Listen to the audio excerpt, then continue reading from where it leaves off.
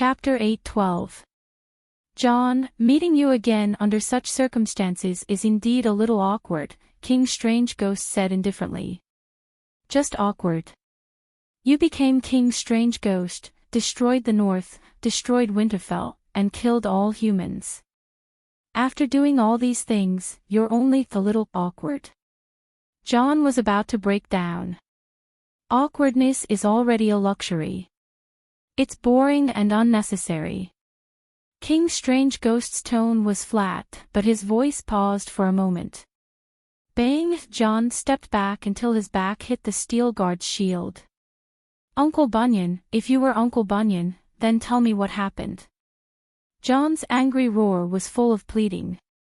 After a long silence, just when everyone thought that he would not answer this question, King Strange Ghost said softly, I was ordered to investigate the reason for the strange movements of the barbarians beyond the Great Wall, and I encountered huff, huff, huff. The wind suddenly weakened, and the dragon flame fireball shone again. The green flame in the brazier rose into the air like a fountain. This area allowed the fire element to exist again. Attack! He focused his mind, tensed his muscles, and took a step forward. Then, he shuddered.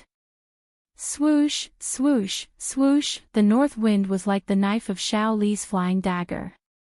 It accurately found the gap in the armor and drilled deep into the bone marrow, freezing the blood and soul. The fire-forbidden domain was activated again. Erlu suppressed it again. Although she had walked back and forth twice, which made Dany extremely depressed, she also looked at the King of Strange Ghosts and seemed to understand something. It probably still retained part of Bunyan Stark's humanity, and if Bunyan's emotions were awakened, he would lose the divinity of King Strange Ghost. Humanity and divinity were incompatible, and even conflicted with each other. If he could use love to completely awaken Bunyan's consciousness, then, King Strange Ghost broke away from his memories and said coldly, I used to be Bunyan Stark, but this name and identity no longer mean anything to me. Jon Stark, I am the King of White Ghosts. If you are King Strange Ghost, there is no need to hide everything that happened to Ranger Bunyan. You also said that he has nothing to do with you now, Dany said loudly. Clang! The response she received was the unsheathing of an ice sword. King Ygue pulled out the ice sword on his back that looked like an umbrella handle. Different from the transparent ice in the hands of the normal deviant ghosts, the sword in the deviant ghost king's hand seemed to be made of cheese. It was milky white and had strange runes in the shape of ripples on it. The edge of the sword flashed with a faint blue light. The one-handed sword, which was 3 feet long and 2 fingers wide, was pointed at the crowd at the city gate. You want to challenge me, so I'm here. Now, who wants to challenge me? Or do you want to do it together? Can we really go together? Jaime blurted out. Sure, King Ygue said indifferently. Everyone was surprised and happy. Jaime grinned and said, that's great. King Ygue didn't seem to do anything, but suddenly, the wind and snow stopped, and a faint light appeared in the endless darkness. The bulb-like blue eyeballs were like blue stars dotting the dark sky. A group of deviant ghosts. Come on, let's go together, King Ygue said. His Blackie was 1 kilometer behind King Ygue. It flew at a low altitude at high speed, spewing out red dragon flames. The darkness was like jelly, filling the sky and freezing the entire world. The dragon flames cut down like a knife, cutting a hole in the jelly. Ah! Everyone couldn't help but exclaim.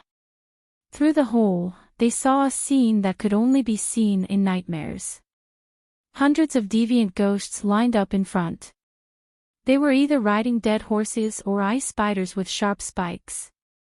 They were like the most regular army of knights.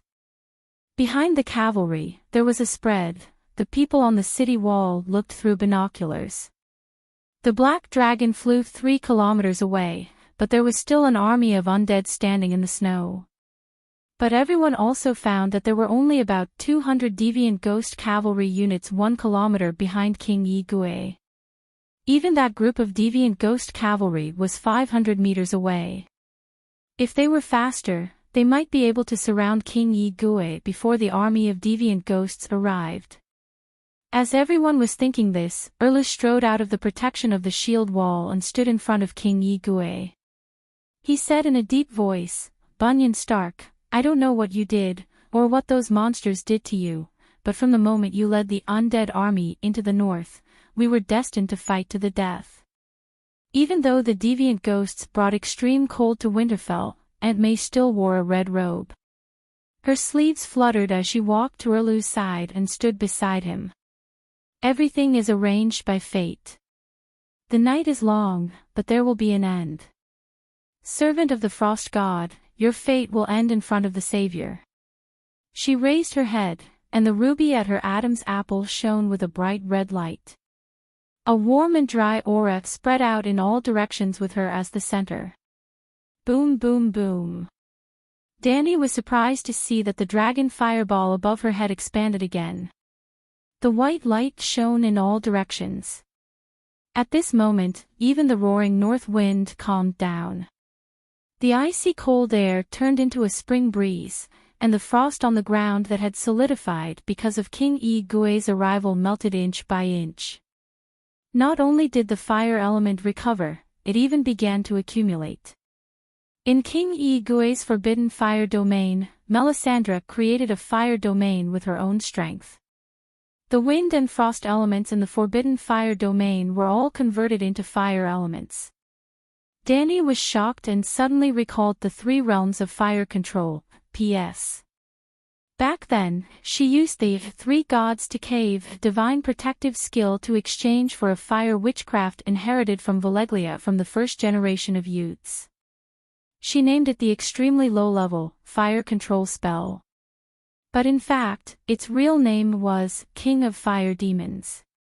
Because its highest realm was to convert other elements into fire elements and ignite all high-energy elements. Unfortunately, the fire control spell was incomplete and lacked the last and most important 3rd realm. Now, Melisandre used something similar to King of Fire Demons in front of Dragon Queen. Crack crack, 5 meters in front of King Yi Gui, the ice crystals on the ground melted and melted, back and forth, making slight cracking sounds. The red-robed woman and King Yi Gui were wrestling. King Yi Gui controlled the elemental power within a 5-kilometer radius, while Aunt May could only maintain the natural balance of the elements within a 10-meter radius. Yes, it was only natural balance. Maybe because the enemy was too terrifying, she couldn't really increase the potential of the fire elements like King of Fire Demons. 10 prisoners covered in filth and tied up were brought in front of the red-robed woman and arranged in an arc. The center of the arc was actually King Yi Gui. King Yi Gui didn't move. His right hand holding the sword was lowered and the tip of the sword pointed to the ground. He looked at everything indifferently. Including Dany and Old Boar, they could only watch as the 10 wailing prisoners were drenched in the green wildfire. They knew what the red-robed woman was going to do, but they didn't stop her. The night is long, everywhere is dangerous. We mortals live and die alone, lost and hesitant in the valley. Fortunately, there is a true Lord, blessing me. With just a look, the 10 sacrifices were ignited and burned like 10 torches. Amidst the wailing, the red-robed woman chanted softly. Erlu and his 5 red heart knights chanted together. There seemed to be something disharmonious mixed in. The one on the side, "Why do you have a white 7-pointed star on your chest that represents the church's knights?" But he was indeed wearing the red heart cloak and prayed the loudest with the most solemn expression. The extremely sacred and solemn ritual became extremely funny because of the demon hunter Richard. Dany wanted to laugh, but she tried her best to hold it in. Buzz, the sky cracked open. A trace of white light seeped out of the dark dome. The white light spread out like a spider web. A ray of sunlight fell on everyone's heads. Ah, the sun is out. Long live Lalo, long live the Light King, long live the God King Lalo. The 20,000 soldiers and civilians of Winterfell shouted excitedly, almost hysterically. The sun was out. It broke through the cold and dark sky, revealing ahead. Winterfell, which had been dark for many days, was once again bathed in sunlight. The northern plains was like a stage, and Winterfell was the main character on the stage. In the dark theater, a searchlight fell from above and enveloped the main character. Aunt May raised her arms and shouted, "King of Light, please bestow power upon us believers." Buzz buzz, the sky was trembling, and the light was getting stronger. It was as if the gods had placed a magnifying glass under the sun, and the focal point of the convex lens was, clang. Erlu was enlightened. He pulled out the red hero's sword from his waist and raised it above his head. He shouted fervently, "I am the rightful king of the Seven Kingdoms, the king of the Undols, Loirna, and ancestors, and the protector of the entire territory. It is my responsibility to protect the Westeros from the invasion of the gods. I am the prophecy's savior. I will use my life to fulfill the responsibility that fate has entrusted to me. Long live Lalo, long live the Westeros, the living will never die." The focal point of the sun fell on the body of the red sword. Extreme heat and light were emitted from the sword, as if it had become a small sun. At this moment, everyone finally understood why it, which could only emit red light, was called the Radiant Messenger. God of War, the number one god of war of the Seven Kingdoms. The people on the city wall were affected by this miracle and shouted fervently, "God of War, Mage God, God King."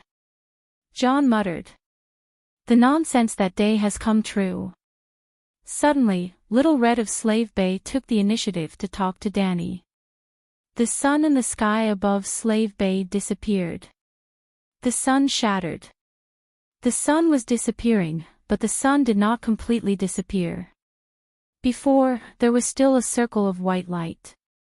During the day, it was like a gloomy day with dark clouds. Now, Slave Bay was as dark as Winterfell. The sky suddenly darkened, causing chaos in Meereen. Then, Little Red found Dany. The remaining light and heat of the sun has been released by Lalo to Winterfell. Dany suddenly realized, but she was also worried. It was either success or death. If they could not kill the King of Strange Ghosts today, the long night would cover the world faster. Yes, the shattering of the sun only meant the beginning of the long night. For it to completely descend, the sun would disappear and the world would enter a state of extreme night. Without a doubt, Lalo's actions sped up the complete destruction of the sun. But Dany did not think that Lalo was wrong. Using the remaining power of the sun to deal with the King of Strange Ghosts would allow the sun to achieve its greatest value. Chapter 8:13. After ending the battle with Little Red's dragon spirit, Dany turned her attention back to Winterfell and Erlu's light messenger. Heat and white light radiated in all directions, and the abundant divine power caused the air to ripple like water. This was probably the strongest weapon Dany had ever seen in this world. She looked down at the tainted fake red sword, P.S., at her waist and frowned. Suddenly, she felt disgusted. After a moment of hesitation, she took off her sword belt, stepped forward, and threw it to the pale, frightened, trembling demon hunter like trash. When the King of Light revealed his miracles, everyone cheered. Only he was an exception. In fact, Sir Richard, who was under the sun, did not feel the warmth and light. Instead, he was almost scared to death. "I'll give it to you. Keep up the good work and create good results." "For me? Why?" Richard held the scabbard in a daze and looked up at the sun in the sky. He immediately shivered. "In this situation, at this time, why are you giving this weapon to me? Is she trying to shift the blame?" The demon hunter was about to cry. Like the summer sun falling on Winterfell, the Ghoul King and his ghoul warhorse emitted white steam, and the forbidden fire domain was completely broken. Looking at the war god of the Seven Kingdoms walking towards him step by step, he jumped off the ghoul warhorse. Just like when they were alive, he patted the horse's butt. The ghoul warhorse galloped away from the sunlight and disappeared into the darkness. Clang! The Ghoul King and Erlu collided. The two swords, the milky white ice sword emitting blue light and the blazing white-red sword, clashed. Erlu knew that the Ghoul King's speed and strength exceeded that of a normal person. When he swung his sword, he slightly pressed down on the hilt and did not fight with his opponent. Slash, slash, slash. As the two people crossed each other, the blades of the two swords also crossed each other. War God, the number one war god of the Seven Kingdoms. Although it was only one round, the Ghoul King's reputation was too strong and terrifying. Erlu was not killed instantly and seemed to be able to exchange blows. Everyone watching the battle was excited. Danny's eyes narrowed. Although the collision between the two swords was short, the consumption of divine power on the Radiant Envoy was terrifying. Of course, Lalo's god power was not wasted either. This was a process of mutual consumption. The King of Strange Ghosts' ice sword was attacked by the light emissary, and a huge amount of ice power also disappeared. But the problem now was, could the War God, Mage God, and Deity King outlast the Variant Ghost King who had the home field advantage? It was a long night. It wasn't the deviant ghosts that brought about the long night. It was the long night that made the deviant ghosts active, and the activity of the deviant ghosts intensified the darkness and ice of the long night.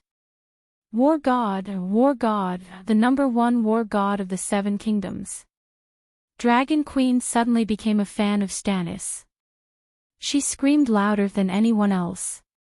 She seemed to have fallen into an inexplicable frenzy. She waved her hands and crossed the shield wall. When no one was paying attention to her, she yelled as she approached the battlefield step by step, clang, clang, clang. The ice sword and the fire sword quickly clashed, emitting a piercing shriek. Erlu did not seem to be holding a sword. Instead, it seemed to be waving a small white sun. Every strike shattered the cold wind and ice, and rippled light and heat in all directions. The umbrella sword in the King of Strange Ghosts' hand was blue and had the style of the lightsaber in Star Wars. Waves of cold mist and ice shards spread from the blade, as if they were the source of the ice in the long night. The two of them were actually evenly matched. After more than 10 rounds, Erlu was still standing strong. Dr. Peristan was right. The King of Strange Ghosts was transformed from a human.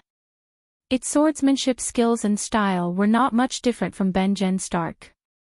The only things that changed were its physical attributes and magic power. It was faster, stronger, and more agile. The ice power rippled in a circle of white frost, which quickly melted under the sun. The swords clashed, emitting a soul-piercing explosion. The surrounding people were in pain and could not help but retreat step by step. The red-nosed old man, who had the weakest strength and will, even had blood seeping out of his eyes and ears. But Stannis seemed to be possessed by the god of war. He turned a deaf ear to the soul attack. His movements were still agile, and his swordsmanship was still exquisite. Aunt May's red eyes lit up like light bulbs. The ruby in her throat was so hot that it began to burn her skin. Kacha! An almost undetectable sound came from the ruby. No one heard it except the red-robed woman, but Danny and John looked over almost immediately. Naturally, they could not see the crack on the ruby, but Aunt May's soul fluctuations were too obvious. In order to help Erlu, the red-robed woman had paid a great price. Fortunately, Erlu also had an advantage. His swordsmanship was obviously better than the King of Strange Ghosts. In a situation where his physical attributes were inferior to his opponent, he suppressed the enemy in terms of momentum. To be more direct, Erlu was probably at the third level of lifting light as heavy, similar to Old Ba and Jamie. The King of Strange Ghosts was similar to Big Bear. Their levels and fighting methods were similar, the first level of like an arm wielding a finger, using strength and HP to suppress the enemy. Erlu's Lightbringer cut a hole the size of a child's mouth on the left arm of the King of Strange Ghosts. It made a sizzling sound like when a piece of braised meat was placed in a pot. Before the light blue blood could flow out, it evaporated. At the same time, a piece of frost the size of a human face appeared on the left side of Erlu's waist. An injury for an injury. Erlu grunted and steadied himself. His sword flashed as he continued to attack. God of War, the number one God of War of the Seven Kingdoms. Seeing the King of Strange Ghosts injured, the spectators seemed to be illuminated by the dawn of victory. They endured the torture of the sword strikes on their souls and shouted enthusiastically. As for Erlu's previous pause, many people with good swordsmanship saw it, but they did not care. Because Stannis was wearing King Aegon's tiled steel armor. Tiled steel armor was immortal and indestructible, everyone knew. Then, everyone's spirits rose. Erlu seemed to have found his advantage. His next move was to exchange injury for injury. Facing the King of Strange Ghosts' attacks, he only deflected the force and did not actively block with his sword. Every strike was aimed at the King of Strange Ghosts' vital points. Gradually, Erlu's waist and back were covered in frost, which quickly melted and evaporated. The King of Strange Ghosts' arms, shoulders, chest, waist, thighs and other places were all cut by the shining red sword. The red sword strengthened by the King of Light was indeed sharp. It was no different from when the Dragon Queen used her soul to activate it in Dark Castle. Even though the King of Strange Ghosts was covered in a layer of camouflage ice armor, he was still stabbed. The ice armor could not block it. Dany's expression was serious. She noticed that Erlu was attacked in different places each time. Erlu's swordsmanship was better than the King of Strange Ghosts. He should be able to control the injury for injury part. Then why did he avoid the same part of the armor being attacked repeatedly? Was the tile armor really indestructible? The tile armor was just steel infused with earth-fire magic. It was not even an alloy. Was the King of Strange Ghosts' ice sword not a magic weapon? Dany had a bad feeling about this. But the others did not have her insight. Their thoughts were completely different. 7 gods, Asha's prophecy is really coming true. Stannis is the savior. Peristan, who was carried to the city gate by the guards, said excitedly. The savior, the war god of the 7 kingdoms, the king of the 7 kingdoms. The soldiers on the city wall were about to go crazy. No matter how much they hated the heretic and despised the king of the 7 kingdoms who did not have a throne, at this moment, they were 100% sincere in praising him. They were willing to call him king. I didn't expect the red god to be so strong. This is a miracle. Elaine looked at the sun in the sky and then lowered her head to look at Stannis, who was forcing the King of Strange Ghosts to retreat. Her expression changed a few times. In the end, she said firmly to the sand snake beside her, no matter what the others think, when we return to Dorne, I will persuade my father to pledge his loyalty to Stannis. He killed the King of Strange Ghosts and ended the long night. Dany and Rhys have always rejected our alliance. The one who ends the long night will be the king. This is the Dragon Queen's vow. I think she will keep it. Elder Sister Opaya nodded. Sansa heard this and sighed helplessly. The conflict in her blue eyes turned into determination. The Gold Legion should leave the Stormlands. Give half of the remaining 300,000 tons of food to Stannis. It should be enough to exchange for a piece of land. In recent years, Hajin has withered. Many territories have either lost their lords or been occupied by Lannister's men. I can support Stannis in cleansing Hejien, Riverbend, the Western region and the Royal Territory. There should be hope for the title of Duke and land. The Duke of the Seven Kingdoms, the Targaryen branch and Illyrio's property should be enough.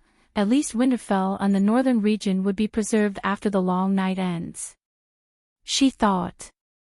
Millions of ghouls crossed the Great Wall and came suddenly. They came thousands of miles to Winterfell and were ended by the Child of Prophecy. They rise and fall quickly. Is this the power of fate? Then, what is the fate of Cersei nigh? Seeing this, Jaime had confirmed the difference in swordsmanship between Erlu and the King of Strange Ghosts. After he was completely relieved, he even had the mood to think about his and Cersei's future. I didn't expect the strange ghosts to be so. They are not weak, but their shortcomings are so obvious. Her Majesty the Queen made a loss by letting Stannis challenge them first. The wager is the Iron Throne. If Aegon. John Clinton's expression dimmed. War God, the #1 war god of the Seven Kingdoms. The Dragon Queen seemed to be more excited than anyone else. She jumped and cheered, taking 3 steps forward and 2 steps back. But her actions were quickly discovered and stopped. When Dany wanted to take another step closer to the battlefield, her cloak was pulled by someone. Turning around, she saw a short and muscular knight of red heart. Together with Richard and Gordiffelin, he was known as the 3 heroes of Red Heart, Clodden Songe. Yes, they were Erlu's 3 most loyal and powerful noble knights. Dragon Queen, I know what you want to do, but now His Majesty Stannis is about to complete Asha's prophecy and fulfill his promise with you. Please don't disturb him. To be more direct, don't even think about taking the King of Strange Ghosts' head. The short, bald knight bared his rotten brown teeth and advised in a low voice. You idiot.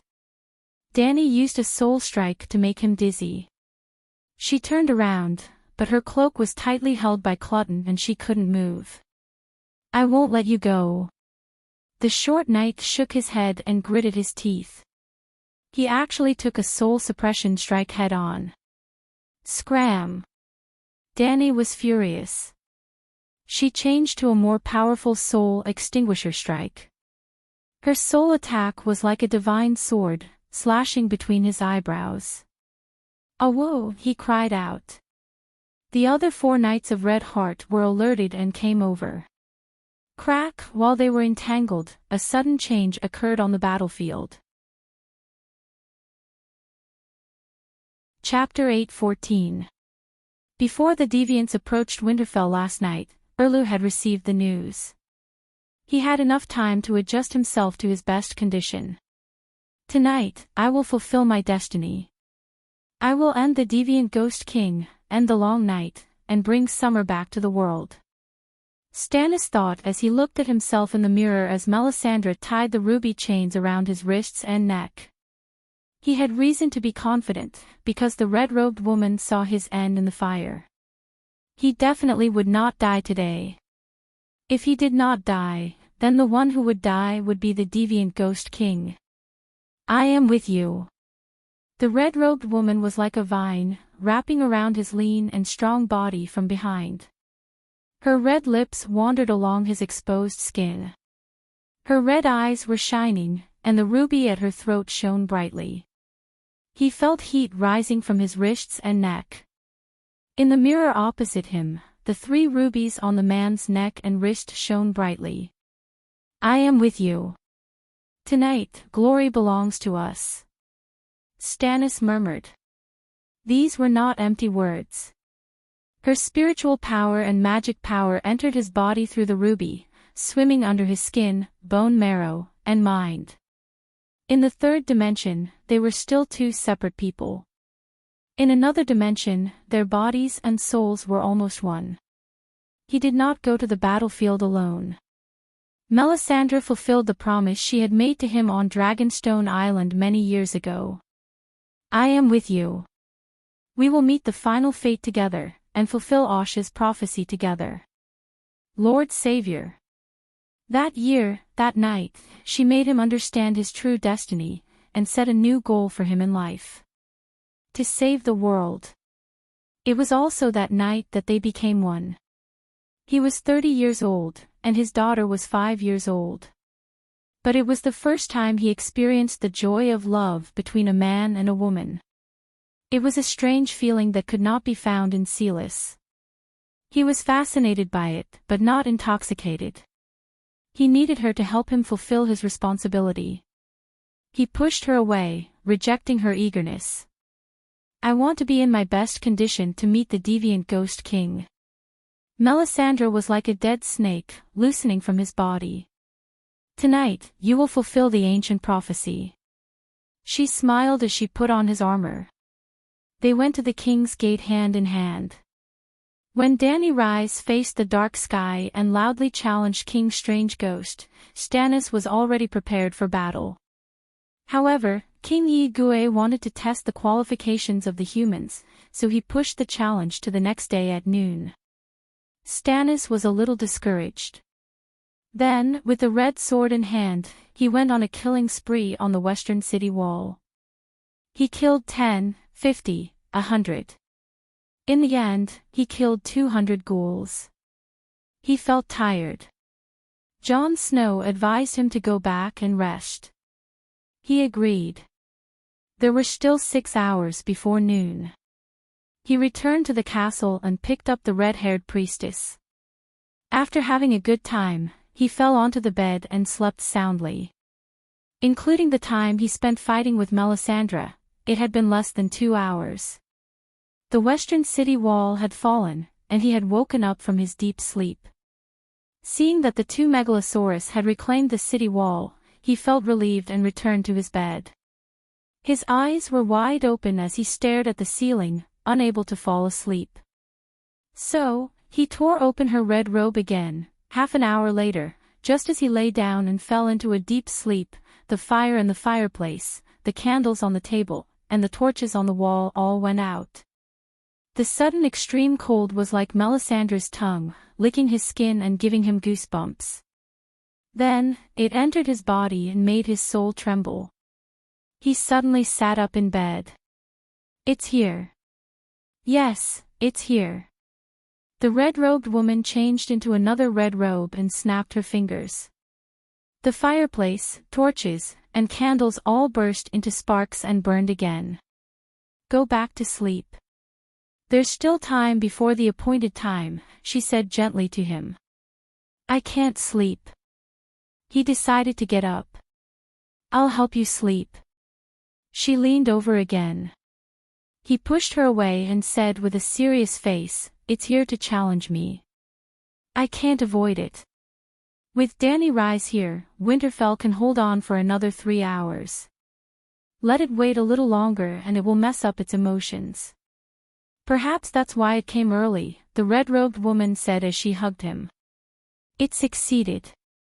Saving the world is the greatest responsibility in the world.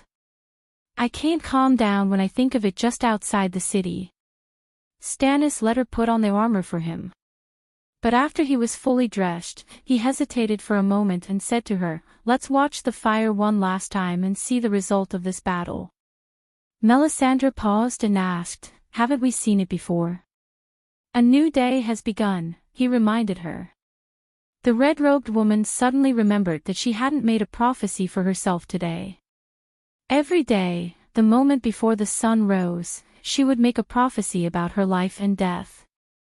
There had been no exception for hundreds of years. For Melisandre, a day began before the sun rose, around 6 or 5 o'clock in the morning, not 12. 12 o'clock at night was when the Shadowbinders and Blood Shamans were the most active. How could it be counted as the beginning of a day? She had also made a prophecy yesterday that she wouldn't die until the next morning. So she was 100% sure that Stannis would fulfill the ancient prophecy, end the long night. Because their fates were connected, they shared life and glory. If she didn't die, he wouldn't die either. There was only one reason why she was so sure. Like Door God, Dragon Queen, and Sheep Egg, she had her own talent. In this era, if one didn't have a powerful talent, they wouldn't be able to call themselves a boss. Without a doubt, Melisandre was a boss. Her talent was prophecy. She could foresee all the death threats she would encounter in a day. She could see the cause and process of her death in the fire and change her fate. For hundreds of years, she had been a little holy prostitute in the Red God Temple. She was a prostitute trained by the church. She served the elders of the temple. She sold outside the temple to attract customers to make money. Because she was a slave, she didn't have to be paid. Awesome! How many life and death situations had she gone through to become a demigod whose name shook Asia? She was able to live until now because of her talent of prophecy that never went wrong. She thought that the foreign ghost king would come at midnight and challenge the child of prophecy at midnight. It postponed the duel to noon the next day. At 6 o'clock in the morning, she was entangled with Stannis and then fell asleep. For the first time in her life, she forgot the habit that she had persisted for hundreds of years. Let's take a look. She took his hand to the fireplace. With a gentle wave of her hand, the fire burned brighter and a scene appeared in front of them. Erlu's heart sank. If this is fate's arrangement for me, I'm willing to accept it. After a long while, he said with a hoarse voice. Melisandre looked at his determined profile for a long time before nodding gently. Stannis was shocked to see the Ghoul King riding alone to the meeting. Even though everyone knew that there must be countless ghouls and ghosts on the dark land in the distance, he was still shocked by its courage.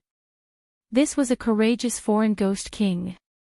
When Jaime suggested that everyone rush forward, he was very hesitant. Perhaps, this was a chance to change fate.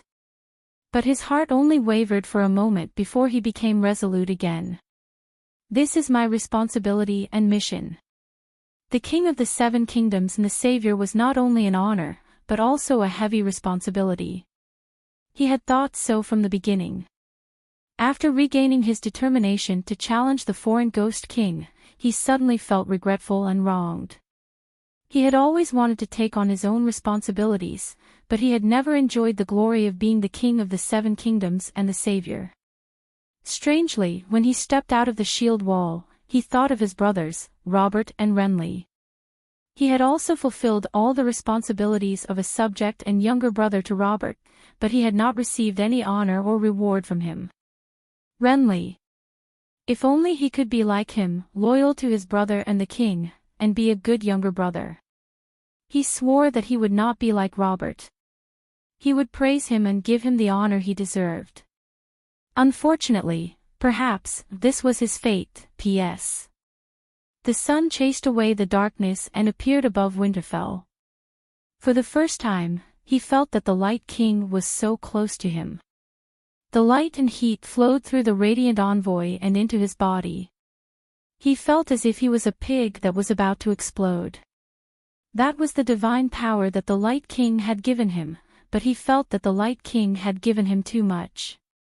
This thought immediately changed after the first clash with the foreign ghost king. The power of ice from the ice sword was too terrifying. Every round would consume a large amount of divine power of light and heat. He was like a deflated balloon, quickly shriveling up. Facing the invincible Dragon Queen, Stannis was ashamed to be called the war god.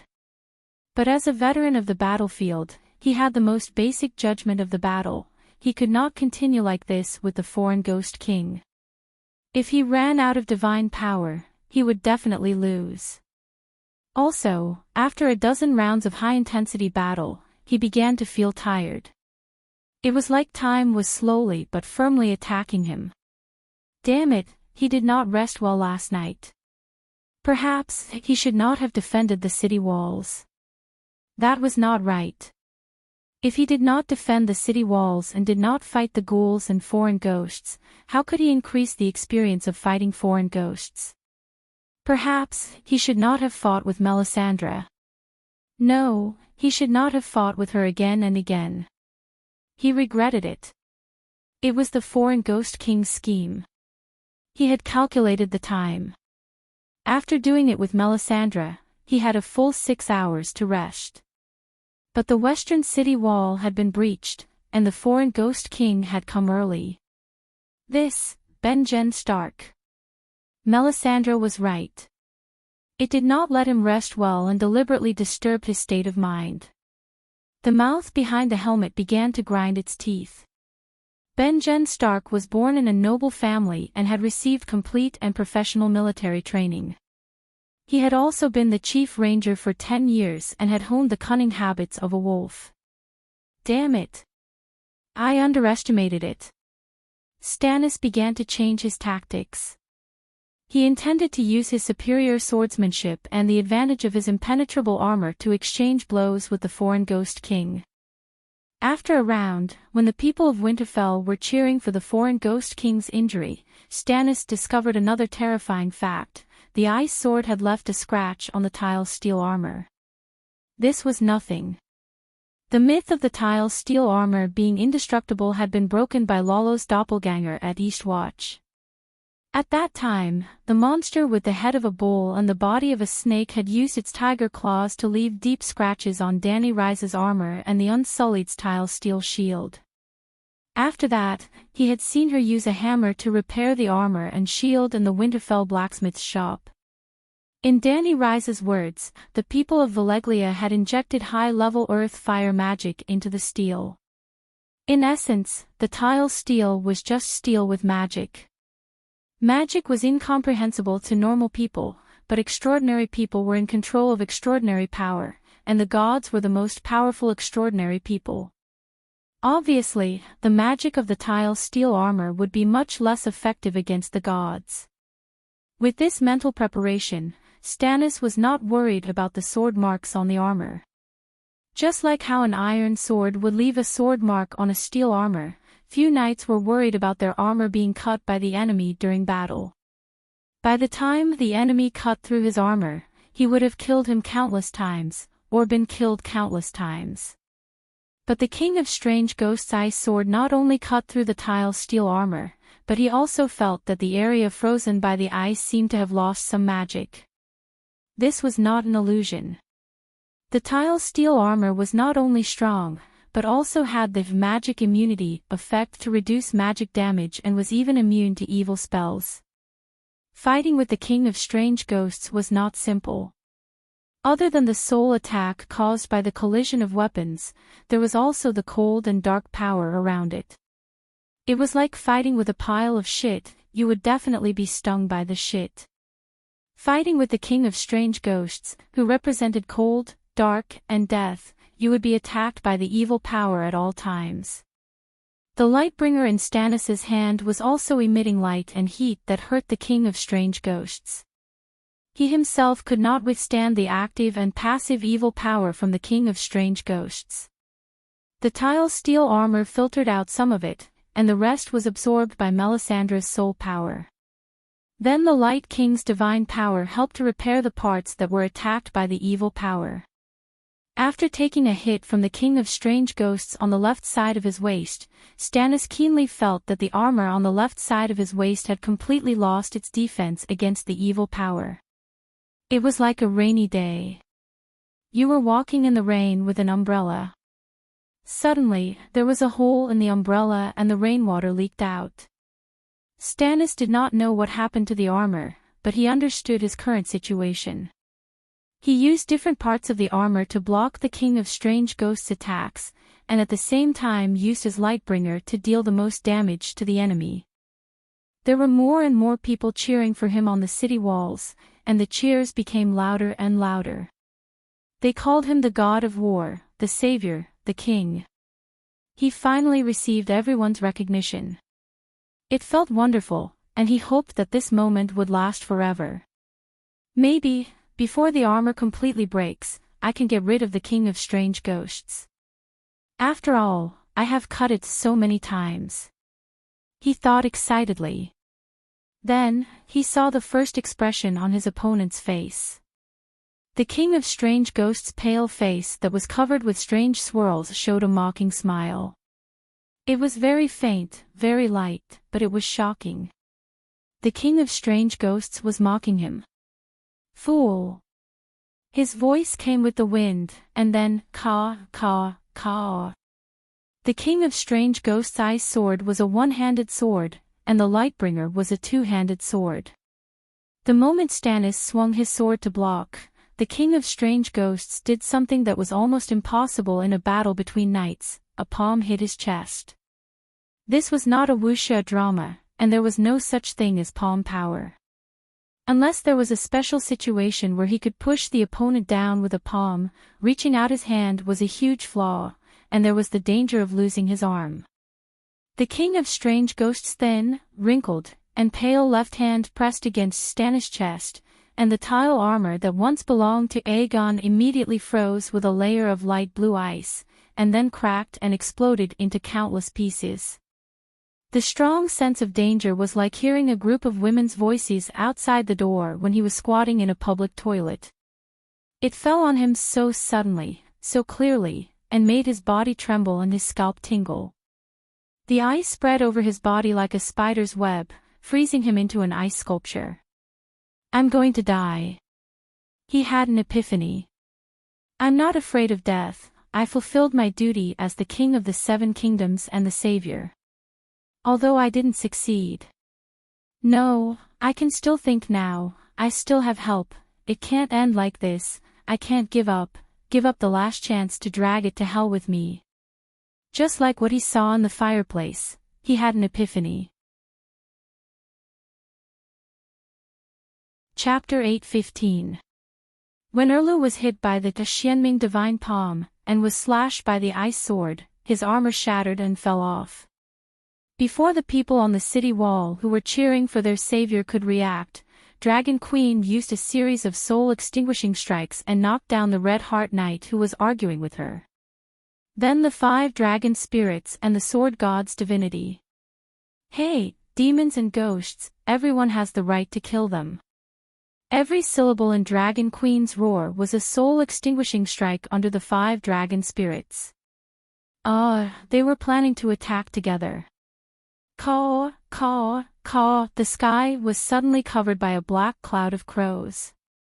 A huge will solidified, like Sun Wukong's golden cudgel, fell from the sky and smashed on King of the Strange Ghost's head. I've been waiting for you. King of the Strange Ghost retracted his left hand from Erlu and roared into the sky. His roar was like a storm of needles, piercing the souls of the humans in all directions. I am ice, I am darkness, I am order and eternity. King of the Strange Ghost roared.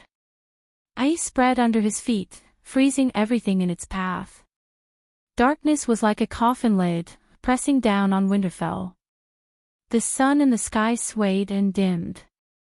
Torches, braziers, and even wildfires were suddenly extinguished. This time, it didn't seem to be a fire-forbidden domain. The laws of darkness and ice were recklessly manifested, forming a small world that didn't allow light and fire to exist. Dragon Queen, who was condensing a fireball to prepare for a big move, felt it the most. Big Black and Little Green flapped their wings and floated in the air. Little White jumped on the city wall and stretched his neck. The 3 Megalosaurus dragon flames gathered above Dragon Queen's head. A giant fireball was about to take shape, but the dragon flames in the air were rapidly losing heat and fire magic every second, and the fire control spell was almost ineffective.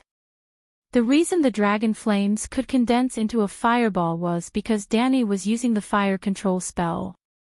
Like kneading dough, she kneaded the long noodles into a ball of dough.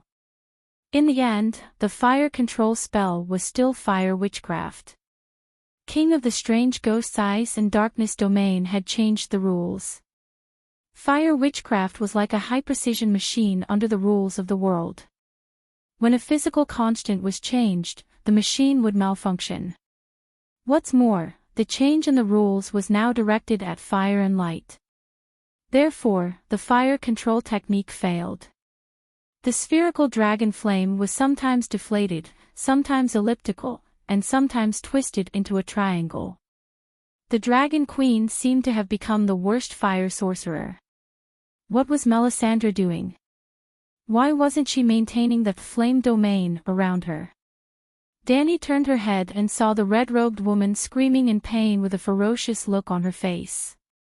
Her wrinkles were like the white frost on a glass window in winter, quickly covering her face. Her long, bronze-red hair was visibly withering and turning white. Her exposed skin was wrinkled like chicken skin. She was aging. Her big red eyes were dim, and the ruby on her neck was flickering like a breathing lamp on Ultraman's chest. The cracks were clearly visible. Melisandre's missing life force, magic power, and soul power were all transferred into Erlu's body. Dany was surprised to see that Erlu, whom she thought had died, actually moved. Caw-caw-boom. Erlu's wrist and neck were emitting a bright red light, and the ice layer that froze him exploded. The red sword was still hot. Erlu stabbed at the king of strange ghosts, who raised his head and screamed. 3,000 crows formed a strange anti-spiral array and were still circling above his head. Dany's soul destruction never stopped, and the three sides' wills continued to collide. Seeing that Erlu was going to kill him while he was down, the king of strange ghosts spoke. Mother Goddess.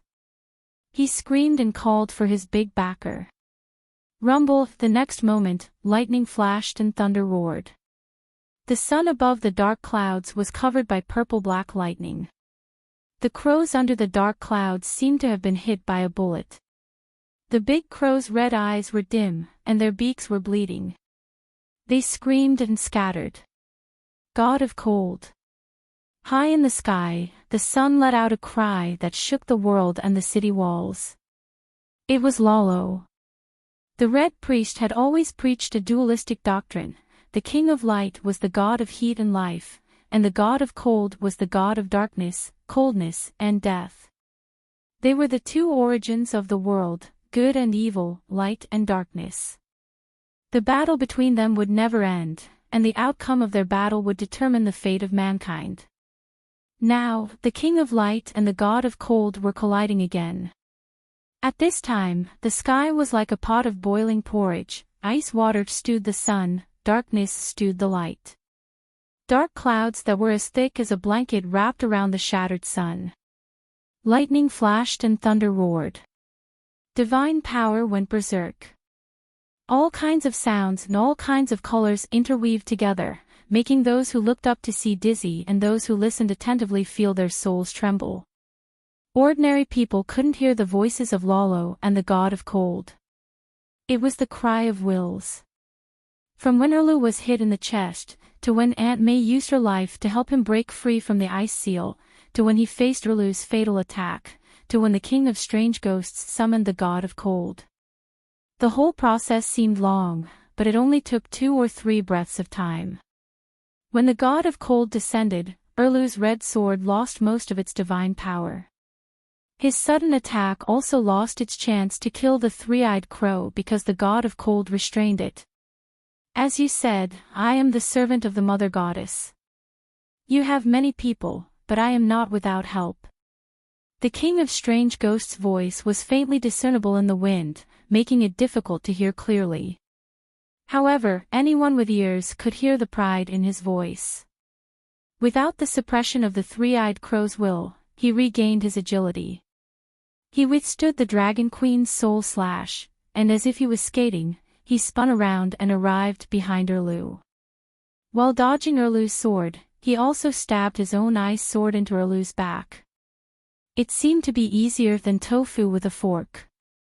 However, before the King of Strange Ghosts could even laugh, his face froze on the pale veined face. Idiot, I have seen everything, these were Erlu's last words. Before he finished speaking, his red sword had already stabbed into the King of Strange Ghosts' chest. Awoo! The King of Strange Ghosts howled. Like a popsicle that had fallen into a pot of oil, a large amount of water vapor rose around him. There seemed to be a string of sparks flying out of his open mouth. The change happened quickly, almost in the blink of an eye. Only the Dragon Queen, who had drawn her sword and ran in front of the King of Strange Ghosts, saw the entire process clearly. The god of cold descended, the crows scattered, and the king of strange ghosts regained his mobility. In the midst of the shocking change, Relu seemed to know what was going to happen next. He changed his action of stabbing his sword halfway. Or rather, he didn't plan to attack the king of strange ghosts with a straight stab. It was a feint. He flipped his wrist, and the red sword reversed its direction. The flashing red and white blade pointed at himself. The sword was extremely fast and decisive, as if he had rehearsed it countless times in his heart. The red sword also pierced his chest like tofu with a fork. The blade slid past his spine and through his back. It didn't touch any bones in the entire process, and easily pierced into the king of strange ghosts who was stabbing at him from behind. TCH. Erlu was stabbed twice, and the king of strange ghosts was stabbed once. The king of strange ghosts stood behind Erlu. The 3-foot-long ice sword pierced through Erlu's back. Erlu's Lightbringer stabbed through the gap between his left ribs, through his body, and slanted upwards into the king of strange ghosts' heart. The two were like Jack and Rose at the bow of the Titanic, one in front and one behind, hugging each other. Erlu also saw Danny, who was rushing over, but he couldn't speak. The red sword entered Erlu's body. It was like stuffing a sun into the king of strange ghosts' body, causing it to scream and evaporate. The ice sword entered Erlu's body like stuffing a black hole into his body. In an instant, it absorbed his heat and vitality. But while the king of strange ghosts was still struggling, Erlu was already on the verge of death. The frost started from his heart and spread to all parts of his body. His upper and lower lips were frozen together by ice crystals. He could only look at Danny with his blue eyes. His gaze fell on the hilt of the red sword in his chest. There was still a section that hadn't pierced in. Because of the loss of its owner, the red sword's light dimmed visibly. His eyes blinked twice at Danny. "Come here, stab it in, don't let it escape." Danny didn't know why, but she immediately understood his thoughts. Before she could react, Erlu used the last of his strength to look at the red-robed woman in the distance. The ruby on her neck was completely broken and fell off. Her thick red hair became gray and fragile, like dry straw. Her rosy cheeks were wrinkled. Her beautiful face turned white, and the peerless female priest became an old woman with one foot in the grave in the blink of an eye. Erlu's blue eyes dimmed little by little and were completely extinguished. Danny's heart beat violently. Looking at the king of strange ghosts behind Erlu, she gritted her teeth and stepped forward. Holding the hilt of the red sword, she summoned her magic power and divine soul power to activate the runes in the sword. He pushed Erlu's body and used all his strength to push it back. Boom! The red sword, which had already dimmed, emitted endless light and heat again. Ouch! The king of strange ghosts, who had just broken free from the red sword's blade, was pierced in the chest again. He let out an ear-piercing scream. Danny's expression suddenly changed. Her divinity, soul, and magic power poured into the red sword like a flood that had opened a valve. It was as if the red sword was a straw and she was a can of milk tea. There was an invisible greedy mouth sucking through the straw. When Danny listened to Erlu's last wish and was ready to give the king of strange ghosts the final blow with the red sword, she was already prepared to permanently lose part of her soul and magic power. Just like last time in Dark Castle, she had permanently lost about 1/20th of her wizard power and 1/100th of her soul after only 2 swings of the sword. This time, it was even more terrifying. In less than a second, she lost 5% of her divinity, soul, and magic power. Even the Song of Fire, which was created in the fire, seemed to be disappearing. This wasn't normal. She was now a demigod, a dual-element demigod. She was 10 times, no, 100 times stronger than when she had just learned meditation in Dark Castle. This meant that the consumption of the red sword was hundreds of times higher than before. She wanted to stop pouring magic power and let go of her right hand holding the sword, but she couldn't do it. The sword hilt seemed to be covered with glue and stuck to her palm. However, her struggle and resistance weren't useless. Without her cooperation, the speed of her essence loss decreased by 10 times. Even if it decreased by 10 times, she would wither and die in less than a minute. Lolo, you're tricking me at a time like this. Danny's soul let out an angry roar. The two dragon spirits, Little Red and Little Gold, moved from the king of strange ghosts to the twisted and greedy evil spirit inside the red sword. This is your fate. Don't struggle.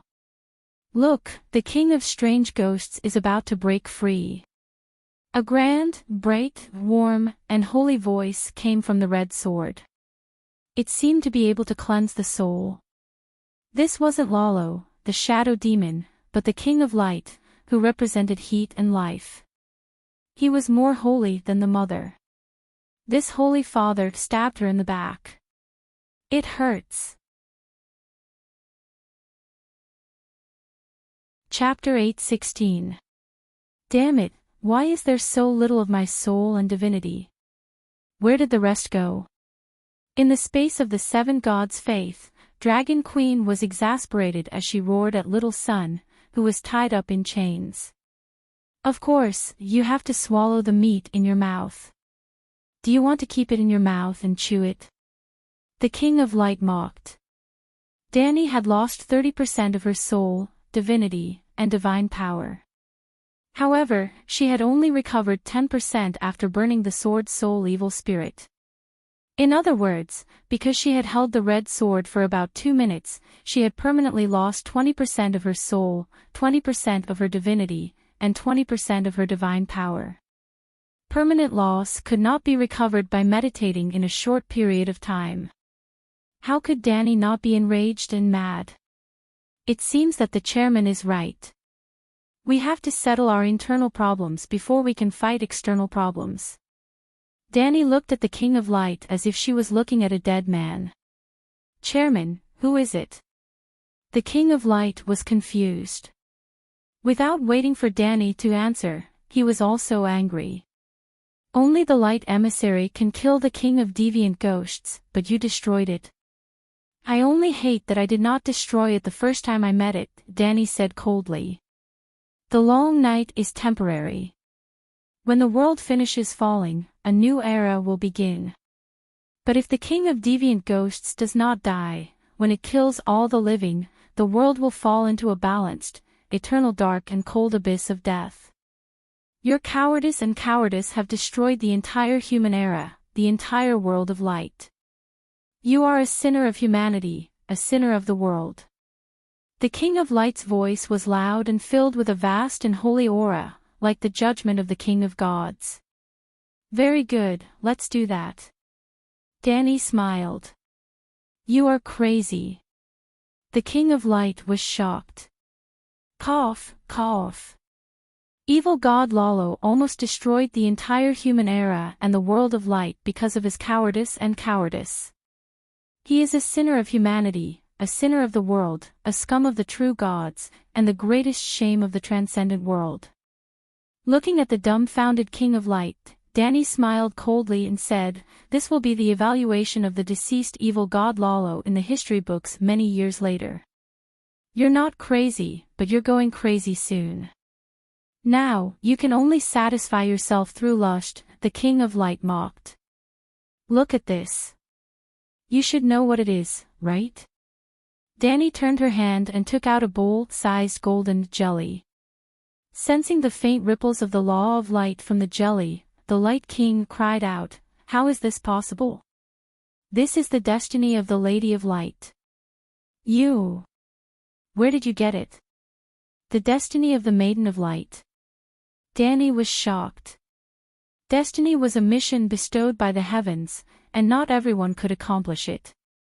Bestowing a mission was equivalent to bestowing the talent or ability to accomplish it. Therefore, Things like the Savior's destiny and the Lady of Light's destiny were talents or abilities granted by the will of the universe. Of course, destiny was very complicated. It included but was not limited to talent and divinity. It also involved some authority bestowed by the heavens. Xia Lingyun once said, "There is only one stone of talent in the world. Chao Zijin alone has 8 stones, and I have 1 stone. Since ancient times, we've shared 1 stone." From the literal meaning, the total number of literary talents since ancient times was fixed. Xia Lingyun took 10%, Chao Ji took 80%, and the remaining 10% was divided between Wang Shiji, Li Bai, Du Fu, and other literati before the Southern Song dynasty. Good heavens! That Xia guy was really shameless. His bragging was through the roof. It was just a matter of fact. Literary talent could also be considered fate. If someone gathered all of the 1 stone of talent, he would not only increase his talents, but more importantly, he would monopolize the responsibility of bringing resplendent art and culture to the world bestowed by the will of the heavens. Without destiny, one would not be able to contribute to the world. Danny burned the sword's soul evil spirit.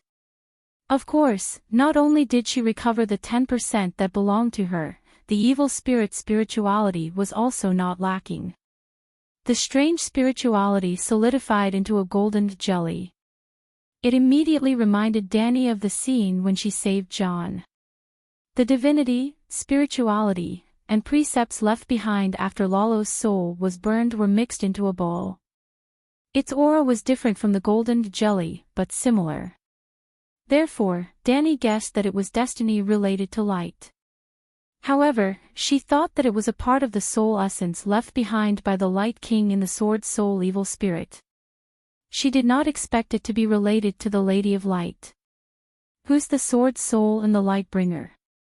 It's that evil spirit with a twisted will and only greedy nature left, Danny asked. The Light King's mental power fluctuated rapidly, showing that his heart was extremely unsettled. Her destiny has not completely disappeared. Danny's expression changed. Nisha Nisha. Why does Nisha Nisha have the destiny of being the Lady of Light? There was an evil spirit sealed in the light bringer. She had discovered it when she first activated it. According to legend, Yeser Ahai had his wife Nisha Nisha open her chest and stabbed a smoking iron sword that had just been taken from the stove into her beating heart. The sword immediately absorbed all of her blood, soul, strength, and courage, and finally became the light bringer. Therefore, regarding the identity of the evil spirit, Danny first thought of Nisha Nisha. She was once Nisha Nisha. However, 8,000 years later, she changed to Yeser Ahai. The Light King's tone was much gentler. It seemed that he had become very easy to talk to for some reason. He explained the evolution of the sword's soul completely. Nisha Nisha's soul and strength were the energy to activate the red sword. However, without a source, the water would definitely dry up. After the end of the long night, the red sword's power weakened day by day. Nisha Nisha's soul was also on the verge of dying. Yeser Ahai gave his destiny and the favor of the universe after he saved the world to me. Only the remnant of his soul with all his memories was left. He sealed himself into the divine sword in exchange for the release of Nisha's soul. There was more than one long night, and more than one foreign ghost king. Yeser Ahai hoped that his wife's soul would no longer be tortured by the extraction of her power. However, he also understood that humans needed the red sword. He was a true hero, a hero of humans, a hero of the world. Lalo looked at the expressionless dragon queen and sighed. Danny sneered. With a sigh, the Light King continued, his last request to me was to replace Nisha with himself and become the source of the red sword's power. Of course, at that time, he had nothing but his memories. Everything he had belonged to me. That remnant of his soul with only memories and thoughts was not qualified to be the source of the red sword's divinity. As you said, the sword soul. Hence, Nisha's soul core was freed from its shackles and reincarnated.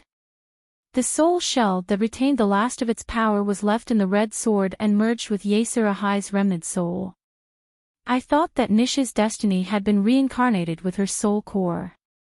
Even if it was left in the soul shell, after 8,000 years, it should have been worn out. The Light King's voice was filled with doubt. The crystal in the center of a human's eye with all its memories was the soul core. The spiritual sea outside the soul core was the soul shell. The soul core and the soul shell were similar to the 3 souls and 7 spirits. Perhaps due to the different laws of the universe, Danny had not found anyone in this world who could divide their soul into 10 parts. After a person died, the soul core entered the world of death. The soul shell was like the body, remaining in the body. Hence, even if a night watcher's soul went to heaven, his body could still become a ghoul that retained its memories and battle experience. If a person died, the soul core and the soul shell were still combined, forming a ghost that wandered between the mortal world and the world of death. Why does Nisha have the destiny of the Lady of Light? Danny asked. Nisha was able to become the sword soul of the Light Messenger. Of course, there's something special about her. The Light King was vague, as if he did not want to delve into this topic. Danny looked at him deeply and asked, since the sword soul of the demon sword has been replaced by Yasuo and Ahai, why has it become an evil spirit that is devoid of humanity and twisted without any nightmares? The Light Messenger is not the demon sword. The Light King refuted with a straight face. It represents the most noble and great human emotions. It's a sword of love and sacrifice. Nisha sacrificed herself for love without any regrets. She was even happy to be able to fight alongside her lover. The Light Messenger would let Yasuo and Ahai feel the endless love at all times. That kind of supreme human emotion is a real and magical power that can stimulate all his potential and make his will as strong as iron. He is not afraid of any soul damage. After Nisha reincarnated, the red sword was only left with Yasuo and Ahai's remnant soul. 8,000 years of loneliness and emptiness hollowed out his former sincerity, kindness, greatness, and love.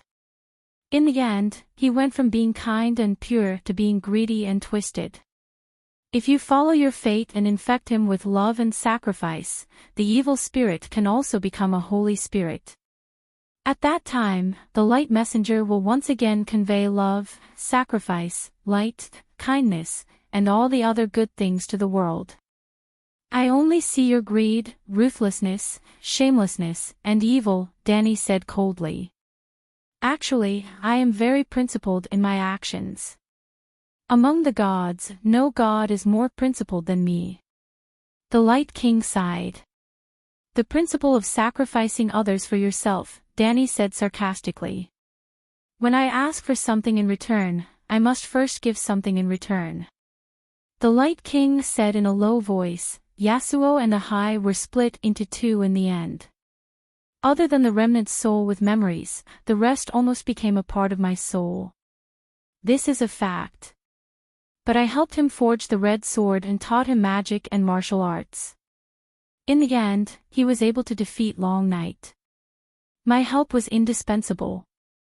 I gave and received in return. This is a matter of course. It's the same this time. I helped you end the life of the deviant Ghost King and finally brought light to the world. Your soul and destiny are my rewards. What's wrong with that? Isn't it the responsibility of the true gods to save the world? You just have to push the responsibility onto the humans. Danny found the Light King's strange idea inconceivable.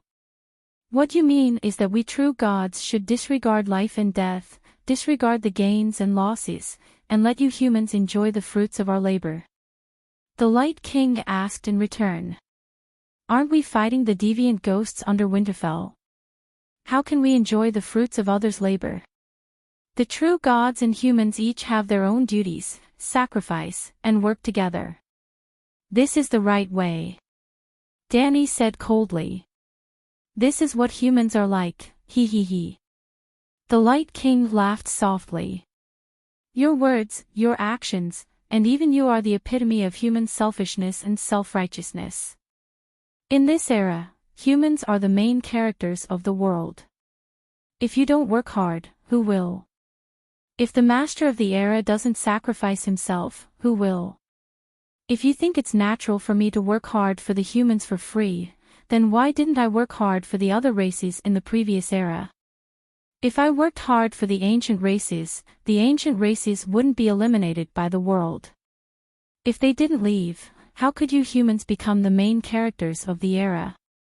The world has hundreds of millions of years of history. How many races and how many main characters of the era didn't work hard or sacrifice themselves?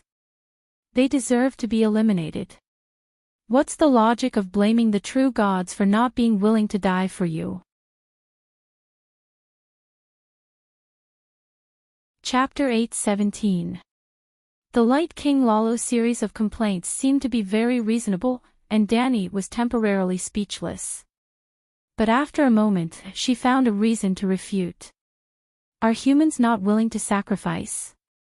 Didn't Stannis sacrifice himself? I knew that activating the red sword would cost me a part of my soul, but I was determined to sacrifice myself. You were too greedy and wanted to take my life. You still have the face to say that. How can it be considered a sacrifice if you don't lose your life?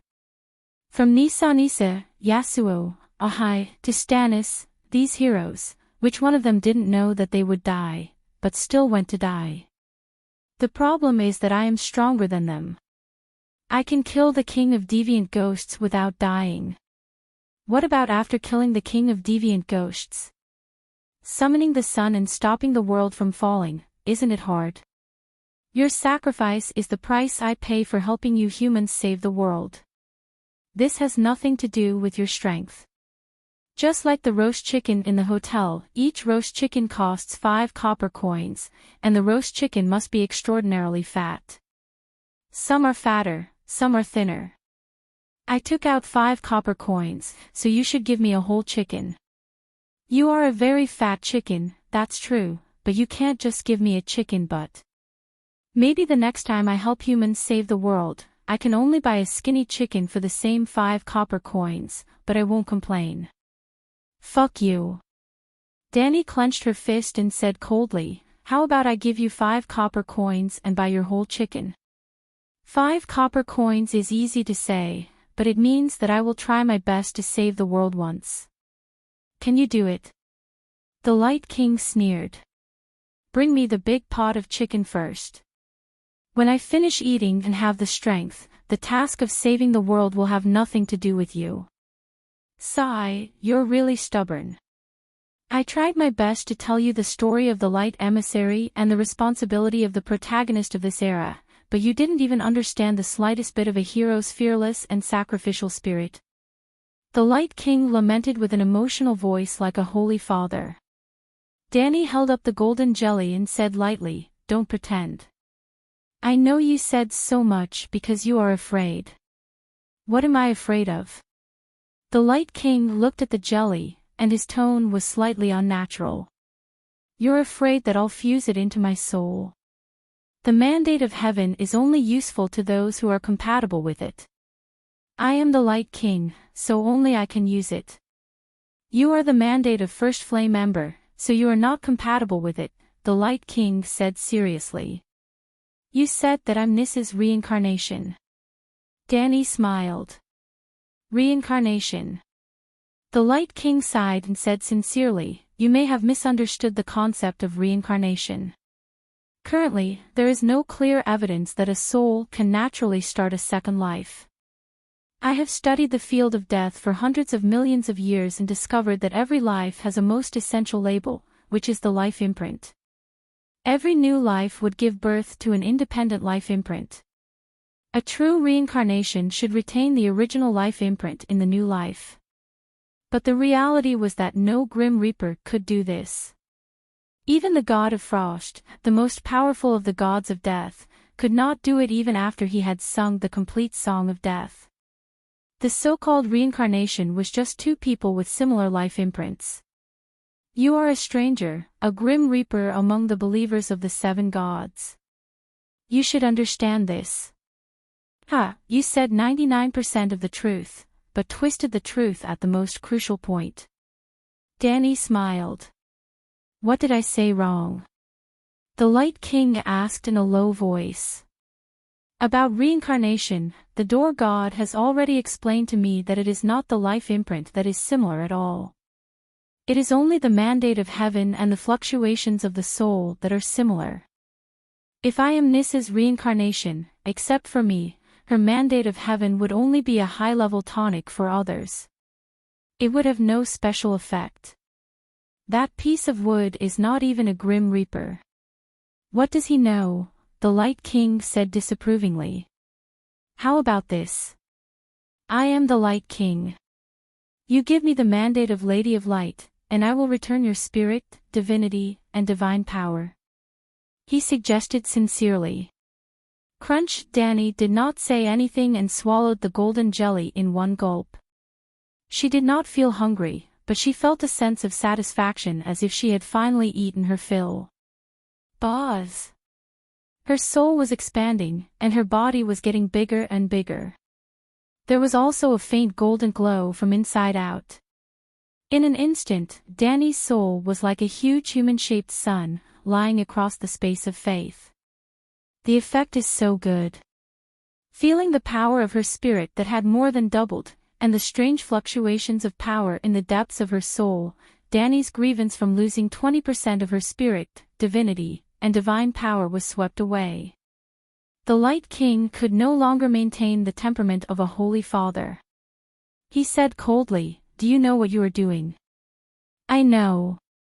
The mandate of Lady of Light is very special. It allows me to comprehend the law of light naturally. It is possible that it is more powerful than the song of light produced when the sun was artificially forged. So, as long as I work hard, I will be able to sing the song of light one day, Danny said confidently. Actually, her confidence was a pretense for the sake of the Laser King. What she really felt now was helplessness and powerlessness. She had just started learning the Song of Fire and Song of Wind. She had almost no time to practice the Lone River Water Wizard that she had learned from Prime Minister Turtle. Because of her position as a stranger, and in order to complete the legendary Song of Ice and Fire, she had to find time to study the Law of Death. She was so busy that she had a headache. She really had no interest in the Law of Light. If 1,000 years or 10,000 years passed, she might try to complete the Song of Light and Darkness when she had gathered the four elements, ice and fire. If you dare to have any ideas about the Song of Light, we will fight to the death. I will no longer care about Long Night and Frost God. From now on, I will use all my strength to hunt you down, the Light King said coldly. To be honest, Danny was a little scared. Was it worth it to fight a dog for a pile of poop? The dog needed that pile of fresh and warm poop to fill its stomach. She was just picking it up to fertilize the field. Now that the sun has shattered, the Song of Light should slowly disappear. You don't want me to take the Song of Light, which means that the Song of Light is still in your hands. What did you do? Danny didn't look scared at all. Previously, the Light King was willing to chat because he wanted to use the story of Yasuo and Yahai to influence her and make her realize the true meaning of being a human hero. But now that she had made the worst choice, why would he reveal his secret? So, he didn't say a word and only looked at her with a cold and vicious gaze. Danny was multitasking. Her soul was burning the soul of the sword in the faith space, and her main consciousness was controlling her body to face the challenge of the King of Strange Ghosts. She was doing two things at the same time. Winter fell. Above the sky, lightning flashed and thunder roared. White light and darkness were entangled, as if there were gods fighting and roaring. Under the sky, the dark sky was like a big black pot, covering the earth below. The violent north wind almost made the whole world turn south. However, the wind and snow could not affect wind god Danny's voice. So, you knew that Leanna and Liga knew each other, fell in love, and even eloped in the end, but you did not tell your father and brother. Ah! In the wind and snow not far away, a girl's scream could be heard. The King of Strange Ghosts and Danny glanced in that direction at the same time. But it was just a glance. Danny continued, in the War of the Usurpers, your father, brother, Liga, and Leanna died tragically. Even the people of the Seven Kingdoms were in misery because of your concealment. You are a sinner.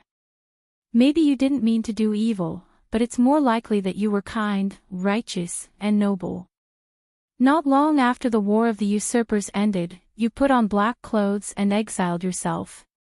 A strange ghost said that only a noble heart that was entangled in evil was qualified to be the King of Strange Ghosts. So, you became like this. No, no, no. Danny's words seemed to trigger some unbearable memories in Benjen Stark. The King of Strange Ghosts' expression was pained as he shook his head. I don't know, I'm just guessing. Leanna didn't tell me when she eloped with Liga. I just guessed that she might have fallen in love with Liga. I told Brandon, and he got even angrier. I'd only told me the truth after he came back from the blissful tower. Yes, they fell in love. Liga is innocent. The forbidden fire domain around the King of Strange Ghosts disappeared again. The Seven Hells. At that time, I wondered how a country bumpkin from the Northern Territory could resist the temptation of the Thousand Men's bewilderment thunder.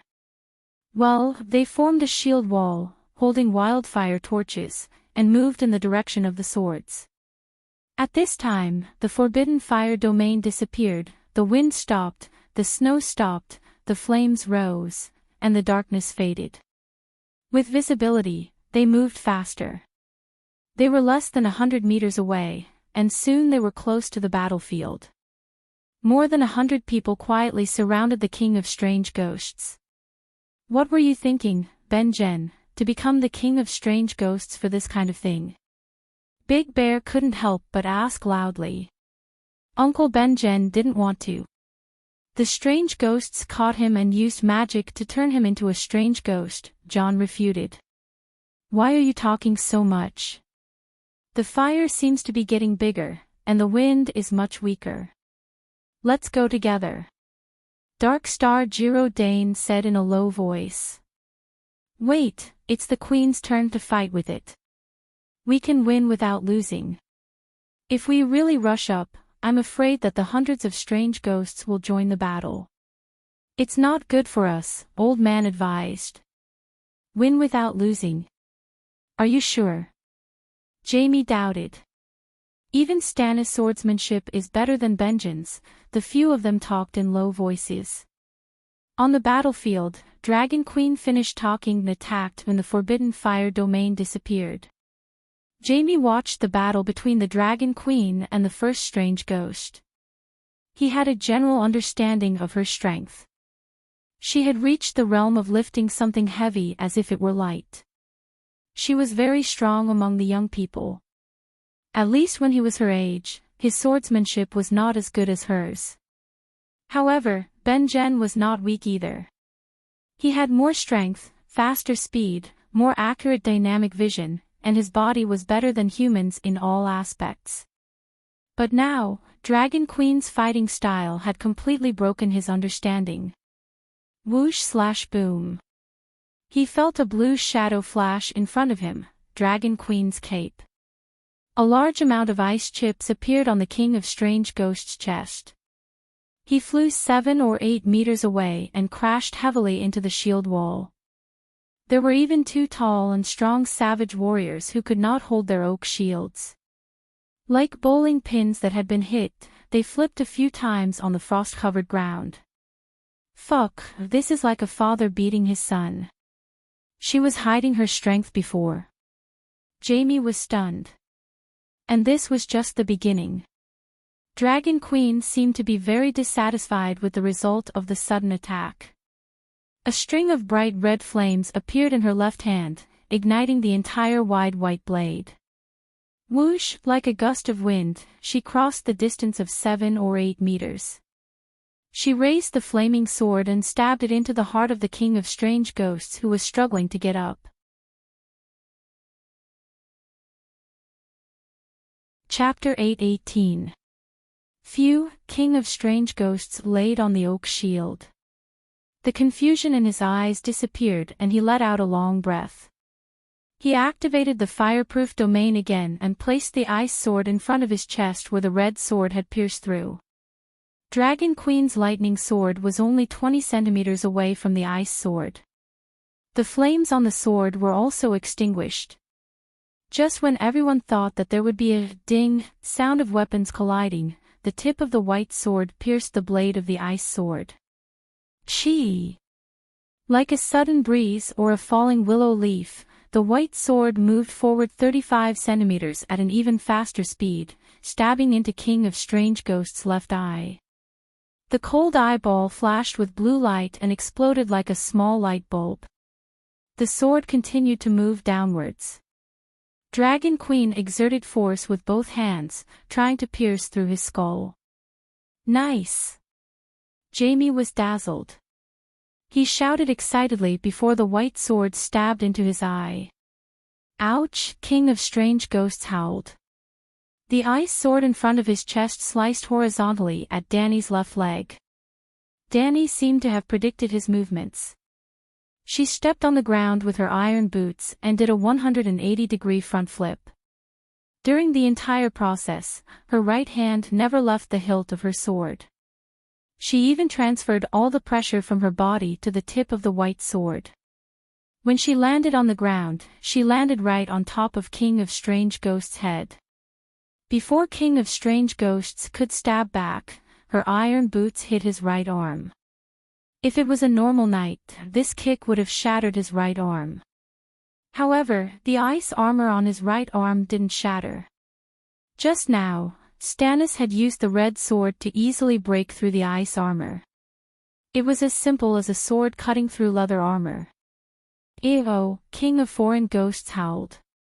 The cold wind, snow, and the surrounding darkness were like thousands of living things that heard the king's command and quickly surged towards it. Crack, crack, crack, the white sword met with resistance. Ice shot out from King of Strange Ghosts' eye sockets and froze the tip of the sword in his eye socket. The light blue frost crawled on the sword like a black mamba. In a short while, it froze Dragon Queen's iron gloves on the sword hilt. Shit! Danny's expression turned ugly. She could clearly sense that her white sword was losing some sort of uniqueness. More intuitively speaking, because tile steel was filled with high-energy flames, it was indestructible in terms of physics and could destroy evil in terms of magic. Now, the power of frost was counteracting the power of the earth fire within the iron sword. Mortal fire, wildfire, dragon fire, earth fire, sun, embers of the first flame in the heart of the earth, first flame of creation, P.S. The energy levels of the 7 flames rose one after another. The earth fire power in the tile was a 4th level fire magic power, but it was still negated by the strange ghost king's ice power. King Deviant Ghost's ice power was even stronger than earth fire. Then, something that made everyone's eyeballs pop out happened. Dragon Queen's right hand gripped the hilt of her sword and swung it left and right. The blade of the sword made a horrifying sound as it rubbed against King of Strange Ghosts' eye sockets. She raised her left foot and stomped on King of Strange Ghosts' nose, mouth, cheek, and right eye with the heel of her long iron boot. Bam, bam, bam. The bridge of his nose was broken, his teeth fell out, and light blue icy liquid flowed out of his tightly shut right eye. Ew, King Strange Ghost cried out in pain. A layer of ice crystals began to cover his entire body. Everyone was dumbfounded. The shield bearers near Dragon Queen regained their senses and waved their dragon teeth blades. Like chopping vegetables, they left small holes in King Strange Ghost's ice crystal armor. Suddenly, Dragon Queen raised her head and looked at the dark land in the distance. Her expression changed as she shouted, "Quick, retreat quickly, the deviant ghost army has moved out, retreat to the city gate." "Dragon Queen, we are not afraid. Let's fight it out with those bastards," Tormund shouted. Dany snatched a steel shield from an unsullied and snapped, "Bastard, how can you be a Chiliarch? I told you to retreat, so hurry up and retreat. Retreat. Retreat to the city gate immediately." Old Ba, Clinton, Jaime, and the others suddenly remembered the battle plan. They stopped insisting and immediately called for everyone to retreat. Dany stayed where she was and continued to step on King Strange Ghost's face with her iron boots. She stomped King Strange Ghost's pale and shriveled face into a plate of juicy dumpling fillings. She couldn't even tell his nose, eyes, and mouth apart. But King Strange Ghost was still howling. A layer of frost climbed onto her tall iron boots. Dragon Queen activated her divine power and immediately dispelled the frost. Whoosh whoosh whoosh, 7 to 8 5-foot-long ice swords attacked like lightning. They were so fast that they barely left a trace. Dragon Queen lowered her body and hid half of her body behind the steel shield. Bam, bam, bam, the ice swords hit the shield one after another. The force was like holding up a shield to block a rocket, causing Dany's left arm muscles to tear apart. Okay, her left arm muscles were already torn apart. But Dany still let out a long sigh of relief. The ice swords of normal strange ghosts were very strong. They were bone-chilling and formed a layer of ice on the surface of the steel. But the ice swords didn't do any damage to the steel itself. To put it more directly, even if the long night fell, the power of the ice of normal strange ghosts was still lower than the power of the fire in the steel. Caw caw caw bang, accompanied by the sound of ice crystals shattering, Dany's right hand felt lighter. Looking down, she saw that the tip of her white sword had already shattered.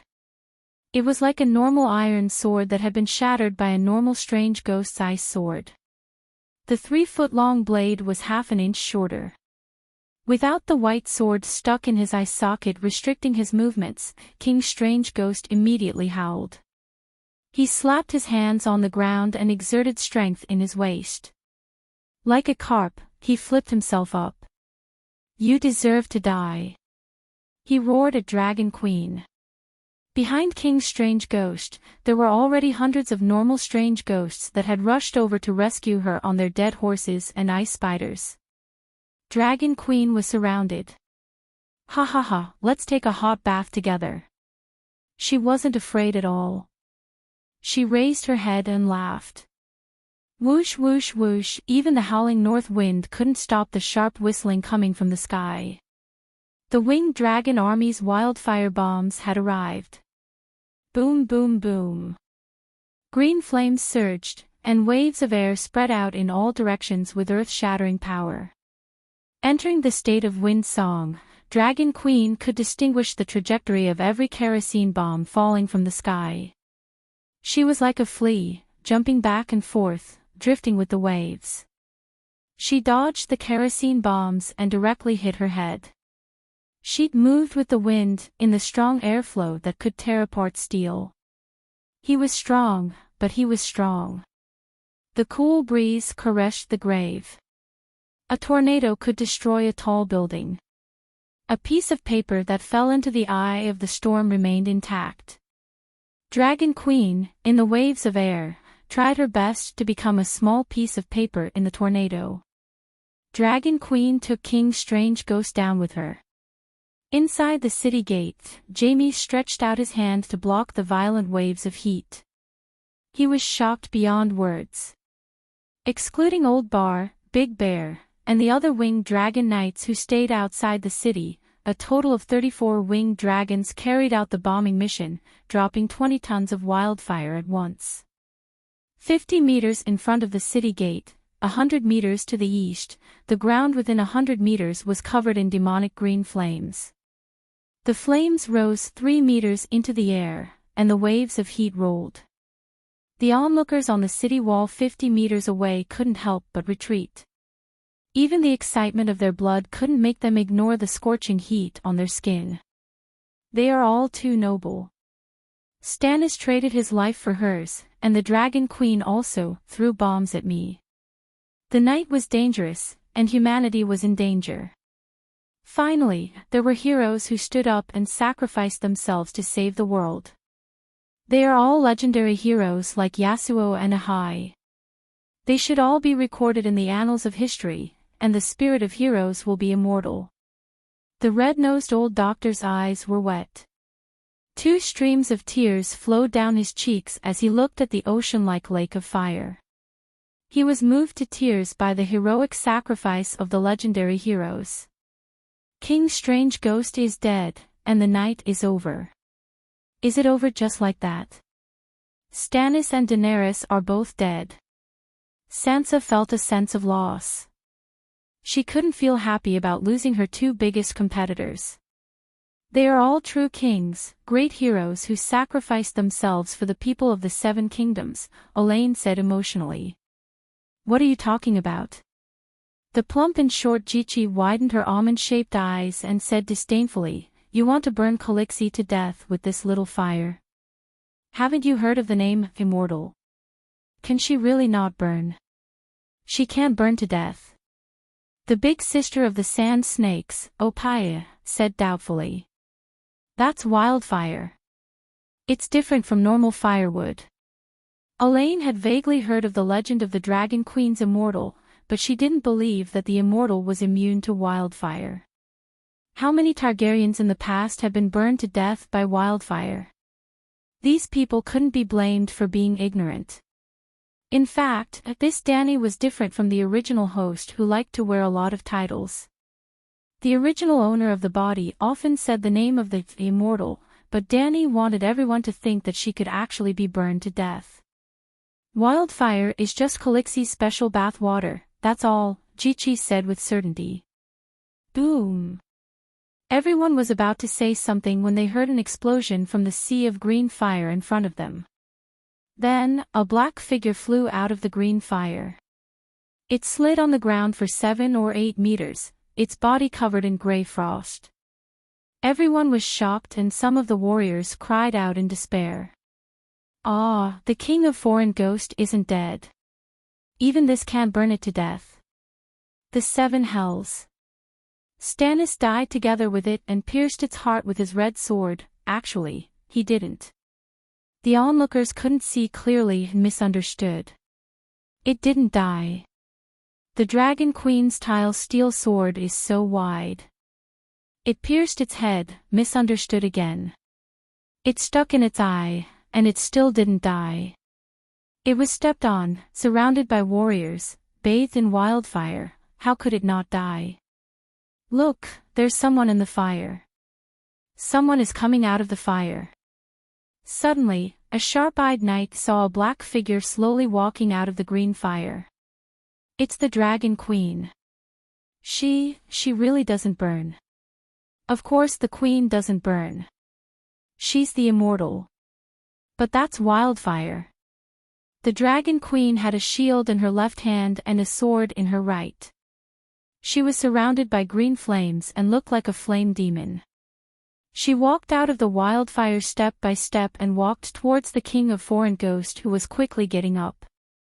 When the King of Foreign Ghost stood up and raised his sword in a defensive position, everyone's vision blurred and they suddenly lost track of the Dragon Queen. She was too fast. She stepped on the wind and appeared in front of the King of Foreign Ghost in a few steps. It was such a big steel shield. It was about 1.2 meters on the ground, but in the Dragon Queen's hands, the shield seemed to have shrunk by 10 times. She skillfully avoided the King of Foreign Ghost's ice sword. She squatted down and attacked with the shield, smashing it into its stomach. Bang! A thunderous explosion sounded again. It was exactly the same as before. The King of Foreign Ghost was very clumsy during the whole process. It was like a dummy doing a shield attack in the arena. It was sent flying 7 or 8 meters without any resistance. Then, bang. The third time. Bang. The fourth time.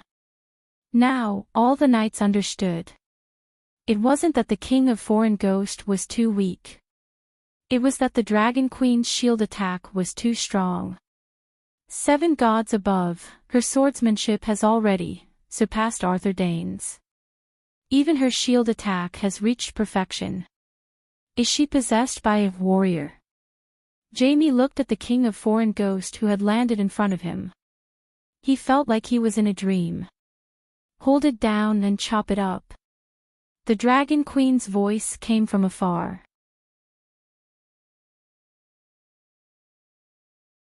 Chapter 8:19. Bam, bam, bam.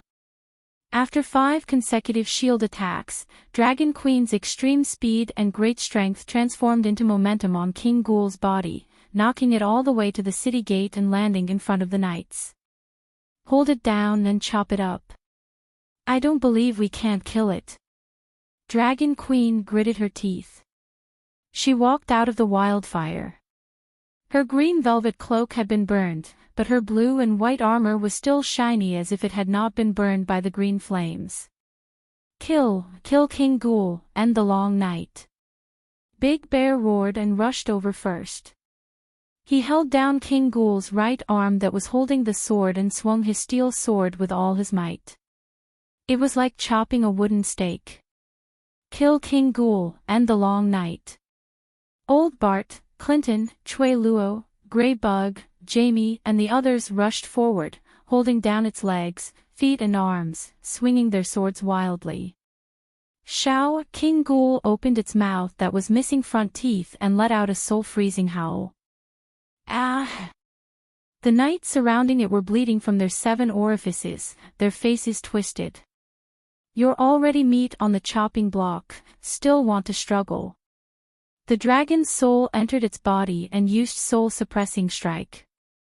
King Ghoul's soul attack was interrupted. The souls of the soldiers surrounding it seemed to have taken a hot bath, and their minds were clear again. Chi Dong. Dragon Queen also walked forward, stabbing her sword into its heart where the red sword had pierced through. The tip of the sword broke. The blade was too wide, and the ice armor was too thick. Sir, stab it in the heart. Danny let old Bart do it. After a while, Your Majesty, King Ghoul's ice armor is too scary. It can't be broken. Barristan's right arm that was holding the sword was covered in a layer of white frost. When he spoke, his teeth were chattering. This was not an illusion. The ice power of the entire northern region was gathering towards King Ghoul. Although it was held to the ground by a few large men with oak shields, a thick layer of light blue ice armor quickly solidified on its body. It looked very similar to the fire armor that Sheepbag had used fire magic to solidify in Orlos's magic tower. What was even more frightening was that the ice armor was like a black hole, stealing the energy and heat from the people around it. Or perhaps, the King of Foreign Ghosts had turned into a white hole of ice, shooting out the power of ice from the Long Night in all directions. Every strand of frost energy was like a living creature, drilling into the bodies of living people and greedily devouring their warm life force. Because of Strange Ghost King, the area under the city gate had turned into an ice hell. There was even a layer of frost on the ground where it was lying, spreading in all directions. Damn it, my feet are frozen. The knights around King Strange Ghost were terrified. Visible to the naked eye, the white frost crept up from the soles of the boots to the insteps, ankles, calves, even the gray stone walls on the side were covered in a palm-thick layer of light gray ice that was rapidly spreading upwards. The crowd that was leaning on the battlements and looking down excitedly, cheering and cheering felt as if they had touched a red-hot iron. They screamed and stepped back. But even if they wanted to retreat, their feet and hands were frozen to the wall by the frost. The heat of their lives was like a pool of water that had its gates opened, gushing out. Holy Mother, King Deviant Ghost wants to freeze Winterfell. The long night is really brought by the deviant ghosts. Sansa held her big belly. With the help of Theon and Jenny, she quickly leaned against the wildfire brazier to avoid the cold that was pressing down on her. Hiss-gaw-boom. Hiss-gaw-boom. Hiss-gaw-boom. The three megalosaurus lying on the city wall and the top of the tower moved. They roared into the sky and spewed out white, golden, and blood-red dragon flames from their mouths. The three dragon flames gathered in mid-air and then spread out to a radius of 100 meters. It was like a huge umbrella that covered the top of Winterfell's city gate. The handle of the umbrella was in Dragon Queen's right hand. It was actually more like a huge mushroom umbrella. The fire-forbidden domain was still there. She could not control it as accurately as before, but she could still roughly knead the dragon flames into the shape of a mushroom. Under the cover of the dragon flames, the flame power and fire element were rampant. The sky, ground, city walls, and people's bodies were all dyed red by the hot flames. The power of ice struggled to fade away and retreated to the surface of King Deviant Ghost's body, condensing into a thick cold fog that did not dissipate around it.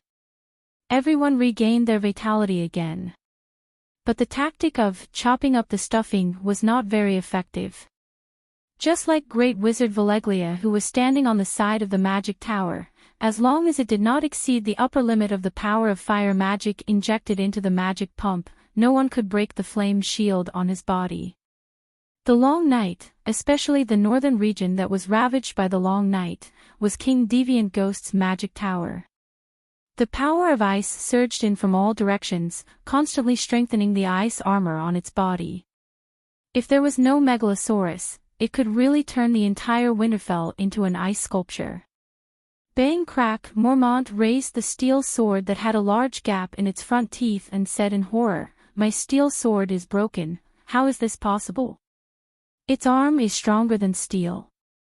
Clearly, before Stannis.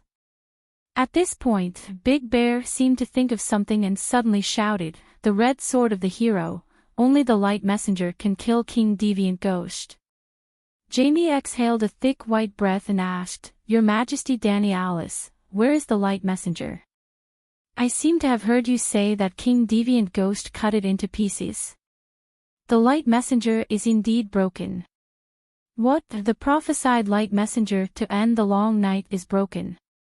What do we do now? Without the red sword, we can't kill King Deviant Ghost." A group of people who knew of Asha's prophecy were confused. Even those who were skeptical of Asha's prophecy, now that they had surrounded King Deviant Ghost for so long, they more or less understood Yasura and Yahai's difficulties in killing their wives as a sacrifice to the sword.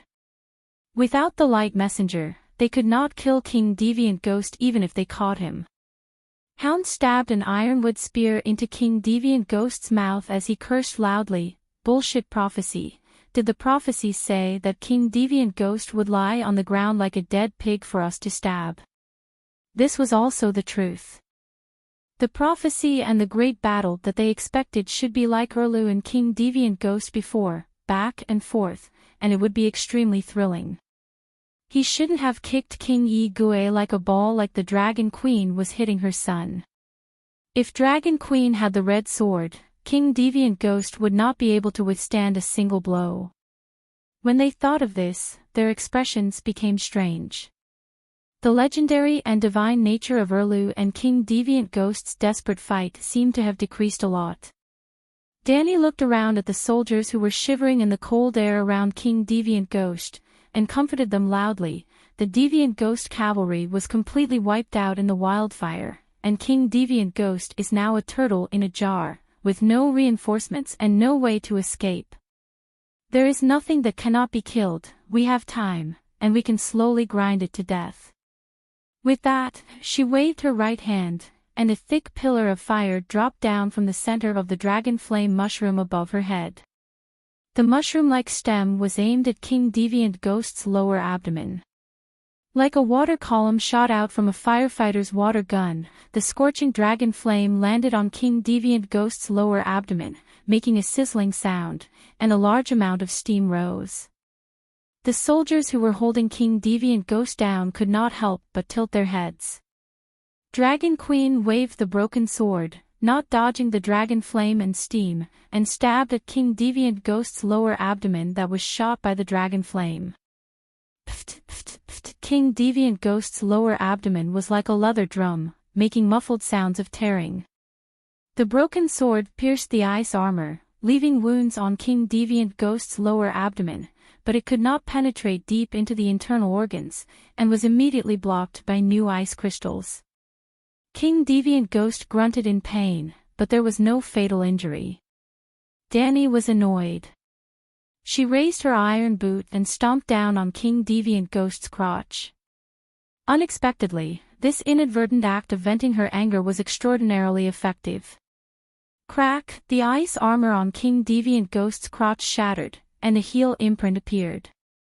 Ouch! King Deviant Ghost closed his eyes, gritted his teeth, and resisted the hound's attack on his throat, and let out a miserable howl from his chest.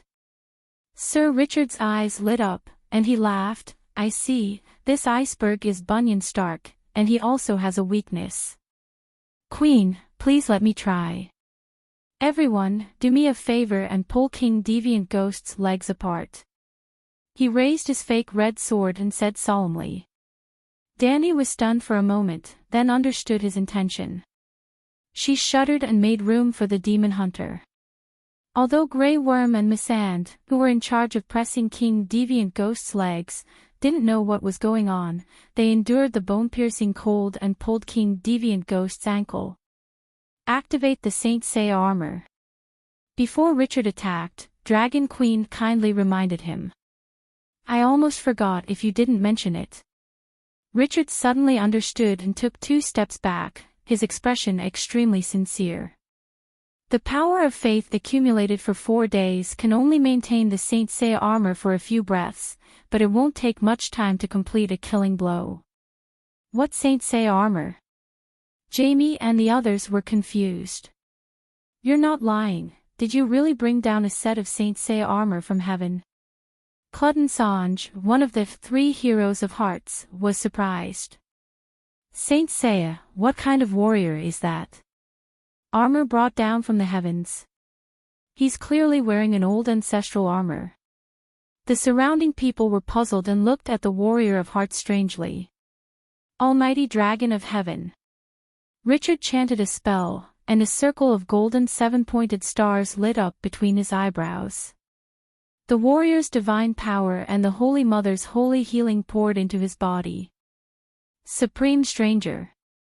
The deity's descent rune imprinted on his soul was activated, and the golden light came from the depths of his soul, from the inside out. 7 Gods of Bo-Ruo.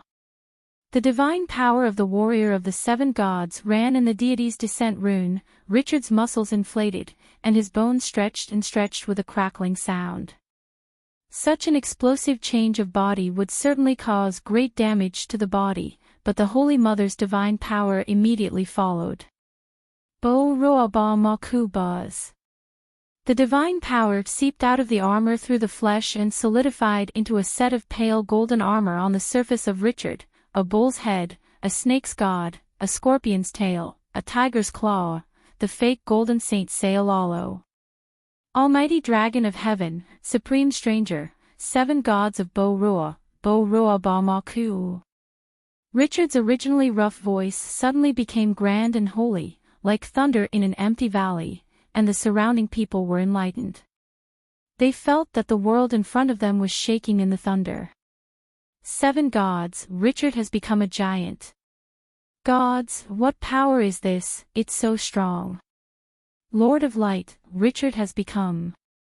Sir Song Ji's expression was distorted. After the pockmarked night pierced the sun, the red-robed woman began to spread the doctrine and image of Shadow Demon Lalo among the Red Heart Knights. The others were shocked by the demon hunter's transformation, but the Dragon Queen was not very satisfied. Even without the service fee, Richard's divine power was still too little, and the time was too short. The outer holy robe was actually made of divine power, and with little divine power, the color and texture were naturally a little illusory. It was not solid enough. However, the sun-piercing strike was enough. But if the king of deviant ghosts really died, how would history be written? The Dragon Queen's face was conflicted, and she began to worry unnecessarily. Demon, die.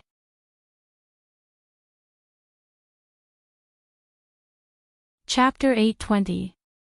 7 gods, please help me kill the ghosts. Richard grew from 1.9 meters to 2 meters. With the golden bull helmet on his head, he was close to 2.5 meters. He was like a mini giant. He also felt that he had the strength of a giant. His muscles bulged, and he only had strength left. It was like drinking a year's worth of aphrodisiac. He felt extremely suffocated and bloated. At this moment, he was confident that he could break through any defense with his sword, the knight's iron armor, the shield-bearer's oak shield, the king of strange ghosts' ice armor, almighty dragon of heaven, kill kill kill. He bent down and charged forward. The warrior's divine power activated the red sword in his hand, and a circle of golden red flames rose. He rushed in. He advanced quickly, but halfway through, he found it difficult to walk. He thought of the night when he was 13 years old and became a man on a maid. Almighty dragon of heaven, pineapple 8 meters red. The light golden armor on the surface of his body was drained of divine power, and it instantly dimmed and disappeared. But the attack was effective. Half of the 3-foot-long sword went in. Ouch! The king of strange ghosts trembled like a sieve. He closed his mouth and didn't dare to open it. He could only let out a soul-shaking wail from his chest. John, who was pressing the king of strange ghosts' head and using the Sisters of Darkness to poke its eyes and ears, heard his uncle's wail and looked at Richard, who was grinning and charging forward bravely. He couldn't bear to see it. Uncle Bunyan, open your eyes and remove the ice crystal armor. Let me free you. He begged in a low voice. But at this moment, the sky suddenly darkened. The battle between sunlight and darkness ended. The sun disappeared completely. The darkness was like a coffin, locking the last gap. Danny was doing 2 things at the same time. At this moment, in the space of faith of the 7 gods, her divided soul swallowed the destiny of the Lady of Light. You dare to have designs on the Song of Light and start a battle of the laws. We will fight to the death. There is no room for negotiation. I will no longer care about long night and cold God. From now on, all my strength will be used to kill you, the King of Light announced coldly. He meant what he said. He retreated. Once again, at the crucial moment, just as Richard twisted his blade and was about to lose control, the King of Light dropped the ball and ran away. Be careful, Frost God is descending from the astral plane. I can't stop him. Bran's shrill cry appeared in Danny and John's mind. He had been working with the Light King to resist the will of the Frost God. Mother God, King Yi-Gui called out in a low voice. It summoned a spirit of ice, darkness, and death. In an instant, all the braziers and torches in Winterfell were extinguished. The fake red sword was stuck in the middle of the pike, unable to move an inch. The pockmarked knight was so anxious that he roared again and again. In fact, in the fire-forbidden domain, ordinary flames could no longer be ignited. At this moment, even the wildfire had been extinguished. Winterfell seemed to have fallen into a dark and cold jelly. It was like an orange petal in an orange jelly. Will the torch be extinguished when it falls into the water? This was the same principle. Only the dragon flame was still burning fiercely. However, the mushroom umbrella, formed by the three megalosaurus dragon flame, could no longer be maintained and scattered into a mess. Rumble, the ground was shaking and Winterfell was boiling. In all directions, millions of ghouls surrounded the city walls. The 20-ton wall of fire outside the city gate was extinguished and the ghouls swarmed in. The knights immediately raised their shields and formed a shield wall with King Yi-Gui as the center. Winterfell had 6 city walls. There were no wildfire bombs to clear the area. The ghouls could pile up zombie ramps at any angle of the city walls. Only the dragon crystal weapons could cause damage. The real battle of Winterfell had begun. SSSS Whitey leaped up and flew within the city walls to avoid the deviant ghosts that might appear among the ghouls. He extended his neck and twisted outwards. The dragon flame pillar swept the battlefield outside the city walls. Blackie landed on the tower above the city gate and stepped on a pile of rubble. The dragon flame landed directly on the shield wall more than 10 meters away. Dany raised one hand to the sky, and the dragon flames that were gushing towards her scattered in all directions like a pillar of water that had encountered a reef, splashing onto the ghouls outside the shield wall. Seeing that Winterfell was barely able to maintain the situation, Bran's warning came again. Be careful, the frost god is changing the weather. The snowstorm in Winterfell and even in half of the northern region stopped temporarily. The cold air and snow all gathered above King Yi-Gui's head and formed huge hailstones that fell from the sky. Only in the area near the city gate, the hailstones were as thick as a fist, as long as an arm, and as sharp as a spear. It was as if the frost god in the sky was lying on the clouds and smashing the ground with his iron fists. It was the terrifying Pegasus meteor punch. Every hailstone was a punch. Blackie! Dany shouted. SSSS. At the critical moment, Blackie opened his mouth and spat out a bright red fireball with a mosaic. Pop! The mosaic fireball flew above Dany's head and instantly expanded into a bright red mirror with a diameter of 30 meters. It happened to cover the shield formation formed by hundreds of knights below. And just 100 meters in front of him, another mirror that looked exactly the same as the first one opened in a seemingly slow but urgent manner. Whoosh whoosh whoosh whoosh, the hailstones fell from the sky like spears and fell into the mirror at high speed. They didn't even cause a ripple and disappeared. Crackle bang bang bang. It was an indiscriminate attack. The knights in full armor looked around blankly in the pink mirror. The ghouls around them were smashed in the head by the hailstones and their corpses were smashed. Jaime looked up in shock and saw a dense army of ghouls. Above them, they were walking on the ground and were being smashed to pieces by the hailstones that passed by him. What is this? He asked in a daze. Dimension portal. This is the dimension portal opened by the Megalosaurus, Big Bear said excitedly. Don't delay, quick, carry King Yi-Gui into the city. Dany ordered loudly. Its back is stuck to the ice crystals on the ground. We can't lift it. Barristan and the others lifted its head, pulled its legs, and grabbed its arms. After a lot of tossing and turning, they were shocked to find that King Yi-Gui's back was like a cement block, unable to move at all. Dany's eyes flashed and she said coldly, since it doesn't want to get up, let's bury it here. Bury? Jaime was shocked and then suddenly said, yes, we can use stones to pile it up. How can we have the time and opportunity to move the boulders now? Barristan said helplessly. If it weren't for the fear of freezing my dick, I would like to pee into its mouth. We can each pee and let it freeze in its feces and urine, the hound cursed. That's a good idea. If we have time, we can try it. Dany thought. We can use the materials here, she said to Jon. What do you mean? Jon was surprised. Leave this tower. Big Black roared at the people in the tower below. The guards were at a loss and did not move. Squeak, squeak, Little White and Little Green changed their direction. The dragon flame was like a waterfall, burning the 3-story tower above the city gate from top to bottom. The dragon flame burning the tower woke everyone up. Although they did not know what was going on, they immediately fled the tower under the fire. Looking at the knights who looked over in surprise, Dani only said lightly, "Get ready to retreat." Before she finished speaking, the light red space door above their heads rippled a few times. Buzz rip. The space door that was wandering around 100 meters in front of them disappeared directly.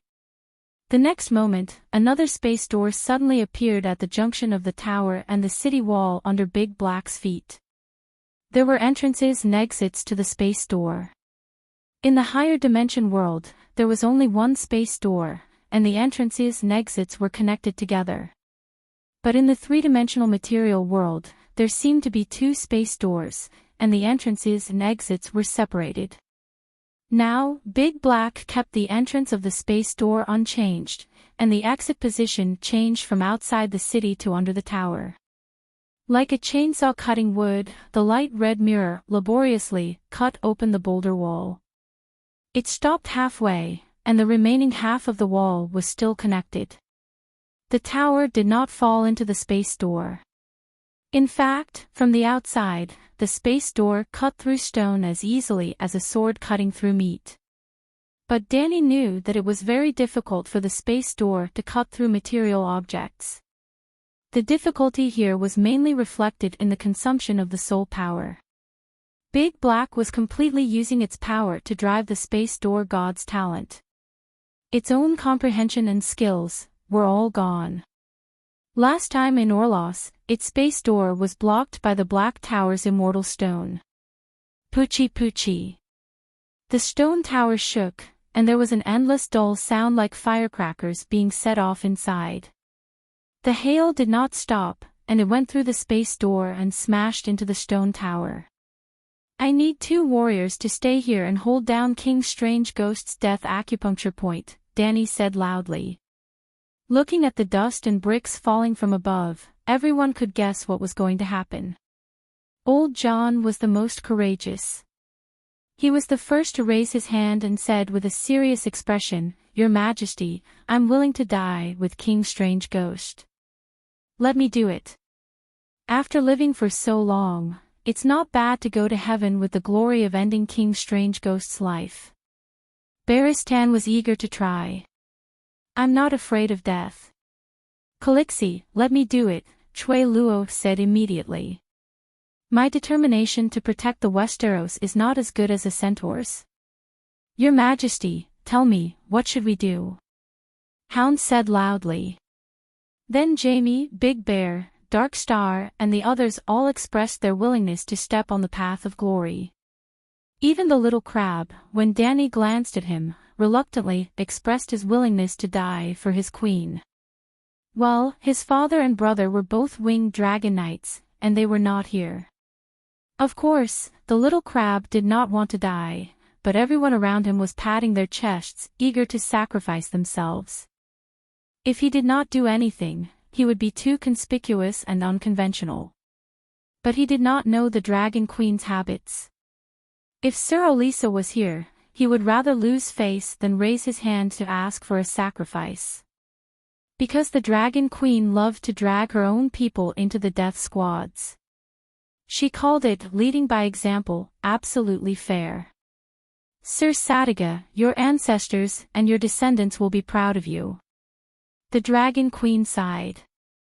"Sir Richard, Mother of God bless you." The little crab's eyes widened, and his soul froze into ice. The Queen's voice seemed to come from the sky. "I've been chosen. Why, I'm Sadiga, your direct descendant. Also, I'm still dreaming of becoming the Queen's husband. I'm not married, and I don't have any descendants." His mind went blank, and he did not even know what to say. "Your Majesty, thank you for bestowing this honor upon me. I promise to complete the mission." The pockmarked knight was different. He was very happy and excited. Dragon Queen, His Majesty Stannis is dead. I'm willing to imitate his heroic act of perishing together with King Strange Ghost. Please give me this opportunity. The short and stout Sir Sanj said emotionally. Don't even think about snatching it from me. The pockmarked knight glared at his partner. Richard, we've known each other for many years. Just help me this once, and leave the honor to me. Sir Sanj pleaded. No, I can give up everything else, but the honor of perishing together with King Strange Ghost must not be given up. Seeing the two arguing, the little crab was conflicted.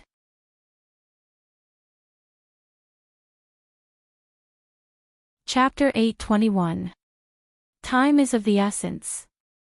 Stop arguing. I'm willing to give my honor to Sir Song-gu. Regis Sitiga had a pained expression.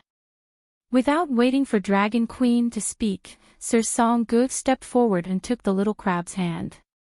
He said sincerely, "Thank you, Sir Sitiga.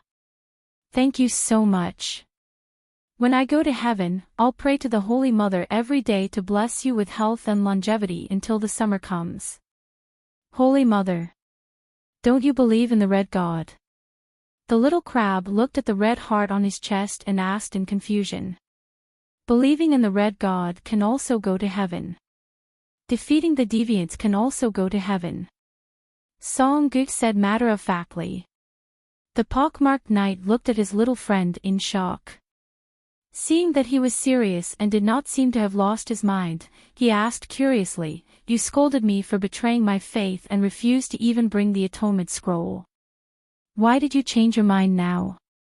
Sir Song-gu looked at the sky and quickly said, "His Majesty Stannis and Mage Melisandre are both dead. The sun is also covered by darkness. I don't think the King of Light is reliable.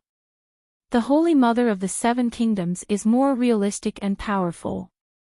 You've been to the Seven God Heaven and revived in the Holy Robe. But who has been to the Red God Heaven? Who knows what the Red God Heaven is like? If you're really forged into chains, it'll be too tragic." This was too honest. Richard could not refute it. The little crab ran away in shame under the gaze of the Dragon Queen, but was stopped by the short knight. "Wait, Count Sitiga. I don't have an atonement scroll. Lend me your red light version. I still have to fight the corpses outside the city." The little crab was troubled. Richard turned to the Dragon Queen and asked, "Do you have an extra atonement scroll?" "I didn't bring it. But don't worry, I'll be right beside you. When you die, I'll immediately summon Stranger and send you to heaven," Dany promised. Actually, while they were chatting, the others were not just standing there and listening. After confirming that the members of the Suicide Squad were the little crab and Richard, Old Barton, Jamie, and the others had already raised their shields and retreated into the city gate. Now, there were only a dozen stainless steel warriors, Dany, the Red Heart Knight and the little crab holding the deviant Ghost King down. "You two, hold on tight to it." Dany instructed the two Red Heart Knights to pin down the King of Strange Ghosts. Then, she flashed and moved 10 meters away. The next moment. Whoosh! The space door under Big Black's body suddenly expanded. The tower, which had only been cut in half, was now cut in half by the light red mirror. Boom! The chimney-shaped stone tower immediately sank into the pale red mirror and fell from another mirror outside the city gate. "Holy Mother, please protect me." Looking at the hollow, stone tower falling from above, Song-gu couldn't help but shout, "You must smash me to death."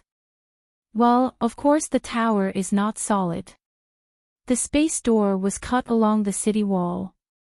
The bottom of the stone tower that fell from the sky was actually the hall of the first floor of the tower. It was more than 20 square meters and more than 4 meters high. It was like a big bowl that covered the heads of the Red Heart Knight and the King of Strange Ghosts. If the stone tower was solid enough, the two of them and the ghost would be like Baisujan under the Leifong Tower. They would be trapped under the tower instead of being crushed into meat paste. After all, there was still a space of 4 meters above their heads.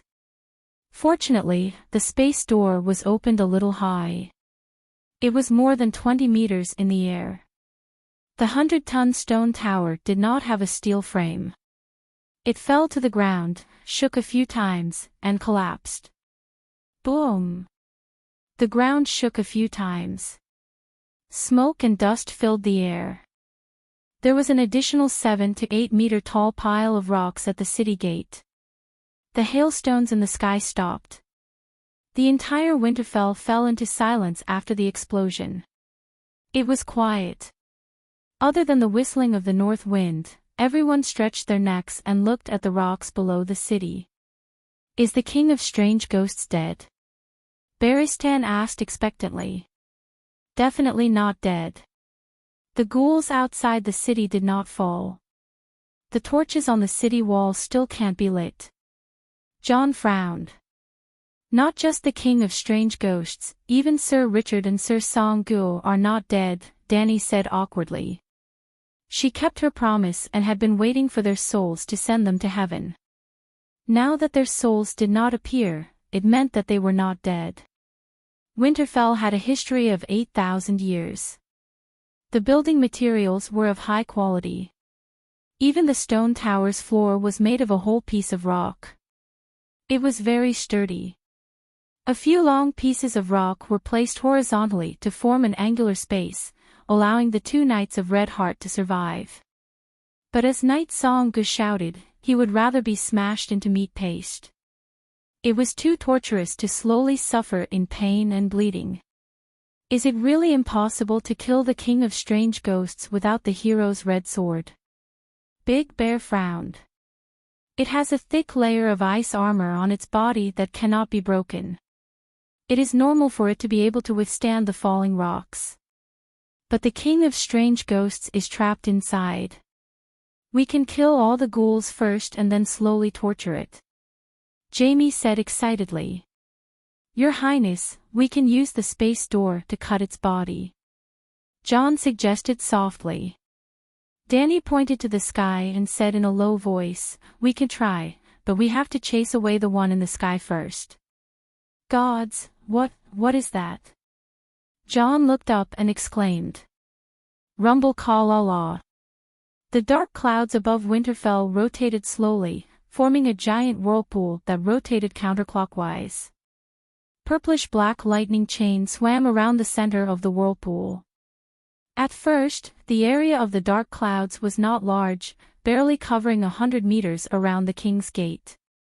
But like cotton candy, every time the dark cloud whirlpool rotated, the surrounding dark sky would rotate as well. Round after round. Under everyone's stunned gaze, a black whirlpool with a radius of 10 kilometers covered the sky. Ah, look in the distance, there is light. Suddenly, Jacqueline shouted from the city wall. Actually, without her reminder, everyone noticed that the dark sky that was originally the same color was divided into 2 circles. Every time the giant whirlpool rotated, the darkness became thicker, and the color of the sky outside the whirlpool became lighter. If the darkness was material velvet, the total number of velvet was fixed and evenly distributed in the sky of the northern region.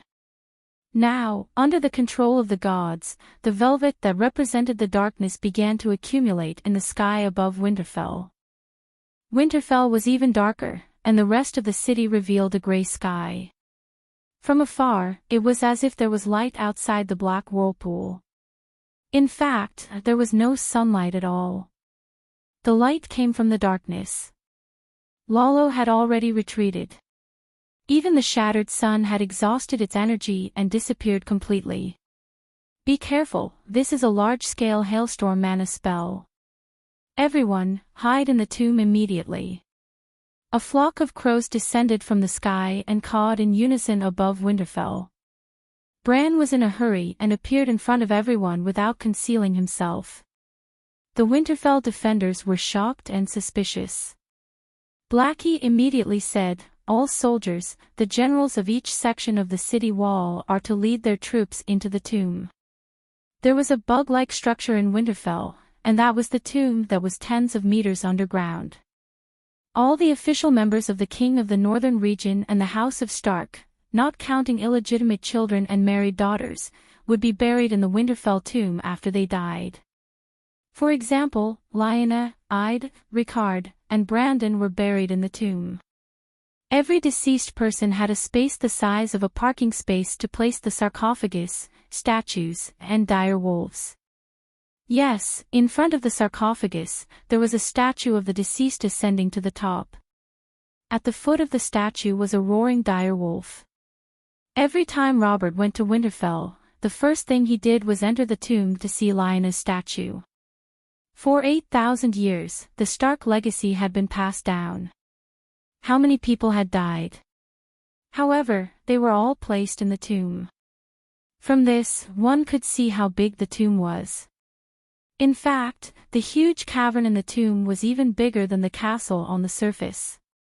Under Blackie's command, the soldiers in the city began to leave in an orderly manner. Dany asked telepathically, "How powerful is the large-scale frost god spell? The kind that can destroy cities and countries." "It's less powerful than the Dorn Arm and the Neck Swamp, but it's definitely stronger than the time when Loina Water Wizard flooded Valeglia City." Bran's mental waves were filled with fatigue and powerlessness. Fuck, this is a forbidden spell. Is hiding in the tomb useful? Dany's face was pale. She began to consider if she should escape on her dragon. "If it wasn't for you, everyone here would have died." A large crow cawed as it landed on the city gate. "What's the use of personal strength against such a natural disaster?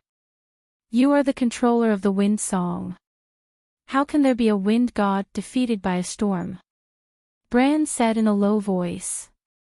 His words were very reasonable. Dany could not refute him. However, she had to refute him even if she could not. "I don't know a single wind spell. I can only use the most primitive way to communicate with the wind." "Or, do you have any powerful wind spell in the Green Prophet's memory that you can teach me now?" "You have the wind of the world from the Mother Goddess.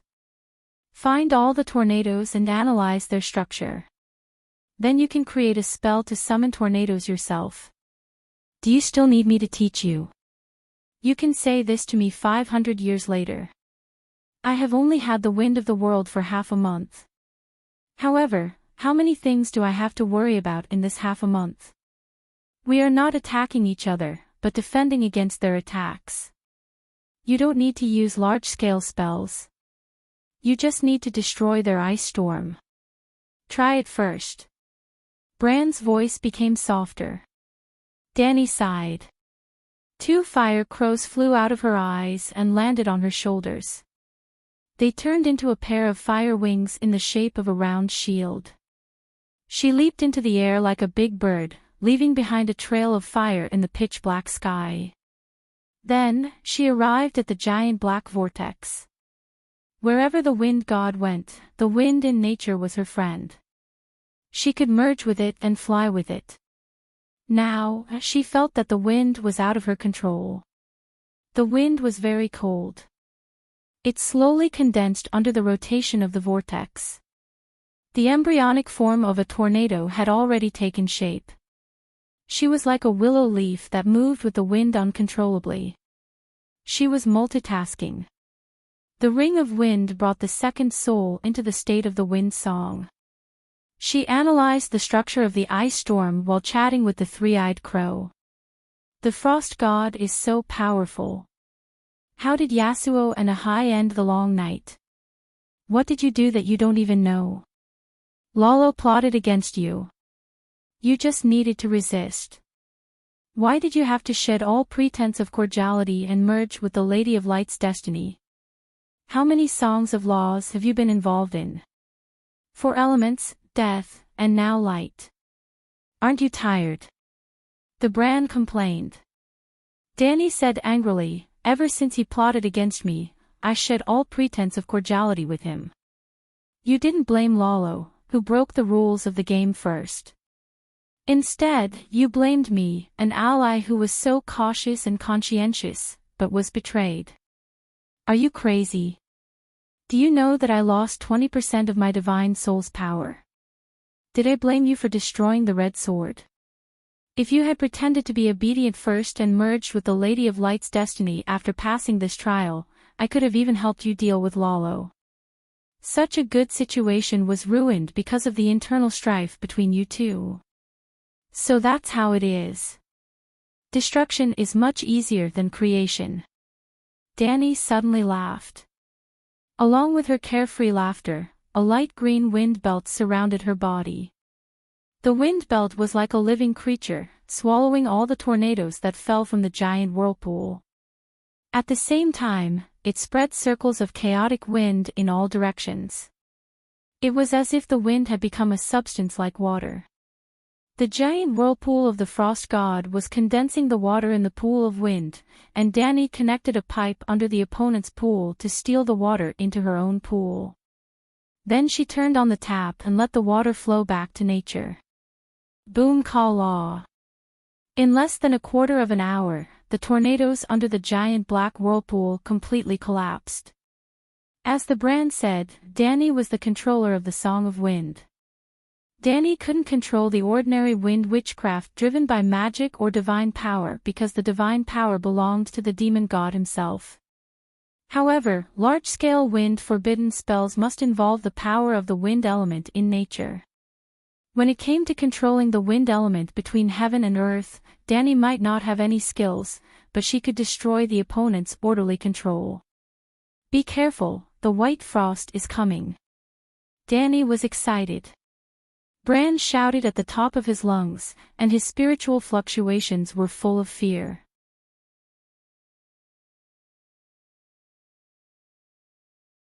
Chapter 8:22. Be careful, the white frost is coming.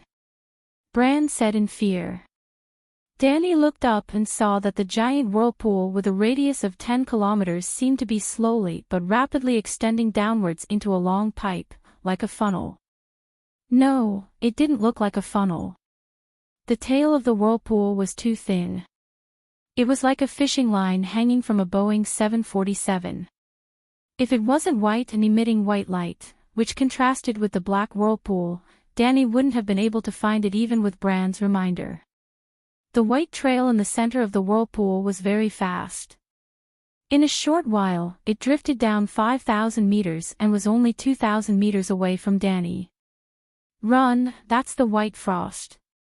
Bran said anxiously. What's the white frost? Danny moved with the wind. She didn't lower her altitude and flew horizontally away from Winterfell. Do you remember why I asked you to rebuild the Great Wall? Bran asked. That day, Danny discovered that there were still runes operating in the Great Wall. They even preserved part of her mana.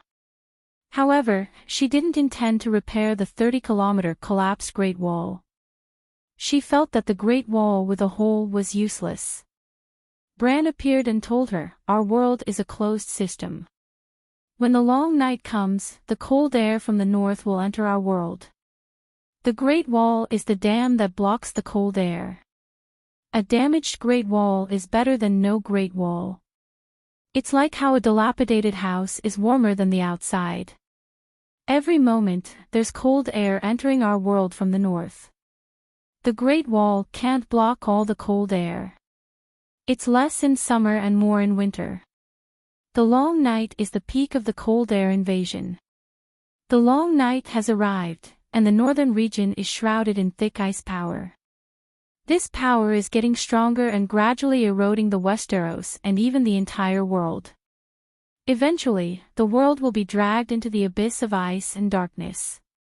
The ice power is like poison to us living beings, but the deviant ghosts absorb the ice power to grow stronger. We can't break the ice armor on the deviant ghost king because he can absorb the ice power from the heavens and earth to replenish himself. Now, the frost god is extracting the ice power from the northern region and condensing it into an ice mana spell. It was by Shuang. Because of the frost god's spell, the ice power in the northern region has been greatly reduced. As you can see, the sky in the distance has brightened up, and the average temperature has risen. Using your dragon degrees, it's at least 20 dragon degrees higher. In other words, the white frost we're about to face is an ice monster that can lower the temperature of the entire northern region by 20 dragon degrees. Danny's voice trembled. How big was the northern region? At least 2 million square kilometers. Then, how much energy would it take to lower the temperature of the entire northern region by 20 degrees Celsius? You don't have to use up all the white frost. That's not realistic. It's like a flood. You can't drink it. We just need to make sure the white frost can't hit us, Bran said in a deep voice. That was true. White frost didn't chase me. He went to Winterfell. Can dragon flames deal with white frost? Dany turned her head to take a look before flying towards Winterfell. You can try, but you must be careful. Megalosaurus is not agile enough, and its huge body can easily be caught by the hoarfrost. Sansa regretted it. She shouldn't have brought her sister back to Winterfell because of the prophecy about the deviant ghost.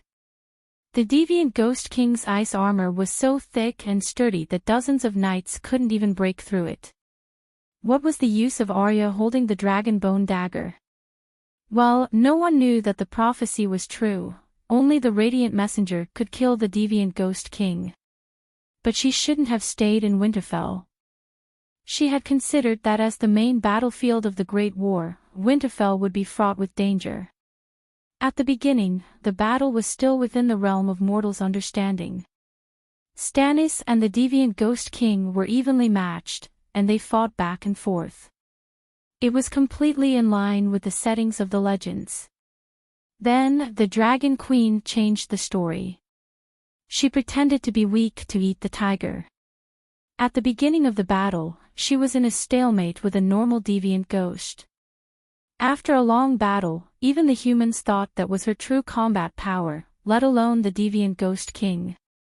If the deviant ghost king knew the true level of her swordsmanship, he probably wouldn't have appeared alone.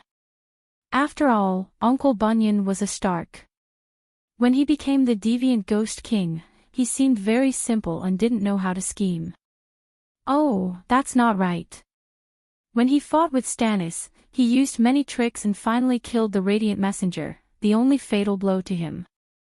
Unfortunately, when faced with the sudden power of the Dragon Queen, all his tricks were useless. Even though she didn't know much about swordsmanship, she knew that Uncle Bunyan was far inferior to Sword Daybreak, and the Dragon Queen had surpassed Arthur Dayne.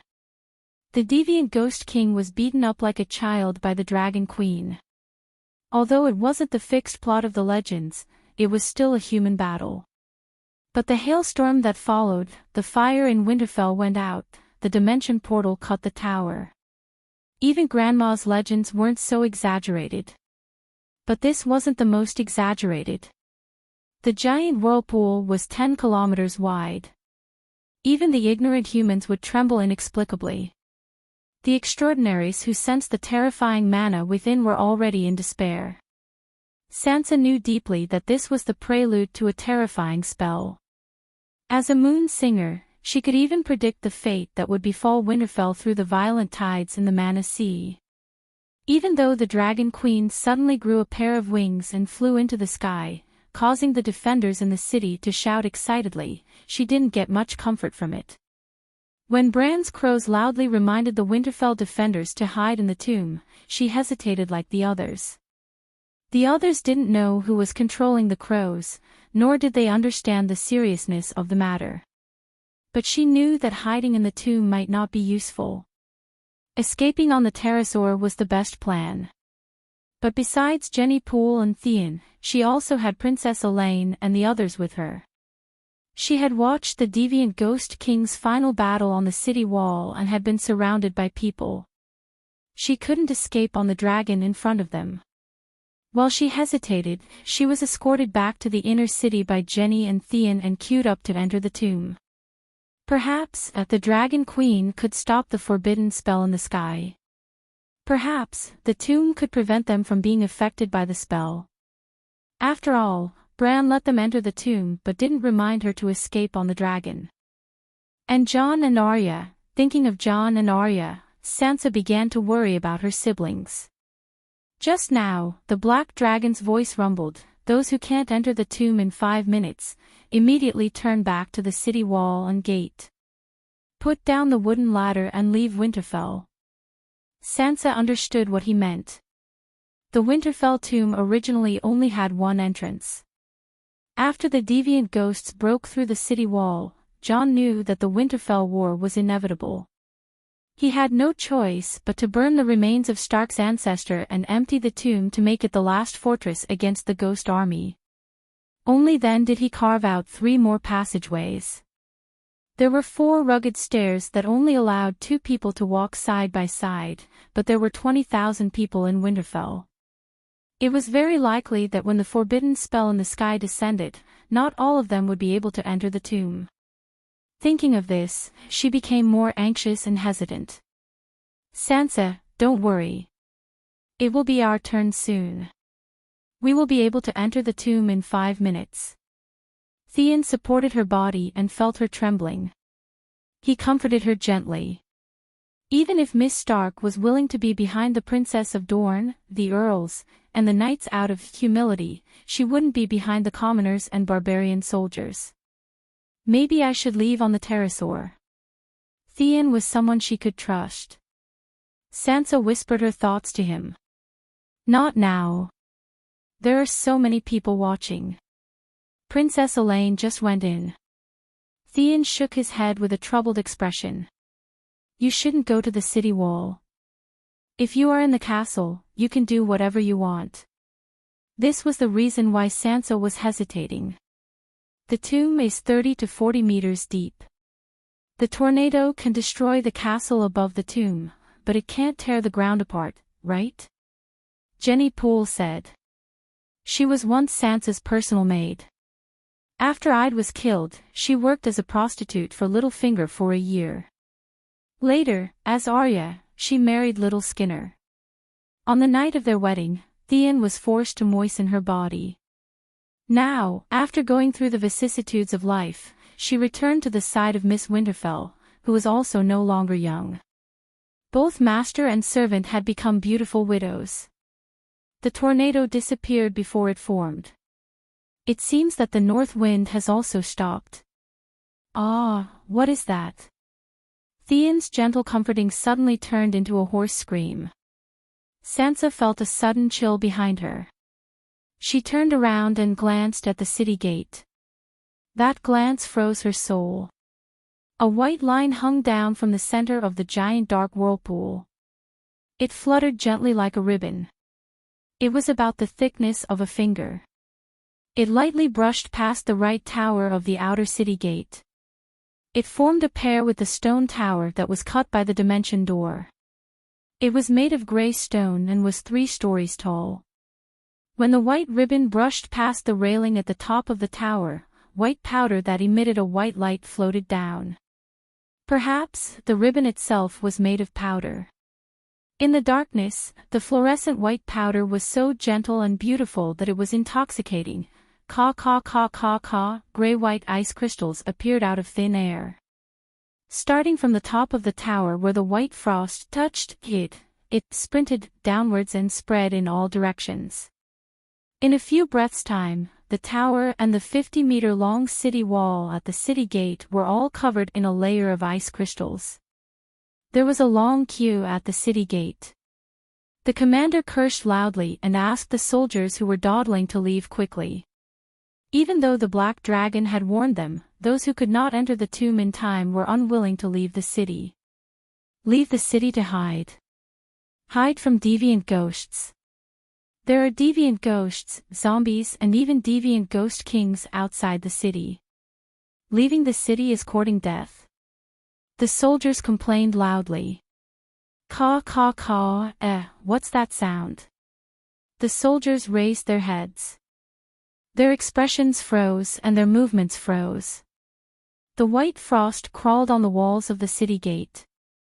The moment they felt the cold air from the white frost, they were frozen into ice sculptures. Bam, bam, bam. Because many people were still walking forward, their feet froze when they took a step forward.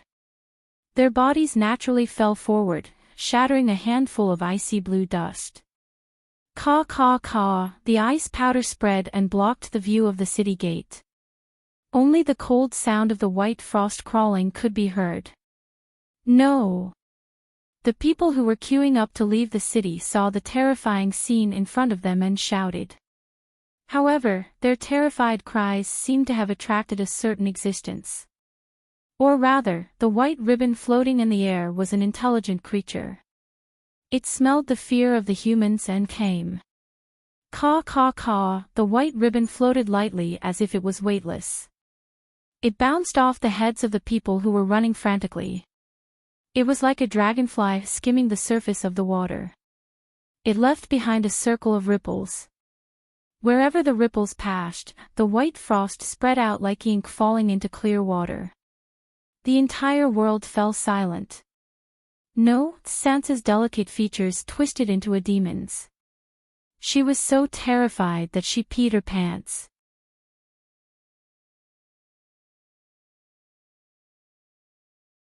Chapter 8:23. Save me. Merciful Virgin Mary. Dragon Queen, save me. Where is Dragon Queen? Megalosaurus, save me. Great Guardian of Light, save me. In the areas of Winterfell that had not been dyed white, the soldiers, servants, and civilians could no longer maintain order. They either cried and squeezed forward, found a room to hide in, or jumped off the city wall before the white frost reached them. More people ran while shouting the names of the Virgin Mary, Dragon Queen, King of the Northern Territory, and even Stannis the Undead. Kaboom! Dragon Queen and the others did not respond, but the giant whirlpool in the sky seemed to respond to their calls. Thick lightning rolled in the black clouds, as if the gods were waving their lightning whips to fight with the enemies. In the center of the whirlpool, bursts of crimson light pierced through the thick darkness. The falling white frost ribbons lost their previous lightness and elegance, like the leather whip of a butcher who had lost control of his emotions.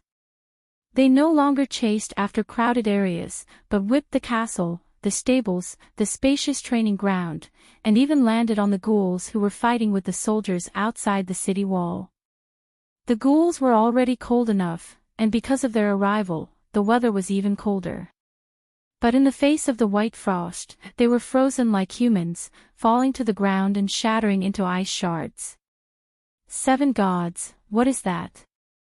Old Bart quickly escaped from the spreading white frost on the ground while looking back at the thousands of ghouls frozen in ice. The White Knights had been strictly following Dragon Queen's orders. The others were still hesitating whether to go out of the city to fight the ghouls, but they did not hesitate at all. The group of knights who were waiting at the city gate, those who had horses immediately found them, those who did not raised their shields and followed behind the knights. They formed an arrow formation and rushed out together. Along the King's Road, they ran away from Winterfell to the south. Old Bart, Big Bear, and the other followers of Dragon Queen rode their dragons.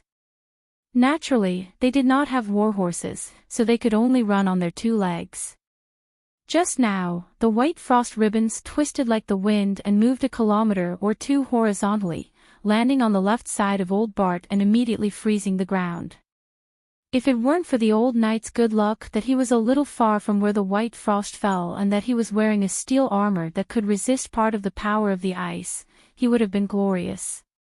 The white ribbons that tracked the aura of the living in an orderly manner turned into a white frost whip that went out of control. It was an unexpected disaster for the people outside the city. But the Winterfell creatures who were queuing up to enter the tomb realized that it was a good opportunity to escape. After Bai Shuang left, they had time to enter the tomb again. Quick, get out of the way. This is Queen Sansa. This is Sansa Stark. She's pregnant. Theon carried the stunned Sansa in his arms and roared as he pushed his way forward. We should have left on the pterosaur. Danny Liz has already escaped. It's too late now. I've sent Lady away. It's too late. Sansa sobbed in Theon's arms. There's still time. We can hide in the tomb. That white frost whip can't freeze the ground into ice. There's a hot spring under Winterfell. Theon consoled her. Fortunately, the title of queen was useless. Stark was a sturdy signboard in the Northern Territory and Winterfell. Even though the white frost whip was wreaking havoc in Winterfell and their lives were in danger, many savages, Northern Territory civilians, and even noble knights made way for Theon. Boom! Just as Theon carried Sansa down the stairs, a dull sound came from the center of the black whirlpool in the sky. It caused the castle to tremble slightly. Then, red light tore through the black whirlpool and dyed the ground red. The world of darkness suddenly became like the birth of the sun, with thousands of rays of multicolored light. Everyone who looked up at the sky could feel the warmth of the red light on their cheeks. It was hot. What happened? Theon stopped in his tracks and looked at the sky in a daze. Hong hong hong rumble, there was a hole in the sky. The red light dimmed and disappeared. It was replaced by white light. Everyone who looked up at the sky could feel the warmth of the white light on their cheeks. It was cold. The bone-piercing coldness made everyone fearful. The viscous white light that leaked down from the hole in the sky had the same color and temperature as the white frost whip. But the amount of white light, it was like a black iron pot covering the ground. At this moment, there was a hole at the bottom of the pot, and the white porridge in the pot flowed out of the hole. It was like a child playing outside the house in winter. The snot that flowed out of the nose was long and cold. It flowed down the mouth and chin. Then, with a slurped sound, the snot was sucked back into the nostrils. It was very cool. It was a pity that the black whirlpool only left the white snot and didn't suck it in. Now, the snot was falling towards Winterfell. Quick, let's enter the tomb. Sansa gripped Theon's cloak tightly and screamed with a distorted face. Walhalla, before his snot could fall, the hailstones arrived first. Winterfell was once again filled with wails. White frost flowed down from the sky like snot.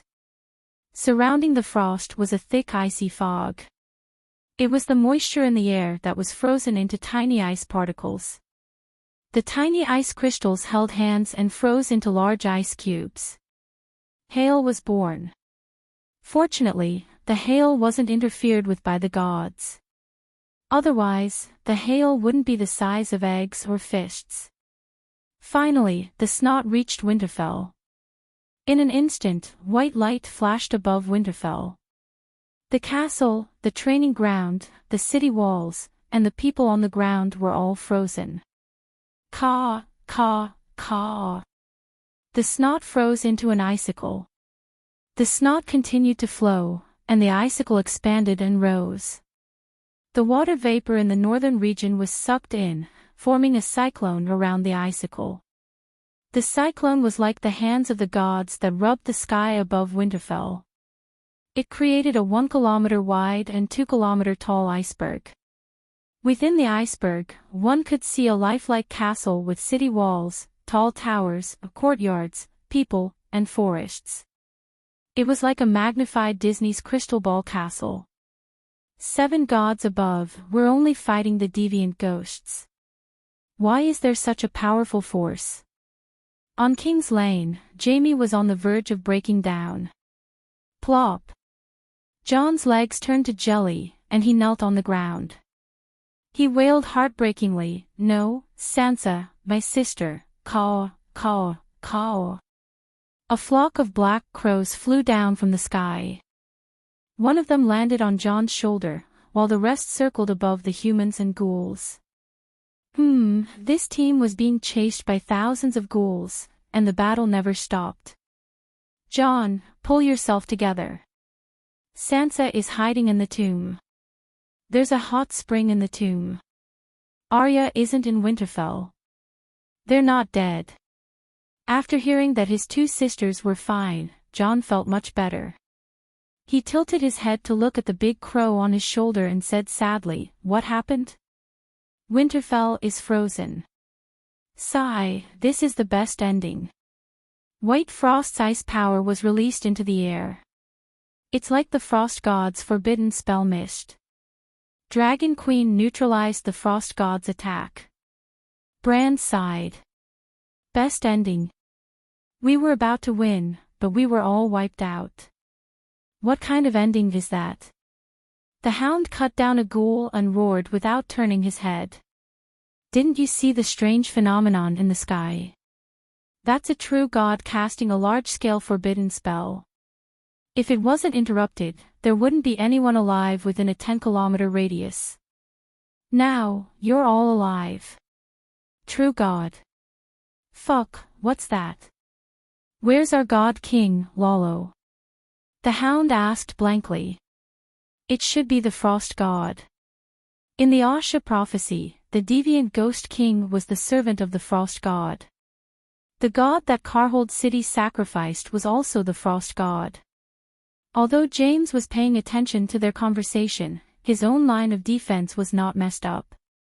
He tied a round shield on his right hand to protect his waist. The sword in his left hand was as fast as lightning. The widow's wail pierced the ghoul's eye socket. He then pulled the sword horizontally, cutting off half of the ghoul's head and another ghoul's neck.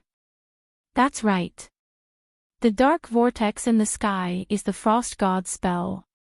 Lolo is no match for him and has retreated. The Light King ran away. What about the 7 gods? Why didn't the warrior and the Holy Mother come? Jaime asked. 7 gods. The big crow had a strange look in his eyes. The 7 gods are here. It's the 7 gods and Dany Rise who stopped the frost god's forbidden spell. There was nothing wrong with that. Dany didn't run away. She was usually afraid of death, but in the face of danger, she had a brute courage that she didn't know she had. In fact, she had been trying to stop the white frost from falling from the sky. For the first time, she hovered in the path of the white frost ribbons. 3 megalosaurus surrounded her and formed 3 huge dragon fireballs. The megalosaurus left. She held the fireballs and waited for the white frost ribbons as thick as a thumb to reach her body. The 3 dragon fireballs the size of carriages, one of which was the blacksmith fireball with the strongest flame power, smashed over together. There wasn't even a splash. There was no explosion, no expansion, no sizzling sound of red-hot soldering iron entering water. The white frost was like a greedy demon, reaching its tentacles into the dragon fireballs and sucking watermelon juice. In a few breaths, the fireballs shriveled, shrunk, and finally disappeared. In fact, the white frost didn't absorb the flame power in the dragon fireballs. Instead, it extinguished the dragon flames with a large amount of ice power. It was like using a fire hose to extinguish a lit candle. The second try was the space gate. Blackie was far away. A mosaic fireball shot out dozens of meters and cut off the white frost ribbons. Then, the bright red space gate solidified into a seemingly solid ice crystal mirror and shattered with a crack. As expected, the space gate doesn't work well on Frost God and even the King of Strange Ghosts. Bran sighed helplessly. The time and space talent that Mother Goddess gave you can be divided into time and space talents. Time is Door God's talent, while space comes from wind mastery, PS. To put it bluntly, the space gate was just a kind of witchcraft derived from the Song of Wind. Door God knew how to use it, and so did Frost God. However, the Song of Wind completely belonged to Door God. The Weirwood Root retained the Song of Darkness and could no longer use the Wind Space Gate. After 2 failed attempts, Dany gritted her teeth and thought, since I can't block the frost, I'll deal with the source of the frost. She rode on Blackie and opened the space gate. In an instant, they crossed 8 kilometers, which was 8,000 meters in the sky. She and Blackie came to the top of the dark vortex. Only she and Blackie were left. Little White and Little Green flew to the White Blade River Mountains far away from Winterfell. Above the dark vortex, Dany looked up and saw the stars and moon that she hadn't seen for many days. They were still shining, but they were more than 10 times dimmer. She wasn't in the mood to lament the lack of stars. Below her, in the huge vortex of ice and darkness, a malicious and terrifying will was staring at her. It was Frost God. Dany vs. Frost God, the first round.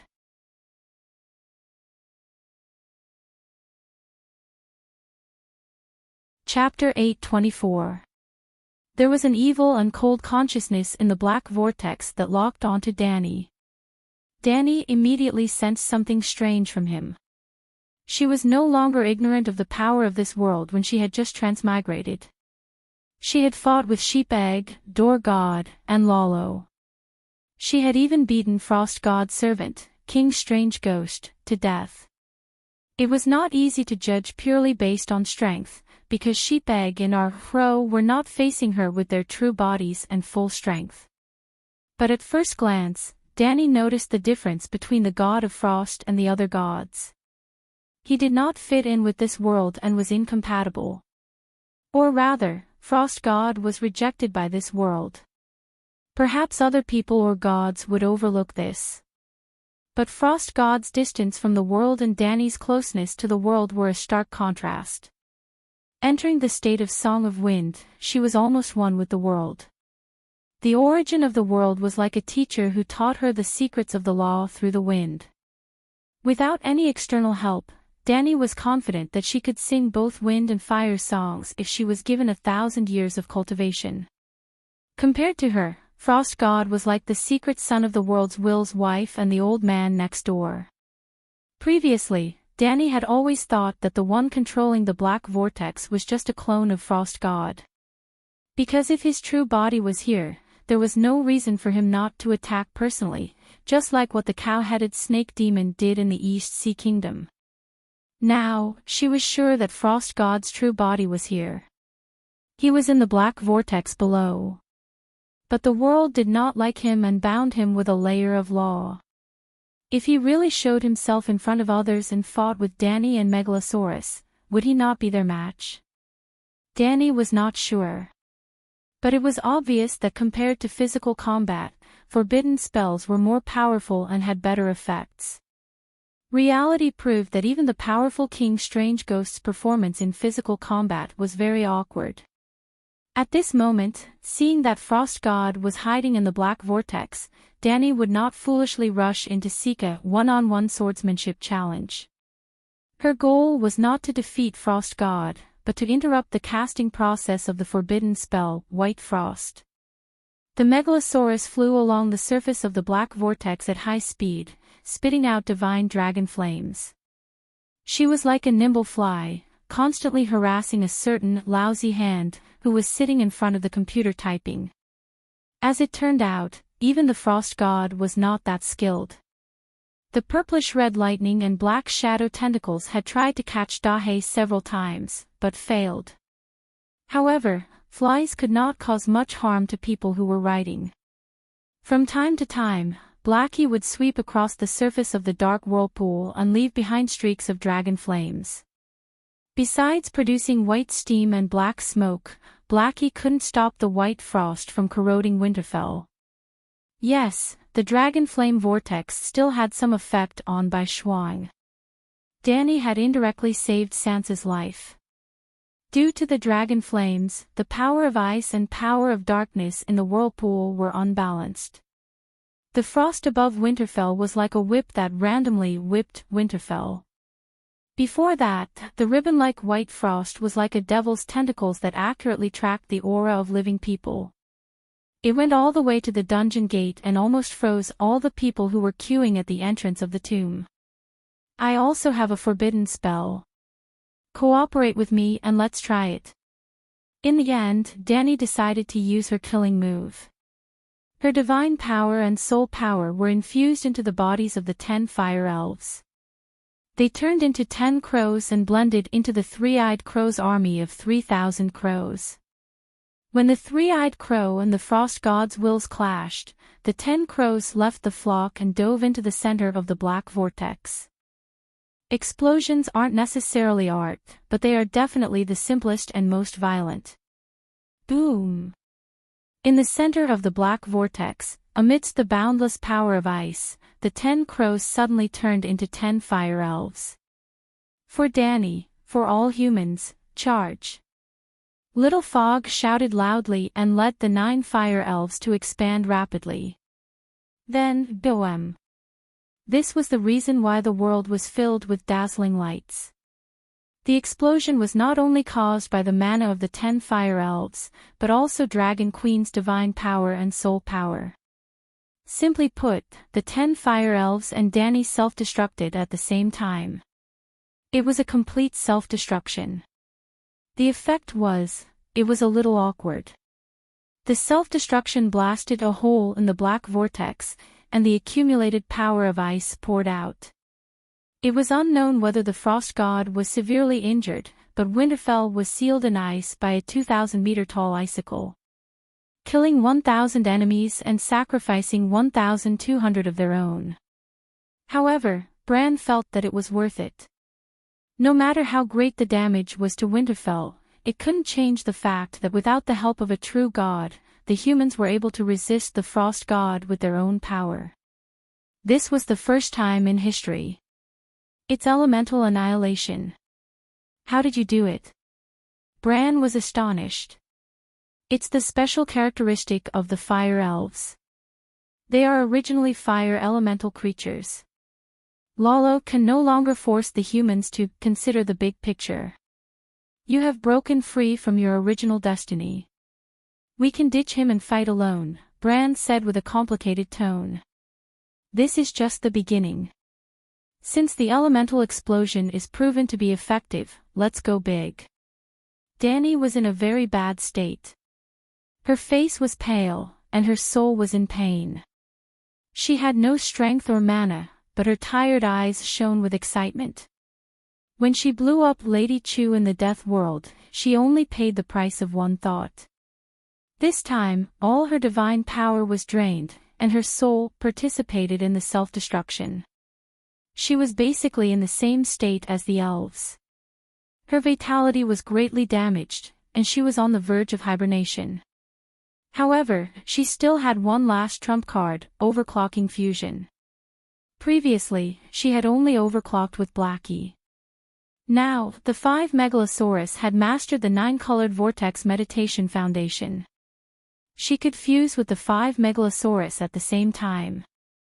However, Little Red and Little Gold were too far away, and the after-effects of overclocking were too severe. She couldn't immediately rush over to treat them. Blackie was carrying her high in the sky, and he had to protect her, Little White, and Little Green. Double overclocking should be enough. 3 kilometers south of Winterfell, on the King's Road. More than 500 warriors formed a circle of shields, and they were surrounded by thousands of ghouls. Bunyan, you crippled man, come out and fight me. Jaime, the disabled man, loudly invited him to battle. Jon looked embarrassed. Uncle Bunyan, I'm now the Lord of Winterfell, and you're also from Winterfell. You used to be the person I respected the most, and I was deeply loved by you. Now that Winterfell has been destroyed, I'm destined to die on the battlefield. Please fulfill my last wish. Come out and fight me fairly.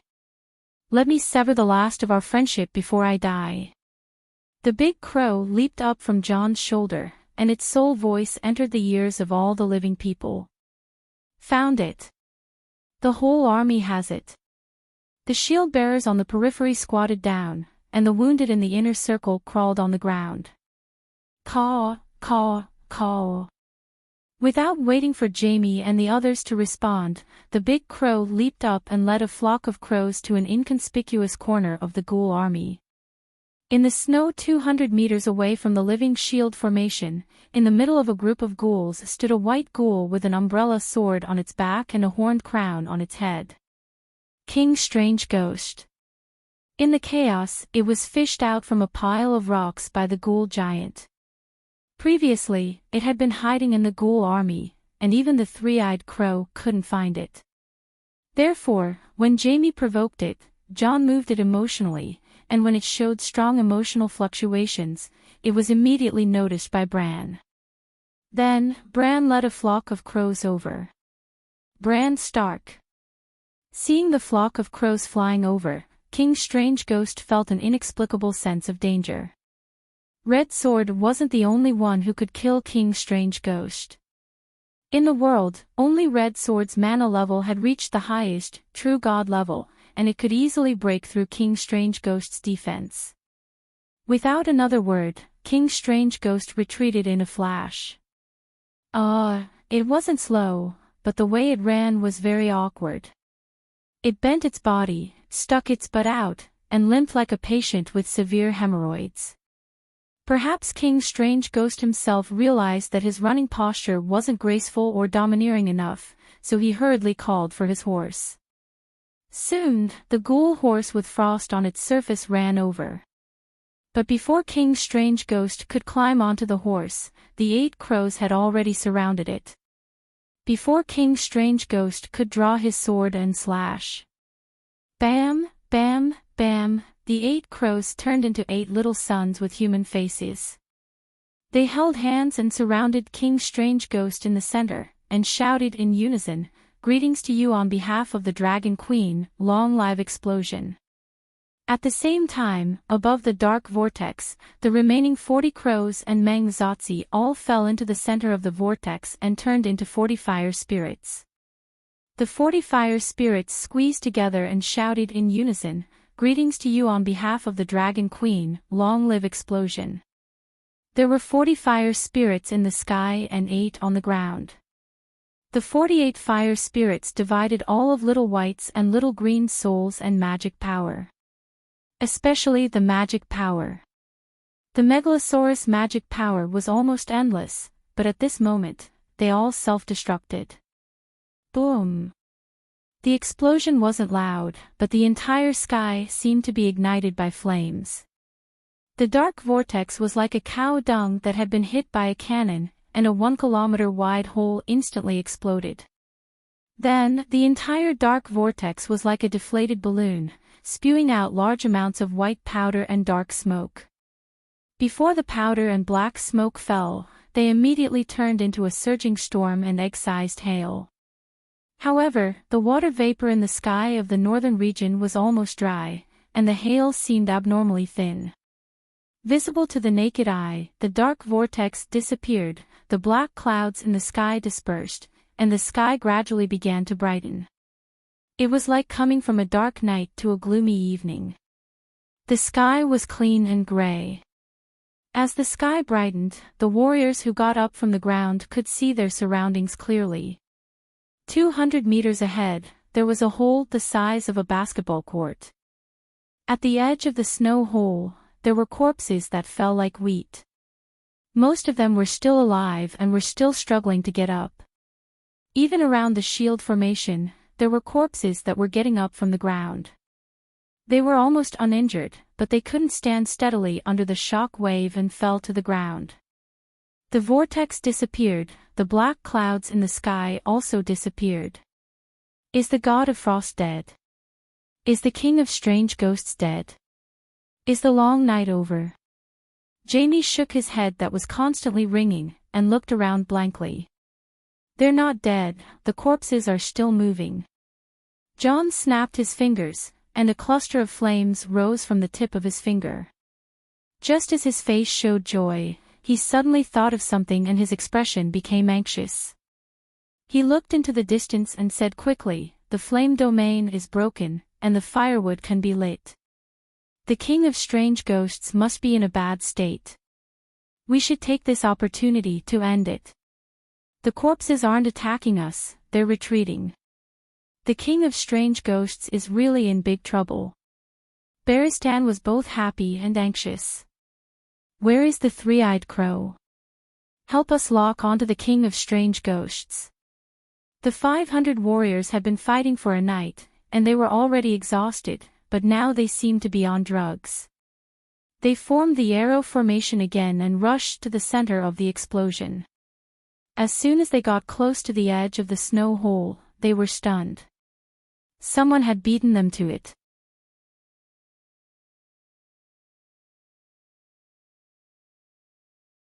Chapter 8:25. 40 Fire Elves, carrying 2 Megalosaurus mana and soul power, self-destructed. The power was terrifying. Before the explosion, Dani had been looking forward to it. But she wasn't naive enough to think that a fire element annihilation could kill a true god. The theme of the Winterfell battle hadn't changed: kill the King of Strange Ghosts. Yes, the King of Strange Ghosts was the target. If the Frost God was chased away, it would be a success. But after the Black Vortex disappeared and the Frost God left, the King of Strange Ghosts wouldn't insist on fighting Winterfell. It would also run away. Even the three-eyed crow wouldn't be able to find it if it hid among the millions of ghouls. So, before Dani attacked the Black Vortex, she had to find the King of Strange Ghosts and detonate the 48 Fire Elves. It would be best if she could kill it in one go. Even if she couldn't, with the Sun Vessel, the tower pressure, and the explosion of the Fire Elves, it would be at least half dead. Even if she couldn't kill it, she had to capture it alive. In short, everyone had suffered heavy losses in the Battle of Winterfell. She couldn't let the culprit escape. Arya discovered something terrifying. When she activated the Death God's Bible, the ghouls ignored her. The ghouls treated her as one of them. Bran was right, the Death God's Bible had a huge flaw. But she wasn't worried. First, under the Death God's mindset, there were no negative emotions like worry or fear. Second, the Dragon Queen promised to help her solve the problem of becoming a ghoul. She didn't trust the Dragon Queen, but she trusted Bran. Bran said that the Dragon Queen would definitely help her solve the side effects of the meditation technique. Finally, if the ghouls treated her as one of them, wouldn't it be easier to assassinate the King of Strange Ghosts? Yes, Arya also had the ambition to assassinate the king. Fighting for the Iron Throne for her sister Sansa was only a small part of the reason. She wanted to help Winterfell solve its crisis. Then, assassinating the King of Strange Ghosts would make her a legend. Who didn't want to become the hero in Old Nan's legend? She hid in the darkness and pretended to be a ghoul. Stannis's eternal life had touched her deeply. Of course, she was also tempted to attack him. Later, she saw a terrifying thing: the Dragon Queen actually took the initiative to break the hero's red sword. Why? Arya's heart was filled with questions. For a moment, she even suspected that the chairman of the United Front of Ghosts had defected to the Deviant Ghosts. However, when he thought about the Dragon Queen's identity as the Pope of the Seven Gods, the Seven Gods would definitely not be deceived by their believers, and they would definitely not side with the Frost God. Soon, she stopped thinking about this problem. The conversation between the Dragon Queen and King Ygue revealed a shocking secret: her aunt wasn't kidnapped by Liga at all. That adulterous couple eloped. What did this mean? The legitimacy of the War of the Usurpers was gone. The deviant Ghost King who wanted to destroy the Westeros was a Stark, which was enough to make Stark feel vexed. If Stark was labeled as the main culprit of the War of the Usurpers, how would Winterfell and Stark be able to maintain their standing in front of the Seven Kingdoms? What would everyone think? Would there be a great reckoning? Arya was shocked again while she was lost in her thoughts. Dragon Queen pretended to be a pig to eat the tiger. She suddenly exploded and captured King Ygue. Well, compared to the unforeseen events that happened one after another, this small matter was nothing. Finally, opportunities were given to those who were prepared. After a shocking explosion, Arya met King Ygue, who was lying on the ground like a corpse. Actually, this wasn't just dumb luck. She saw King Ygue being rescued from the rubble by the corpse ghost giant with her own eyes. She also saw him grit his teeth and howl as he pulled out the long sword behind his butt. King Yi-Gui didn't dare to destroy the fake red sword because after the blade was frozen by the power of ice, the shards would remain where they were, making it even harder to pull them out. It was also from that moment on that Arya decided not to treat him like Uncle Bunyan. It was too unsightly, too unsightly. Her wise and powerful second uncle of the Night Guard shouldn't be like that. Even King Yi-Gui's image as the world-destroying demon king gradually collapsed in her heart. Seeing King Yi-Gui limping forward and the icy blue liquid flowing down the ice crystal leg armor, Arya started to look down on him. Other than the corpse ghost giant, there were a dozen other deviant ghosts protecting King Yi-Gui. Therefore, Arya didn't have a chance to sneak attack. But the opportunity came quickly. King Yi-Gui hid his aura and put on a gray cloak, pretending to be an ordinary corpse ghost and hiding in the middle of a group of corpse ghosts. If she hadn't seen the whole thing with her own eyes, she wouldn't have believed that King Yi-Gui could be so wretched. That's right, she didn't think it was smart, only wretched. You're King Yi-Gui, the demon king that destroyed the world, the final boss in all of Grandma's legends. Can't you be a little tougher? But King Yi-Gui didn't have any deviant ghosts protecting him, so it was a good chance. Just as Arya was about to sneak up on it, something happened again. A huge explosion sent her flying 7 to 8 meters away. Her head was stuck in the snow. She staggered up and found that her chance was even better. King Yi-Gui got up from the snow pit at the center of the explosion and struggled to the edge of the snow pit. All of his ice armor was broken, his pale skin festering, and icy blue blood flowed down his legs to the ground, leaving light blue footprints. Right now, he was like a suckling pig that had been roasted alive, skinned, and minced. However, Arya also noticed that as wisps of grayish-white mist surged in from all directions, those terrifying wounds were rapidly healing. I can't waste any more time.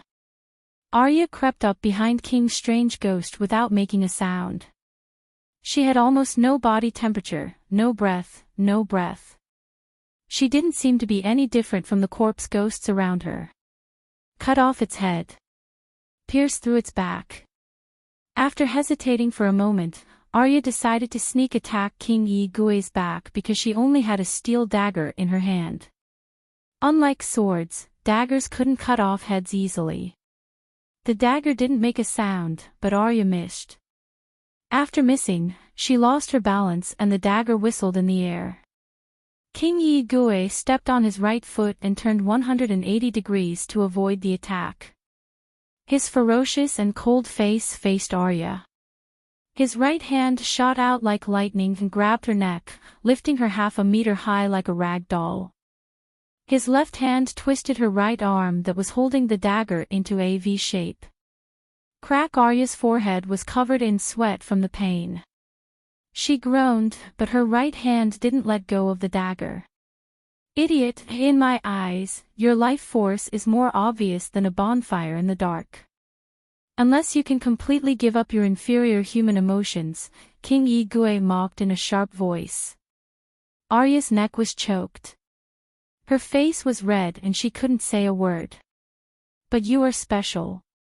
Our souls have merged before. Maybe I should break the rule of not turning women before the eternal night. How about I make you my queen? I need an heir. King Yi-Gui's blue eyes were cold and emotionless, but his expression was very serious. He loosened his iron-like right hand, wanting to hear a definite answer from the King Yi-Gui. Arya's face paled. The deviant ghost king deserved it. She put on her most pitiful expression and cried, "Uncle Bunyan, it's me. I'm Arya, wake up, Uncle Bunyan, I'm Arya, troublemaker Arya. When I was young, you taught me archery and horse riding. You even said that I would become a female knight." King Yi-Gui's pale face showed signs of struggle. His blue eyes could no longer maintain the coldness from before. Arya. He murmured the name with nostalgia. Bunyan Stark was awakened again. Don't. A crow flew over unhurriedly and cawed anxiously. It was Bran's voice. But Arya's right hand had already let go of the dagger. Her hanging left hand caught it and stabbed it into the hole in her chest left by the light messenger. The steel dagger pierced through her heart. The whole thing was done in one breath, as fast as lightning. The complicated emotions in King Igue's eyes disappeared together with the light. You killed your uncle. King Igue's dim eyes were only left with coldness. Pest, pest, pest. What answered him was Arya stabbing him again and again. His heart was pierced. Idiot. King Igue suddenly smiled at Arya's cold little face and turned to look at the sky. Buzz buzz, a portal flashed 50 meters in the sky. The black dragon jumped out with the dragon queen, whose eyes were shining with red light. Caw caw caw, 3,000 crows followed behind the megalosaurus. They were so dense that they looked like locusts passing by. I'll be back. After saying that, King Igue fell to the ground. The blue light in his eyes dimmed. Plop plop plop. With King Igue's body as the center, the ghouls and other ghouls all fell to the ground like puppets whose power was turned off. Ah, King Igue has been killed. The long night is over. The warriors who rushed over cheered. Evildoer, where are you going? Dragon Queen's reaction was very strange. She shouted and jumped up. The megalosaurus under her was like a plane that lost its power. Its eyes dimmed and it fell into the snow. A trench 100 meters long and 3 meters deep was plowed in the snow. Ordinary people couldn't see it from the soul's perspective. A blue light shot out from King Igue's forehead. The light wrapped around a man's figure and flew to the north like a meteor. Then, a black dragon flew out from Dragon Queen's forehead. The Dragon Queen, whose body was made of flames, rode the black dragon and chased after the blue light. She had used this method to chase after the six-form man Valamir and intercept the red dragon and the sheep-egg dragon spirit. In fact, she didn't catch up with Valamir at that time. She only arrived when the six-form man's remnant soul opened the second life in the wolf's body. She killed the wolf, not the human Valamir. This time was the same. She missed the initiative and couldn't catch up with King Igue, who had opened the second life. But she wasn't alone. Caw caw caw, the crows came from all directions and surrounded King Igue in front and Dragon Queen behind. Bam! King Igue's blue light was like a spear that pierced through the formation of crows in front. But its speed was greatly reduced. Hiss caw boom. The megalosaurus chased after it and bit the blue light. It spat out divine dragon flames and activated the bestowment spirit. Ah ah ah, Mother Goddess. The blue light quickly melted in the dragon flames and turned into spirit and divinity that entered the space of the seven gods' faith. Then Dany saw a pair of cold dark eyes. Her, Blackie, and the three-eyed crow's soul vision were all occupied by the huge eyeball. Their souls began to form a layer of white frost, and all their thinking and ability to move disappeared. Whoosh, the blue light that wrapped around King Igue's soul disappeared instantly.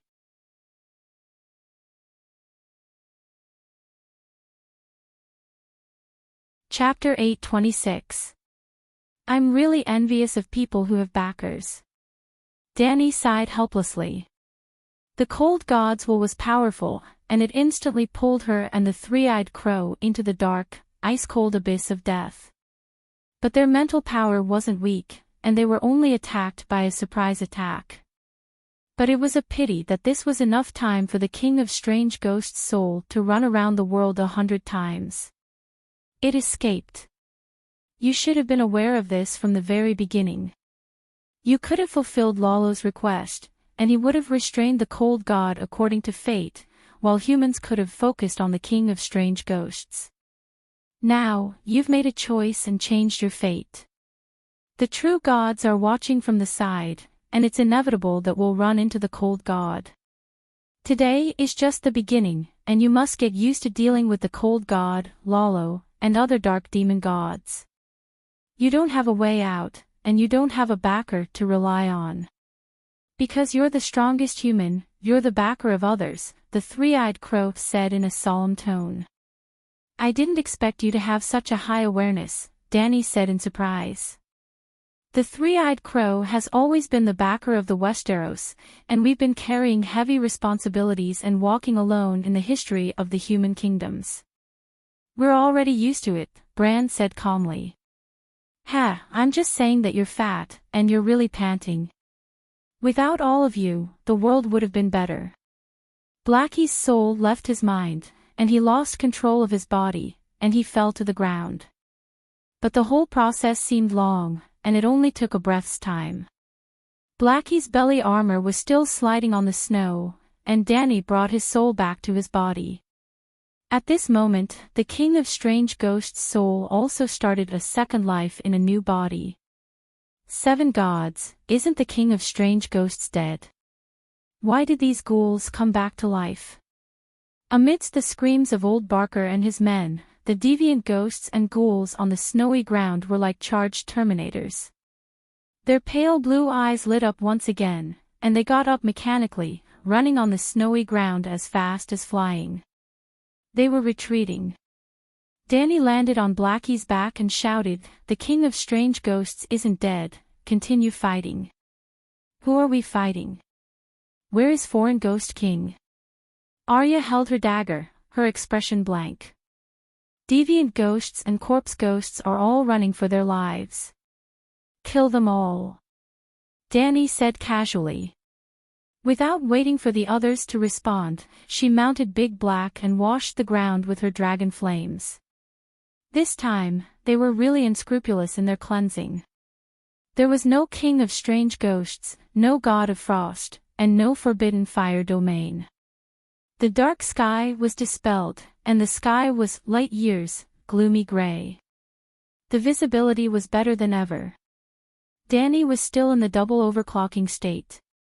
Dahe was almost flying close to the ground, and the dragon flame it spat out was like a 100-meter wide broom, sweeping out scorched tracks on the white and flawless snowy plains. The corpses were burning, and black smoke was billowing, and the burnt smell permeated the vast snowy plains. This is too much. If it was like this before, compared to the Megalosaurus, our group seems to be useless. Jaime was deeply affected, and his face was full of dejection. She didn't dare to do this before. Jon said seriously, now that the sun is up, the Megalosaurus and Dragon Queen can see the danger from the ground. That's why they are so bold. If the Foreign Ghost King was still here, with more than 10 deviant ghosts and the forbidden fire domain, they would definitely be able to heavily injure the Megalosaurus. So, the city wall and the guards are not useless. The Megalosaurus cooperated with the human soldiers and worked together to cover each other. This is the way to win. Thinking about how it was so dark that they could only rely on their blue eyes to determine the identity of the corpse ghosts and their attacks, Jaime nodded silently. His expression was much better. Arya looked around and found a big crow that had landed on the corpse ghost's cheek and was pecking at the pale flesh. She walked over and asked, "Why is the Foreign Ghost King not dead?" "I killed it." The crow swallowed the bloody white meat and asked, "The Foreign Ghost King can control deviant ghosts, just like a shapeshifter can control animal companions. Do you understand now? The Foreign Ghost King is also a shapeshifter?" Arya's expression was ugly. In fact, the first deviant ghost and the first Foreign Ghost King were both Green Prophet. The deviant ghost's meditation technique is 90% similar to the Green Prophet's. Your Reaper's Bible was created based on the meditation technique of the deviant ghost and the Green Prophet. So the Foreign Ghost King can never be killed. Jon found it hard to accept. No, it's already dead. Uncle Bunyan's will completely dissipated, and then the real foreign ghost king was born. Bran's tone was complicated. What do you mean, wasn't the one before the foreign ghost king? Jamie frowned at the crow whose mouth was stained with blood. It's the foreign ghost king, but it's not complete. You guys noticed it too, right? Bunyan Stark can control the body of the foreign ghost king from time to time. At that time, the forbidden fire domain disappears, the ice power that automatically surges towards it disappears, and the piercing north wind slows down. It can be said that other than the appearance of a deviant ghost, it has lost all the talents and abilities of the foreign ghost king. That is the pure Bunyan Stark, a human. The reason for this is that there seems to be a problem with the ritual of transforming the foreign ghost king, and it's only half completed. Most of the time, Bunyan can't take control of the body of the foreign ghost king, but his will never disappear. The foreign ghost king with human emotions is naturally an unfinished product of failure. Therefore, the foreign ghost king must come to attack Winterfell, and Frost God must destroy Winterfell. By destroying his own home and killing his own family, Bunyan Stark completed the final transformation to the foreign ghost king, Bran explained. Isn't that too incredible? Jared Dane looked suspicious. You didn't tell us this before, and you didn't even reveal the secret of the foreign ghost king's true identity. Jon frowned and said unhappily, if you knew all this, why didn't you tell us in advance? I was just guessing then, I wasn't sure. Big Raven's eyes flashed with human-like helplessness. Jon, do you still remember how you found the winter horn? The horn that blew down the Great Wall? Jamie exclaimed. Did a horn really cause the Great Wall to collapse? Although I've never been to the Great Wall in my life, I've always heard that the Great Wall is like a mountain range that will exist until the end of time. It sounds incredible, but it's a fact. The Eastwatch night watchmen saw it with their own eyes. Barristan pouted in the direction of Winterfell. Before today, could you have thought of this? Looking at the towering iceberg, all the doubtful creatures fell silent. Bran continued, the barbarians guessed correctly. For thousands of years, the winter horn has been in Jomun's tomb, but how did it appear? Humans don't remember, but the deviant ghosts remember, and they dug it out. 5 years ago, Jon found the winter horn under a rock at the Ancestor Fished Peak. It wasn't an accident. At that time, the deviant ghosts had just dug out the horn and transformed Bunyan. At that time, Bunyan's will hadn't completely fallen asleep. He didn't want to destroy humans, so he stole the horn and prepared to leave it to the night watchman. How is that possible? Jon couldn't believe it and shook his head. The others were also in disbelief. Bran sighed and said slowly, others may not understand the significance of the Ancestor Fished Peak, but Jon, you were the commander-in-chief of the Night Watchmen. Don't you know? The Ancestor Fished Peak was a hill that rose abruptly in the Ghost Shadow Forest. The terrain was steep, and the view was good. There was a small river flowing at the foot of the hill. It was a rare strategic location beyond the Great Wall. If Dany was the king of the Seven Kingdoms and knew about the existence of the Ancestor Fished Peak, she would definitely build an outpost fortress at the top of the hill to warn the barbarians and deviant ghosts. In fact, before the first long night, the ancestors had built a simple circular fortress at the top of the hill, a circle of grey stone walls that reached the height of one's chest. Therefore, until now, the Ancestor Fished Peak was an important stronghold for the Night Watchmen north of the Great Wall. When Old Mormont led the Night Watchmen out of the Great Wall to inquire about the movements of the barbarians and deviant ghosts, he used the Ancestor Fished Peak as a base to stop the invading barbarians and deviant ghosts. Then the deviant ghosts taught the Night Watchmen who had forgotten their ancestors and history how to behave. Bunyan had been a ranger for more than 10 years and had stayed at the Ancestor Fished Peak countless times. He hid the Horn of Winter there in the hope that other rangers could find it and bring it to the south of the Great Wall. In order to remind the Night Watchmen, he also put a bag of dragon crystals beside the Horn of Winter. Unfortunately, no one understood what he meant. Bran said helplessly. Jon carefully recalled the scene when he found the horn and slowly accepted Bran's explanation. Why didn't Uncle Bunyan leave a letter to make things clear? He asked in a hoarse voice. He wasn't a scholar. How could he carry a pen and paper with him? Besides, he had already been transformed into the King of Deviant Ghosts at that time. Going against the King of Deviant Ghosts' instinct to destroy the living, he stole the Horn of Winter and buried it under the Ancestor Fist Peak. That was the limit of what he could do. Why didn't the King of Deviant Ghosts find the horn after that? Barristan frowned.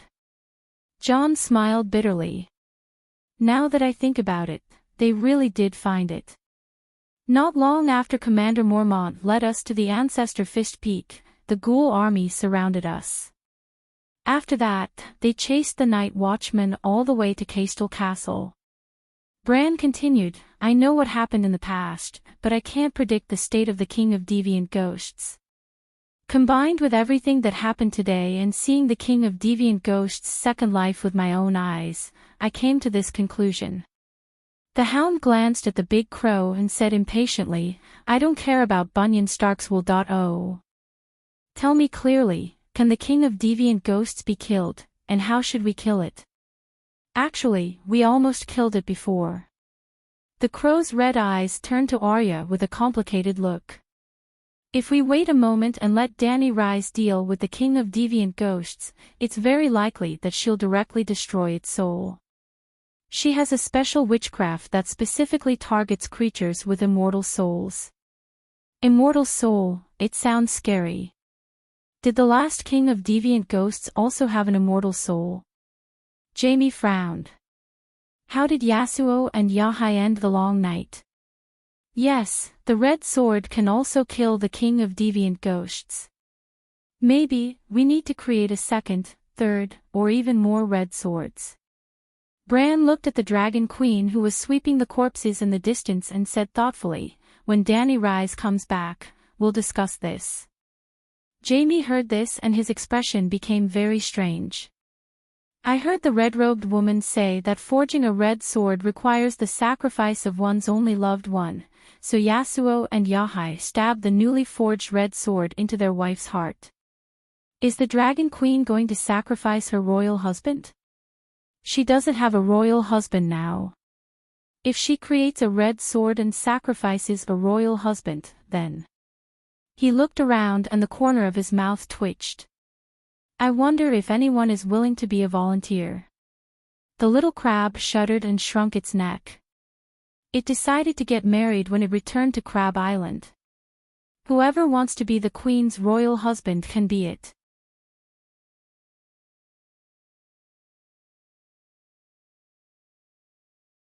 Chapter 827. Dany rode on Blackie and swept through the vast snowfield. She burned from noon until evening, when the sky was completely dark. This time, the sky was dark because it was night time. Within a 20-kilometer radius of Winterfell, there were crisscrossing burn marks on the white, carpet-like snow. She even chased them to the northwest wolf forest. At least 100,000 ghouls were burned to ashes by the dragon flames. When the sky was completely dark, she left the wolf forest and returned to the White Blade River mountain range, 10 kilometers southeast of Winterfell. The White Blade River meandered past the entrance of Winterfell. On both sides of the river were hundreds of kilometers of mountain ranges with many silver mines. Before opening the dimension portal and leaping into the dark whirlpool, Little Green and Little White hid in the neighboring mountain range. Obviously, Winterfell was the center of the forbidden spell attack. Dany couldn't let them hide in Winterfell. In fact, Dany's winged dragon legion was also in the mountain range. She chose an 800-meter-tall mountain peak and built a simple, air base on a wind-sheltered platform. More than 50 tons of wildfire bombs were hidden there. The main reason was that Winterfell was too small. With a side length of 300 to 500 meters, 20,000 people were squeezed inside. How could the winged dragons, which were 20 to 30 meters long, stop? With millions of ghouls attacking the city, Dani had killed countless enemies in one day and one night, and she had also obtained an immeasurable amount of spiritual essence. She had only used 1/20th of the amount, and it had allowed Little White and Little Green to recover from their exhaustion. After using about 10% of the spiritual essence, Dani and the 58 crows became energetic again. They were left with 85% of the spiritual essence. Old Crab and the Winged Dragon Knights continued to stay at the air base. Dani brought the 3 Megalosaurus back to Winterfell. Winterfell was located in a conical icicle with a diameter of 2 kilometers and a height of 2 kilometers. The ice outside was crystal clear. Inside, the war-torn castle, frightened people, and snow-covered trees were lifelike, forming a strange and beautiful scene. When Dani landed, about 3,000 soldiers were gathered in the ruins of Winterfell in front of the King's Gate. Only the wooden houses, pillars, and roofs of Winterfell were demolished.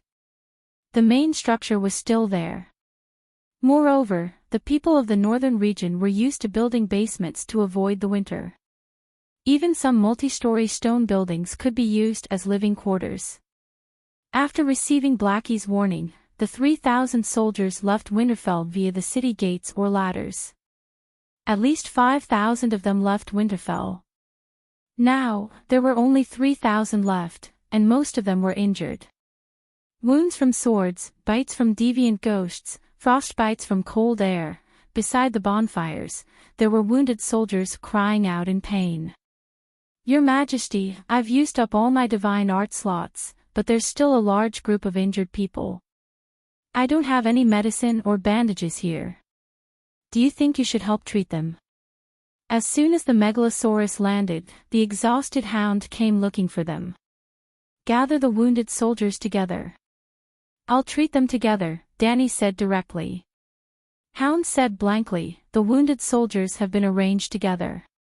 You can treat them when you go over. Let them line up before me, side by side. Sir Barristan, bring some people over to help," Dani said.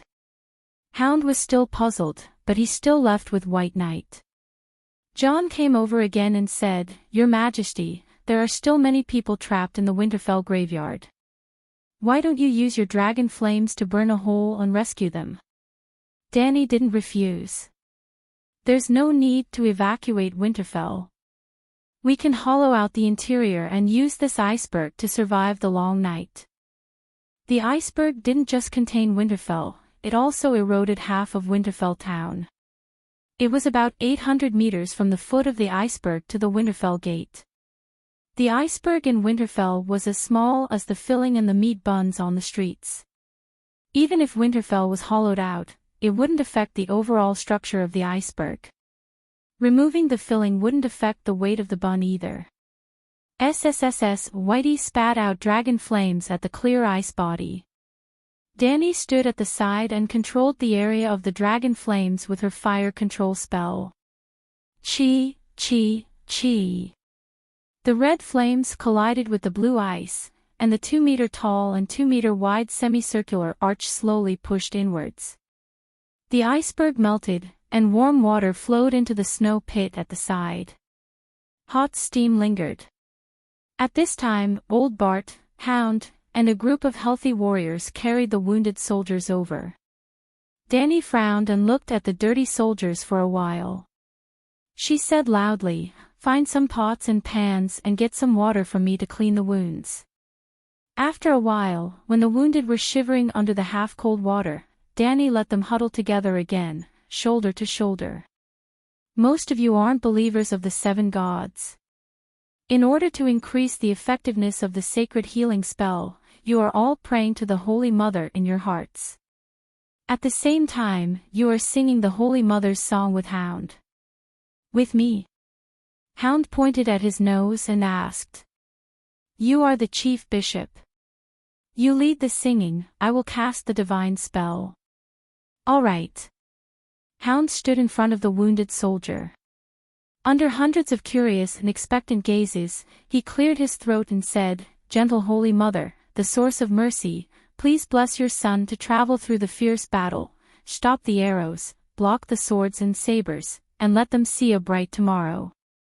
Gentle Holy Mother, the hope of women, help your daughter not to suffer, calm the anger, tame the madness, teach us to be tolerant of each other." After singing for a while in an off-key, rough voice, Hound suddenly froze. He looked at the crowd opposite him and asked, "Why don't you sing with me?" "Slow down, they can't keep up," Danny said impatiently. Then Hound slowly sang, "Gentle Holy Mother, the source of mercy. Gentle Holy Mother, the source of mercy." The group of northerners loudly sang the same off-key song. Although their singing was not very good, they had the pious and holy attitude that Danny needed. In short, these northerners had become shallow believers of the seven gods without even knowing it or being willing to admit it. Faith came from hope. Now that they were suffering from illness, they must be hoping that the Holy Mother could help them get out of their current predicament. This was the foundation of faith. With faith, the efficiency of the holy healing art increased by more than 10 times. Danny did not care about the northerners' faith. She only wanted to save some divine power and spiritual quality. As the Holy Mother's song continued, a faint milky white halo rose from their wounds. The halo connected into a milky white glow. Holy, holy, grand, and warm.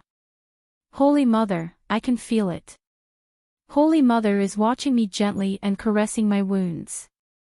I am full of strength. A bearded northerner closed his eyes and shouted randomly.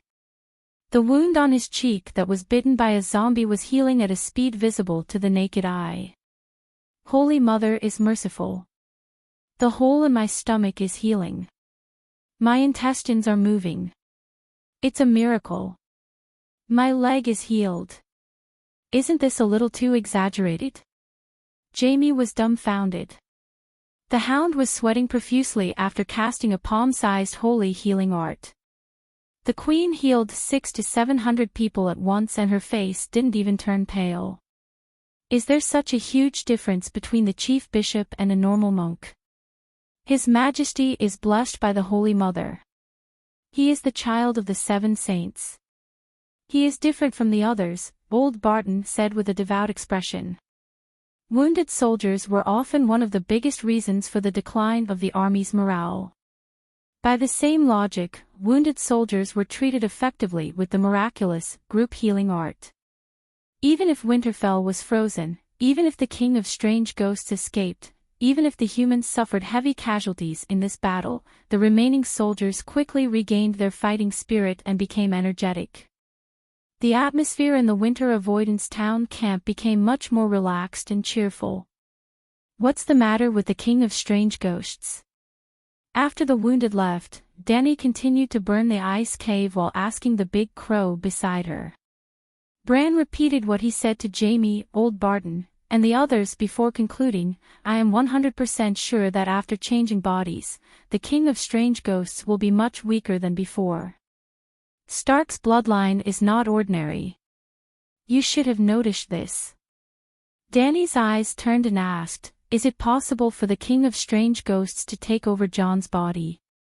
For example, killing Jon, or kidnapping him and forcefully occupying his soul?" "Absolutely not," Bran said with certainty, "not to mention that there can only be one King of Strange Ghosts in each long night. After this rebirth, the King of Strange Ghosts can no longer activate a second life in another strange ghost's body. In the millions of years of the Three-Eyed Crow's history, all the Transfiguration beings and Green Prophet who activated a second life will lose the ability to occupy other creatures' bodies. In other words, the gift of rebirth through possession is a one-time use. After using it, the Transfiguration ability will be lost." "You mean, if the King of Strange Ghosts is killed again, it will definitely die?" Danny asked suspiciously. Hesitation flashed in the big crow's eyes. "I'm not sure. Do you know how the King of Strange Ghosts was born? You know? Danny asked. The big crow shook its head and said, I have a guess, but I don't know the specific process. The strange ghosts leave simple ice runes in the dead's mind, transforming the corpse into a corpse ghost and controlling it. The King of Strange Ghosts leaves its will and meditation technique in the mind of a baby, allowing the baby to absorb the power of ice and become a strange ghost to control it. Then, is it possible that the strange ghosts summon the frost god through sacrifice and let the frost god leave its will in Bunyan's mind? It's very possible, Danny said. Then, can the frost god take back the assimilated soul and return it to its main body, or transfer that soul to the next strange ghost? Bran said. Then the King of Strange Ghosts can never be killed? Danny said. What I mean is, killing the King of Strange Ghosts who activated a second life with a normal weapon might not be able to end the long night. What we really need to do is to destroy the will of the frost god in Bunyan's soul. Danny thought. You're right. Our real enemy is the frost god. Maybe I need a stronger weapon. Can the talent of turning souls into pure spirit be added to a weapon? If it succeeds, it won't be weaker than the light emissary, Bran said. It can't be done at the moment. How much of LoveLore's red sword can you imitate? Bran asked again. I can imitate it 100%. I've completely deciphered the runes, but it's useless. I, Sheep Egg, and LoveLore all have our own Song of Fire, and the red sword's basic spell is to use LoveLore's fire mastery. If I can chant the complete Song of Fire, I can also create my own Sword of Fire. Bran said helplessly, in the end, to deal with a true god, only the power of a true god or a weapon that can use a true god's power. Other than you, who has a chance, the others will never be able to complete the oath of, the one who ends the long night will be the king. Danny heard this and looked worried. This is not good news. We have to change the oath. The one who contributes the most will be the king. I'm just a tool and won't participate in the competition. Bran.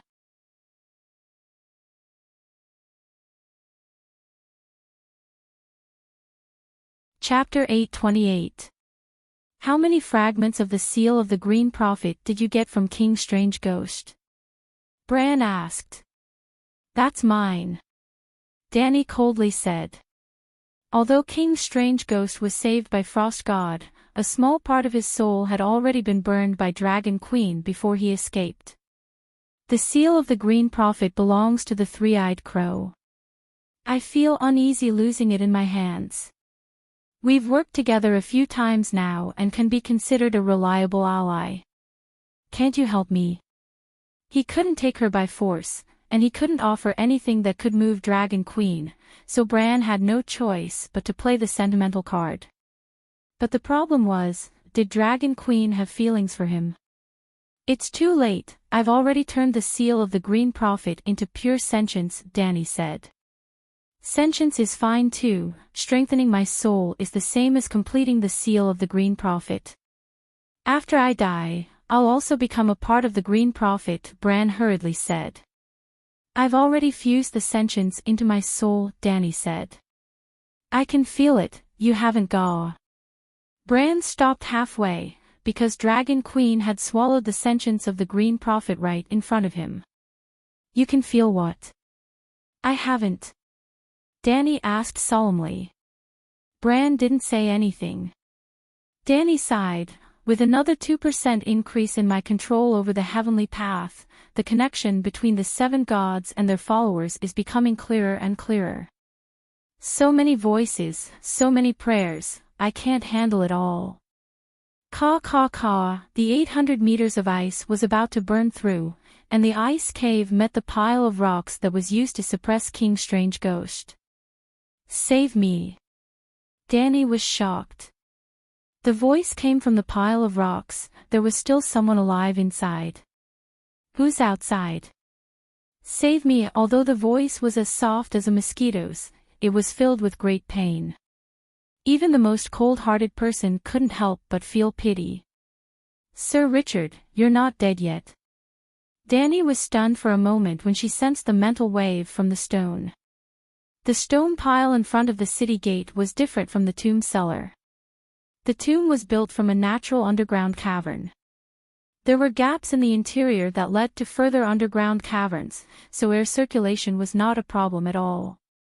Therefore, the ghoul army had already retreated, and Dany didn't immediately set fire to the glacier.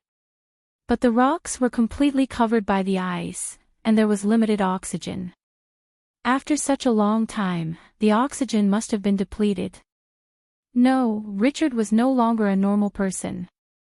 At this moment, Dany remembers that Richard is not a perfect resurrection like Big Sparrow. The yin spirit in his body is not completely removed. Not long after, a group of soldiers came in and moved away the stone slabs, bricks, wood, and other debris, revealing a small space between two stone slabs. There were 2 corpses inside. They were naturally corpses. However, one of the corpses slowly opened its eyes and gently breathed in the cold air. "Ah, the corpse is coming back to life. Quick, kill it. It's a corpse ghost." The barbarian soldiers carrying the corpse howled and went to look for the dragon-tooth dagger. "I told you, he's Sir Richard." "He's not dead," Dany said with a dark face. "But he's ice, colder than ice," the soldiers shouted. "Look at his eyes. They're glowing blue," Dany reminded him. Everyone took a closer look and let out a long sigh of relief. Sir Richard's blue eyes were like extinguished candles. They were almost completely dim, let alone shining. When they carried Richard out of the ice and placed him by the fire to heat up, everyone gathered around to look at him curiously. "Why isn't he dead?" Jon asked in surprise. "Well, the last time he was resurrected, he accidentally brought down a holy garment from heaven." Lying came naturally to her. "Oh, I remember now," Jon said thoughtfully. At that time, Sir Richard was chanting something like, "Mighty Heavenly Dragon." His body expanded and he was as strong as a bull. He stabbed the sword into the corpse. Speaking of this, Jon's face turned pale. His eyebrows twitched and he said, "The King of Strange Ghosts is too strong. After being treated like that, a normal person would have died long ago. But it's fine." "Something's wrong," Arya popped out from the crack of a rock. No one noticed where she was before. "The King of Strange Ghosts can be injured too. It's chest, eye socket, but..." Arya was also embarrassed for a moment. "The wounds haven't healed completely. It's limping. There's still a hole in its chest under the ice armor. I pierced its heart through that gap." Dany squatted by the fire and checked Richard's pulse and internal organs. She said, "The King of Strange Ghosts is also a living creature. Of course it can be injured. However, it can absorb the power of ice from the long night to heal minor injuries. It's similar to the healing skills of the 7 gods. It's easy to heal external wounds, but it's very time-consuming to regenerate broken limbs." "How is he?" Arya leaned over and asked. "It's very strange. The surface of his body is covered with a layer of frost, but the liquid inside his body is not frozen. Instead, it's in a state of hibernation," Dany said excitedly. In her previous life, scientists had worked hard for more than half a century, but they still couldn't find the technology to freeze living people. Now, with the productivity and the level of science in the Middle Ages, Richard had perfectly achieved the goal of scientists. The yin soul in the cells seems to be able to absorb energy from the extreme cold. This energy makes breathing an unnecessary physiological activity. Maybe Richard can survive in a hot and dry environment. We can try it if we have the chance. If we can prove that he can survive in extreme environments, he doesn't need to be a knight. It's a waste of his talent. He can become an interstellar explorer." "Your Majesty, what are you talking about?" Old Bar and the others were confused.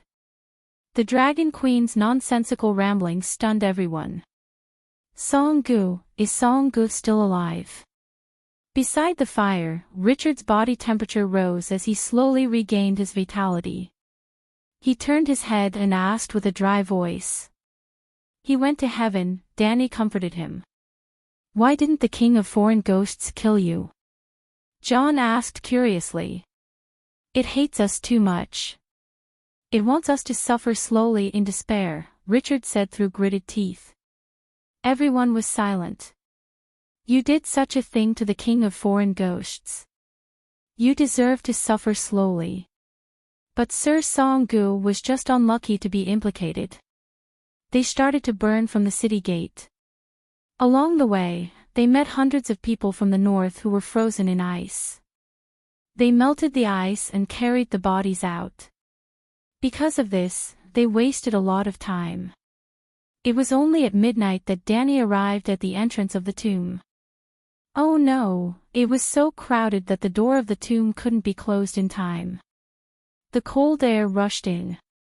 Seeing the anxious and terrified ice sculptures in the staircase of the tomb, John's heart sank. Ah, this is Jenny Poole. She was always by Sansa's side. The tomb was very deep, about 30 meters underground. The narrow staircase spread down in a zigzag pattern. At the bottom of the staircase, John saw an ice sculpture that made his soul freeze. His eyes reddened and he almost cried. I told you, Sansa is fine, the big crow on his shoulder said calmly. Not only is she fine, you can also see an unexpected old friend. Bran's voice sounded strange in the narrow passage. After clearing another layer of ice, the worry on John's face turned into surprise. The thick oak board at the entrance to the upper level was not covered, but the entrance to the tomb at the bottom level was tightly shut. He looked back at Jenny Poole's body carefully. Her face was filled with despair. She was curled up into a ball, her right hand clenched into a fist, as if she was hitting something. Jenny was blocked outside. She struggled for a long time before she froze to death. John shuddered. The iron oak door that was thicker than Danny's waist was slowly opened by the people in the tomb. There was a gap, and a few soldiers were holding torches to clear the ice shards between the door, so that the door could move freely. When the door was fully opened, a woman in red stood under the light of the fire. Her mysterious red eyes looked at the Dragon Queen who was holding the fireball. She said calmly, "What took you so long? You're not dead." Danny was still calm, but John shouted first. Melisandre wore another ruby around her neck. It shone brightly in the dim tomb. When I stepped into the great King of Light's divine kingdom, he told me that some people had failed to fulfill their promises. The red-robed woman looked at Danny deeply. The long night did not end, and the mission was not completed. I could only take a step back, leave the heaven of light and fire, and return to the world of mortals. Welcome, welcome. It's good that you're back. The world still needs a great wizard like you. Danny's eyes were gloomy, but there was a bright smile on her face. Where's Sansa? Is she okay? John was only shocked by the red-robed woman's resurrection for a while, and then he looked into the tomb. She's fine. A bald middle-aged man with a square chin walked out of the shadows. His light blue eyes seemed to be shrouded in black smoke. They were not as pure as before, but had a depth that did not belong to Stannis. Erlu was also resurrected. His face was as pale as a dead man. His exposed skin did not have the luster and smoothness of a living person. It looked like pork belly that had been soaked in water for 2 hours. Judging from his appearance, it did not look like a perfect resurrection. However, Danny felt a similar aura from him when he was first resurrected. His body seemed to have been filled up and nourished by a powerful force. To put it simply, Lalo had invested more in him than the Lightning King and Madame Stoneheart, but less than John. Obviously, Lalo did not leave the long night behind. He intended to continue creating trouble through his agent. The tomb was warmer than expected. After burning the bones of Stark's ancestors, John purposefully transformed the tomb into an underground fortress. The hot spring in the forest of God's trees flowed from underground into the tomb. At the center of the underground hall, there was a pool made of bricks. The hot spring water flowed into the pool and made an arc in the tomb. When the heat dissipated and the water temperature dropped, it flowed into the cracks at the edge of the stone wall. Perhaps it would eventually flow into the underground river. The White Blade River was just beside Winterfell. At the entrance of the steamy hot spring, John found his sister. Although it was a little damp, it was the warmest, like spring. I didn't expect the tomb to be so big. Perhaps it is connected to Gorney's Passage. The city builder, Brandon, chose a good place. At the end of the tomb, Dany felt the cold air pouring in through the gaps and holes. She sighed with emotion. You don't have to go to the surface anymore. Just spend the winter here. It's quite warm. A Northern Territory woman washing carrots by the hot spring water looked at the Dragon Queen in awe and whispered, "Everyone says that there is a mystic dragon hidden under Winterfell." Dany shook her head and said, "There is no mystic dragon, but there is a crack in the ground. Perhaps there was a volcano nearby tens of millions of years ago. But now, it is long dead. There are fewer and fewer volcanoes in the world."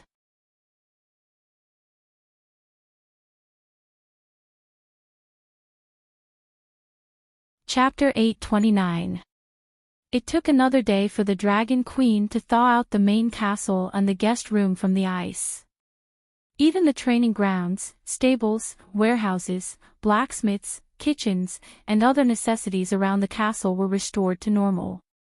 In the main castle, there was a living room with a burning fireplace. At that time, the red-robed woman had wrinkled skin and white hair. She looked like an old woman who was about to die. However, she didn't die. I saw her eyes. Yilien Anne sank into her memories.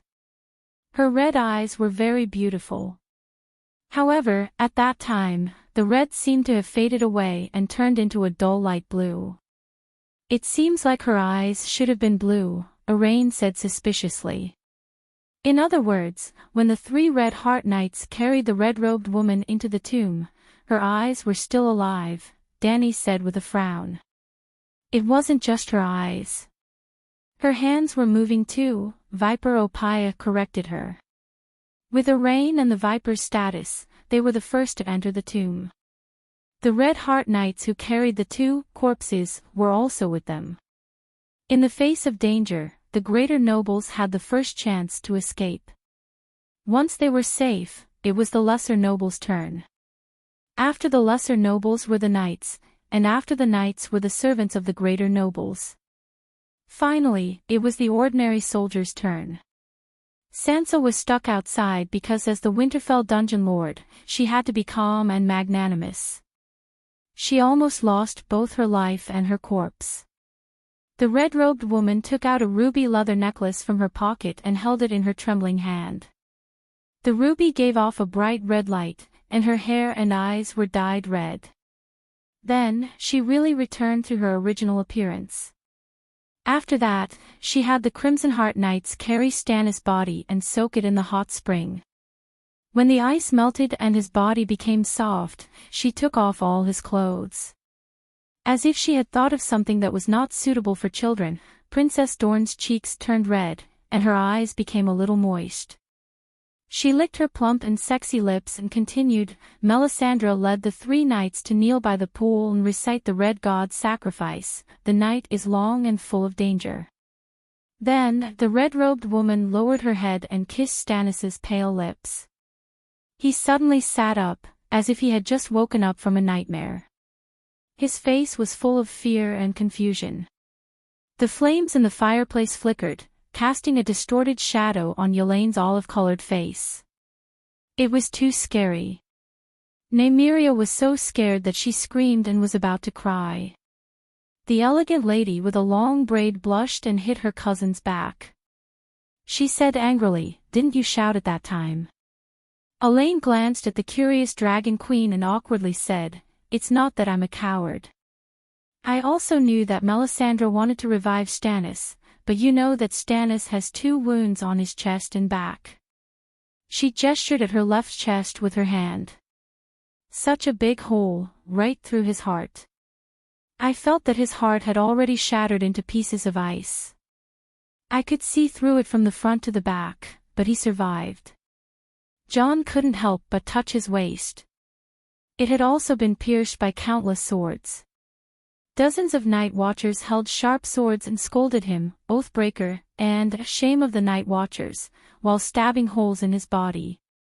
However, the ones attacking him were just ordinary people with ordinary weapons.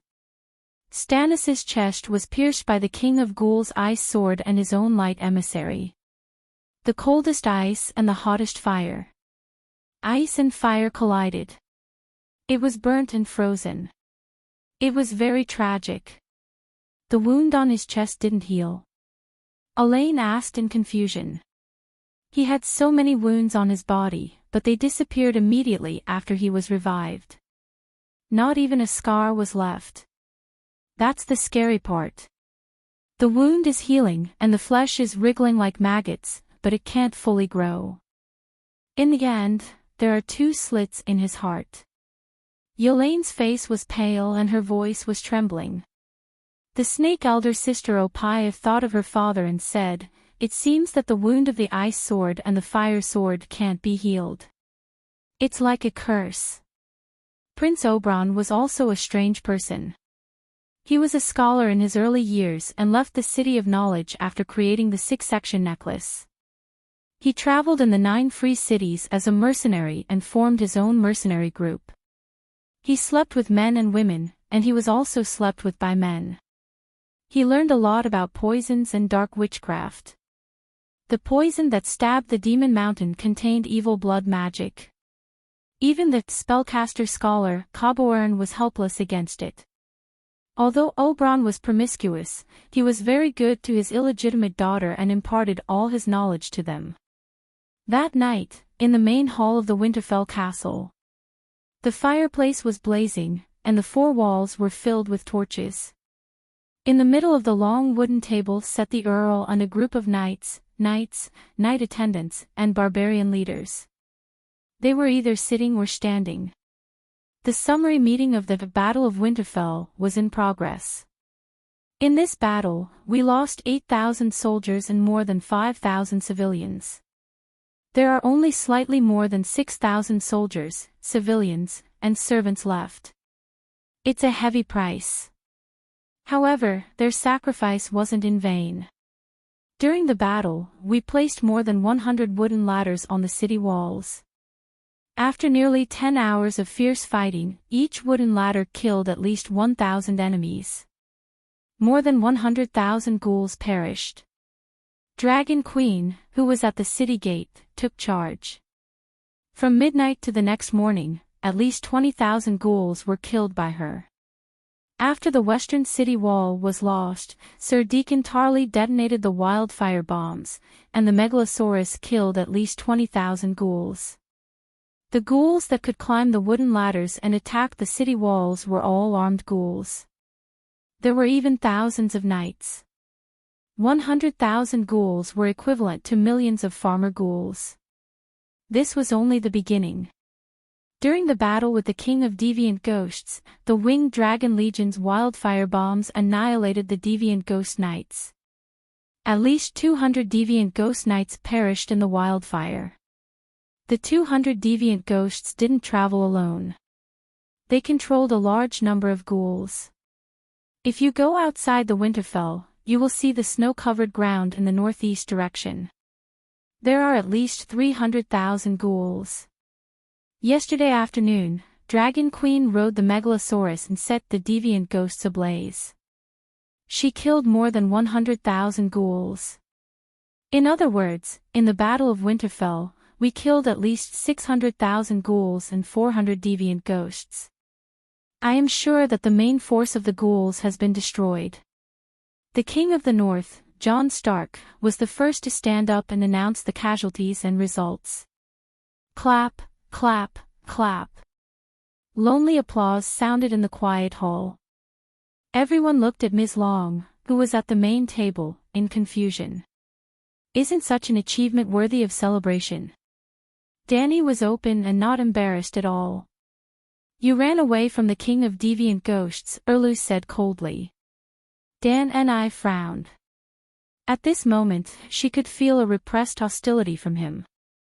It was a hostility that shouldn't belong to him.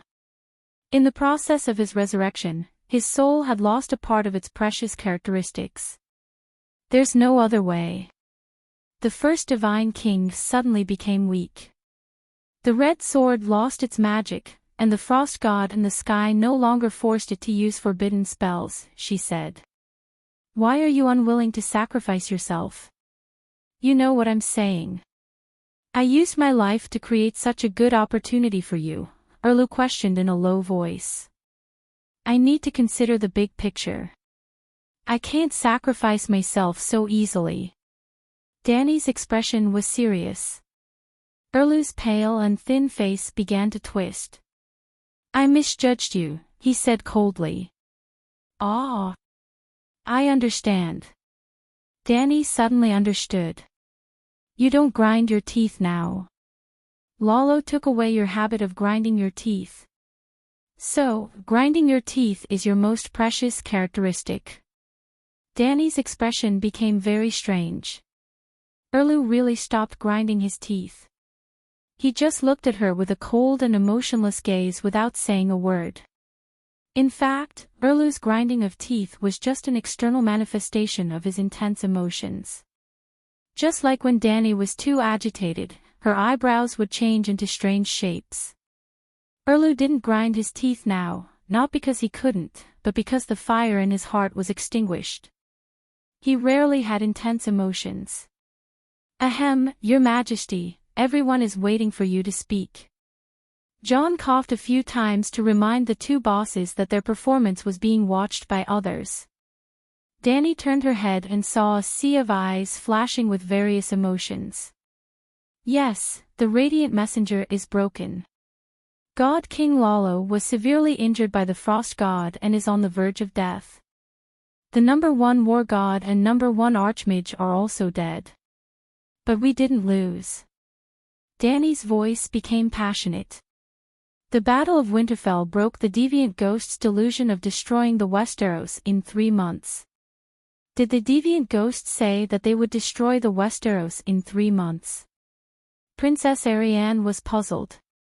The deviant ghost king told me. Or do you think the deviant ghosts can't do it? Danny glanced at her. Half a month to fight from the Great Wall to Winterfell. If we failed. South of Winterfell is the Neck.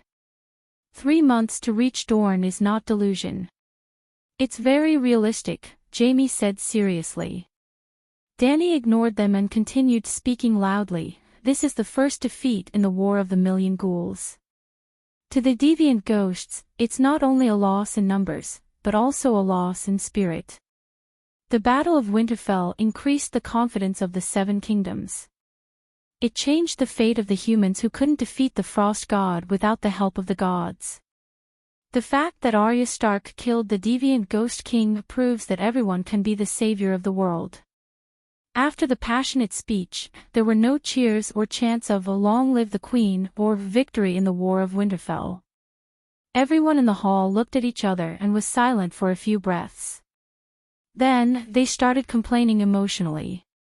To be honest, after the Battle of Winterfell, I don't have much confidence in winning. Yes, this time, we used all our strength, but we couldn't end the long night. Is there any hope in the future? To the deviant ghosts, is the loss of troops meaningful? Will the group of zombies and icebergs feel defeated? I'm feeling a little hopeless. Isn't that so? Who wouldn't feel hopeless after seeing the dark vortex? We're living in an iceberg. I heard that it's the Frost God's forbidden spell. I feel that Miss Arya's killing of the deviant Ghost King is more hopeless. After killing him, he can be reborn. I feel like going to heaven. The long night is too terrifying. Dragon Queen's passionate speech was meant to boost the morale of the nobles, but the more she spoke, the more hopeless the nobles became. This time, Danny was really embarrassed. Caw, caw, caw. A large crow flew from the direwolf statue above the fireplace to the center of the long table. I'm Bran Stark, this generation's three-eyed crow. The three-eyed crow is the god's messenger who protects the Westeros. I know all the secrets related to the long night. Now, I want to tell everyone that the Battle of Winterfell is an unprecedented victory.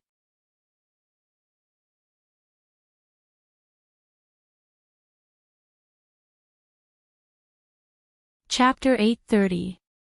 Did you notice the change in Stannis? After the conclusion of the Battle of Winterfell, Danny immediately found Melisandre and invited her to a corner of the castle corridor. What do you want to say? The red-robed woman's attitude was cold. Danny pursed her pink lips and her beautiful face became serious. When Lalo revives the dead, he will take away the most precious part of that person's soul. I saw Lady Stoneheart in Hijin and heard Monk Soros talk about what happened to the Lightning King, Earl Bailey. After they were revived, they were no longer their previous selves. Lord Barry had even forgotten the name and face of his most beloved fiancé, and Lady Stoneheart had committed her most abhorrent crimes one by one. I don't know why the Light King wants to take away a person's soul, but it is clear that he didn't even let go of his chosen savior. Stannis used to be unscrupulous for the Iron Throne and power, but he at least understood that power was also a responsibility. He pursued the Iron Throne fervently, but he also fulfilled the responsibility of the King of the Seven Kingdoms to protect the Seven Kingdoms. For the sake of the big picture, he temporarily put down the Iron Throne and worked with me to deal with the strange Ghost King. Now, he has changed. Melisandre raised her head and stared at Danny with her beautiful red eyes. She asked, "Do you know that Stannis knew he was going to die, but he still created an opportunity for you?" Danny shook her head. He knew his end. Before challenging the strange Ghost King, he and I saw our fates in the bonfire, our shared fate. He knew how he would die under the strange Ghost King's sword, so you got such a good opportunity. The red-robed woman's eyes were filled with grief and anger. Danny was startled. She didn't expect Erlu to be so fearless. She sighed for Erlu who had passed away and said lightly, "Bullshit opportunity. Do you know that your prophecy was already known by Lalo?" The red-robed woman was stunned for a moment. What do you mean? The King of Light that you believe in is not a good person. He knows that you are heroes, and he also guessed that I am a human hero. That sly old man knows how heroes make decisions at critical moments, and he is also good at using righteousness to deal with heroes. Therefore, he, who had seen through everything, set a trap on the red sword to lure me in. He guessed the beginning, but not the end. You are a hero, and so is Stannis, but I only look like a hero. The Dragon Queen showed unprecedented sincerity. Why is the Light King trying to tempt you? Melisandre asked, puzzled. He wanted to plunder my talent, soul, and magic power. When I held the Light Emissary, Danny told her everything that had happened that day. As if she was worried that the red-robed woman would not understand Lalo's viciousness, she even told her what had happened to Yasuo, Ahai, and Nisha. Let me tell you clearly. The real savior is Jon Stark, and Stannis is just a spare tire. When you revived Jon the last time, the three-eyed crow and I did something, and reversed his fate of being entrusted with Lalo's will. We also indirectly changed Stannis' fate, and he became the main one from the spare tire. As if she was still not satisfied, Danny blabbered on, and revealed everything she could. Melisandre was dazed for a moment, but in the end, she bit her red lips and said firmly, "Since the great King of Light needs your talent and special traits, then give them to him. Being able to become one with him is the greatest honor in the world." Danny widened her eyes and said in disbelief, "You usually look quite smart, how can you say such stupid things? The so-called gods are just living beings with great power and superhuman knowledge. We can revere their power and learn from their teachings, but we must never lose ourselves and worship them without a bottom line. As expected, only a blasphemous person like you would commit the blasphemous crime of usurping the position of the seven gods." The red-robed woman looked at Danny with obvious disdain and disgust in her eyes. Danny looked at the red-robed woman carefully for a long time, from top to bottom, from left to right, and through her eyes, she looked into her soul. Finally, she was sure that the red-robed woman was a native fanatic who had not been baptized by modern thinking. All right, this conclusion did not require her to look left, right, up, or down. Aunt May was a native. Danny found it hard to understand because Melisandre was also an extraordinaire, and she was even a top-notch boss among extraordinaires, a demigod. You have such great power, and you are no different from a god in the eyes of mortals. Why are you so obsessed with faith? She asked curiously. Melisandre showed an intelligent and elegant smile, and asked in return, "One day, a nobleman who was born a slave will be promoted to a duke of a country.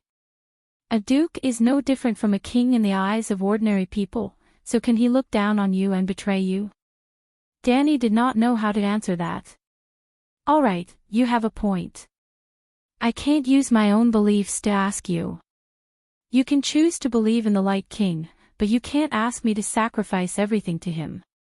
Melisandre clasped her hands and hung them on her abdomen, her wide sleeves covering them.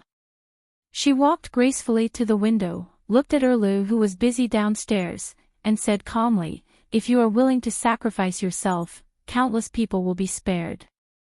You don't understand. This is the era of human civilization. Humans are the main characters, and our fate should not be controlled by the hands of gods. As the child of the era, I represent the future of humans. If I die, humans will truly lose hope." Dragon Queen's expression was pained, as if her responsibility far exceeded that of a savior, and she was under great pressure. Melisandre's mouth was wide open, and her heart-shaped face was blank. "You are so arrogant," she said after a while. "No, I am not arrogant. I thought you would understand me." Dragon Queen's expression was hurt because she was not understood. "Sorry, I really don't understand." The red-robed woman's mouth twitched. "Don't you and Stannis have the same mindset?" Danny suddenly put on a smiling face. "Stannis thinks that he is the savior and has the responsibility to save the world, so he can make Lawnleaf sacrifice himself and let Aegon light his path forward. Compared to him, I can go one step further. As the strongest and most promising human to become a true god, I have every reason to think that I am the future of humans and the child of the world. So I can reject anyone and any god that wants me to sacrifice myself. On the contrary, they should sacrifice themselves for me. I am the mandate of heaven." This time, it was Melisandre's turn to be speechless. "I am leaving. What else do you want?" The red-robed woman planned to leave. "Stannis, try to persuade Stannis. Persuade Stannis. If you have feelings for him, don't let him squander away the glory of the Battle of Winterfell. To be honest, you might not like to hear this, but Stannis dying in Winterfell is the best ending for him. You really shouldn't have revived him." Danny sighed. Melisandre's red eyes flashed. She turned her head and said firmly, "Under the guidance of the great Lollo, he and I are walking on the path of glory. You can think whatever you want, but don't do anything that is out of line. I swear to you, I really don't want to kill the two of you with my own hands. I have to admit, in the mud pit that is the Westeros, you and he are the least annoying." Danny smiled bitterly. "You dash." Melisandre's face was full of anger. Her body trembled slightly. "You know, it is not difficult for me to kill the two of you." Danny sighed. "That is not certain. the red-robed woman said coldly. Danny shook her head.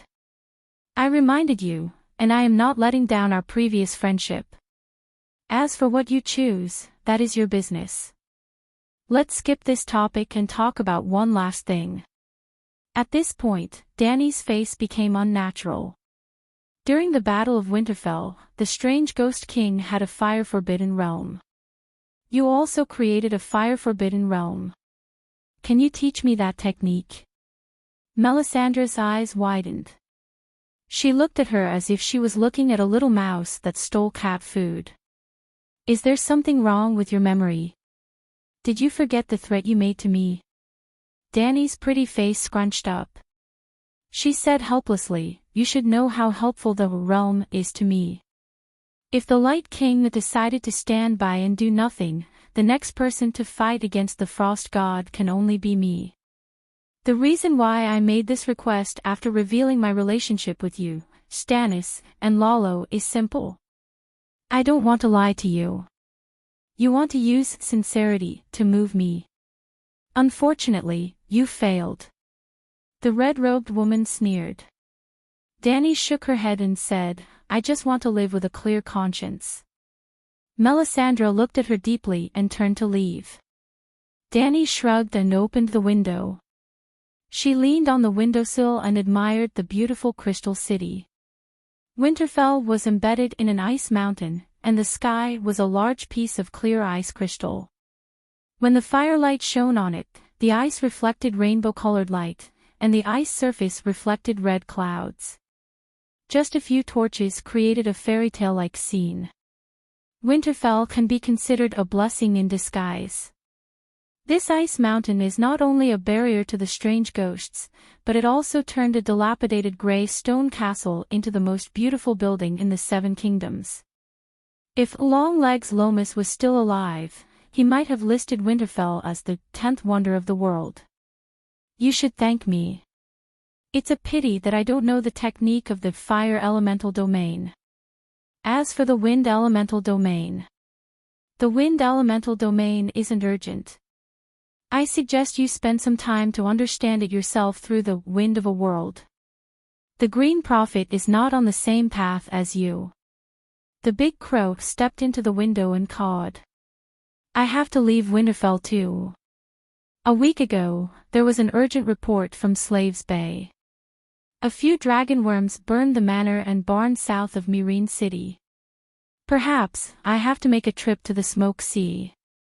Tap, tap, tap. The sound of iron boots running on the stone walkway approached.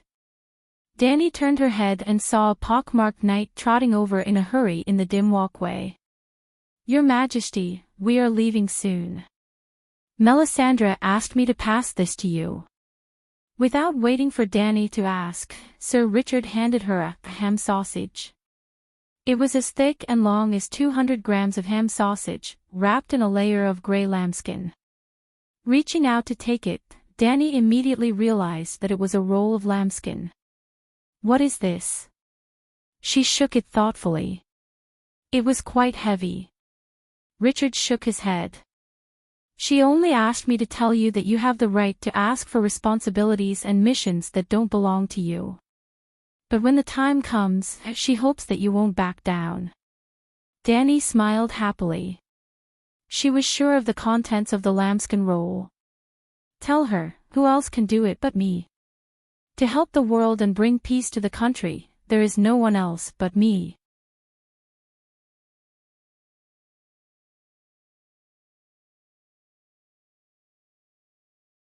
Chapter 831. After the pterosaur flew over from the White Blade River Air Force Base, Erlu brought Aunt May and left Winterfell. Jon led a group of Northern Territory nobles to send the king off. Danny received Aunt May's gift and started reading it on the spot. You're right. Territory should be comprehended by oneself. After a while, Danny looked away from the thin parchment and thought hard for a moment. She sighed and said, I'm an unorthodox person and lack a complete system of teaching. I've reached this stage and formed my own school. I can't learn from other schools. Melisandre was very generous. Since she gave away the secret book, she didn't hide it. The process of a fire wizard becoming a demigod and the realm after becoming a demigod were all recorded in the parchment. It was different from what Danny thought. After becoming a demigod, one had to study the divinity that was compatible with the element of the meditation technique. However, they studied the polarity of their meditation technique. The so-called polarity was a characteristic that was born after studying a certain rule to the extreme. It was like chemistry in high school. In university, one would be interested in chemistry and choose the chemistry department to further study. However, the chemistry department was divided into inorganic chemistry, organic chemistry, polymer chemistry, chemical materials, and many other departments. If one chose the materials department of the chemistry department, one would choose a research project in the materials department during their third or fourth year or postgraduate studies. For example, fuel cells, lithium-ion batteries, and polymer membranes belonged to the materials department. Transcendents were also scholars. Their research project was the laws of the universe. When one studied the laws to the extreme and sang the song of the laws, one would become a true god. In the process of comprehending the song of the laws, a true god would develop the polarity of the song of the laws according to his talent, characteristics, and hobbies. It was like a university student choosing a specialty based on his talent, hobbies, and social employment environment. Danny, Sheepegg, and Lalo were the future, present, and past controllers of the Song of Fire respectively. They all had their own fire polarity. Danny's fire polarity was the creation of fire. Lalo's fire polarity was the most primitive fire instinct, the greed of fire-like invasion. The greed of fire. Sheepegg's fire polarity was fire rage. Currently, the supernatural world recognized Grand Adept Valeglia's meditation technique as the most advanced fire meditation technique in the world.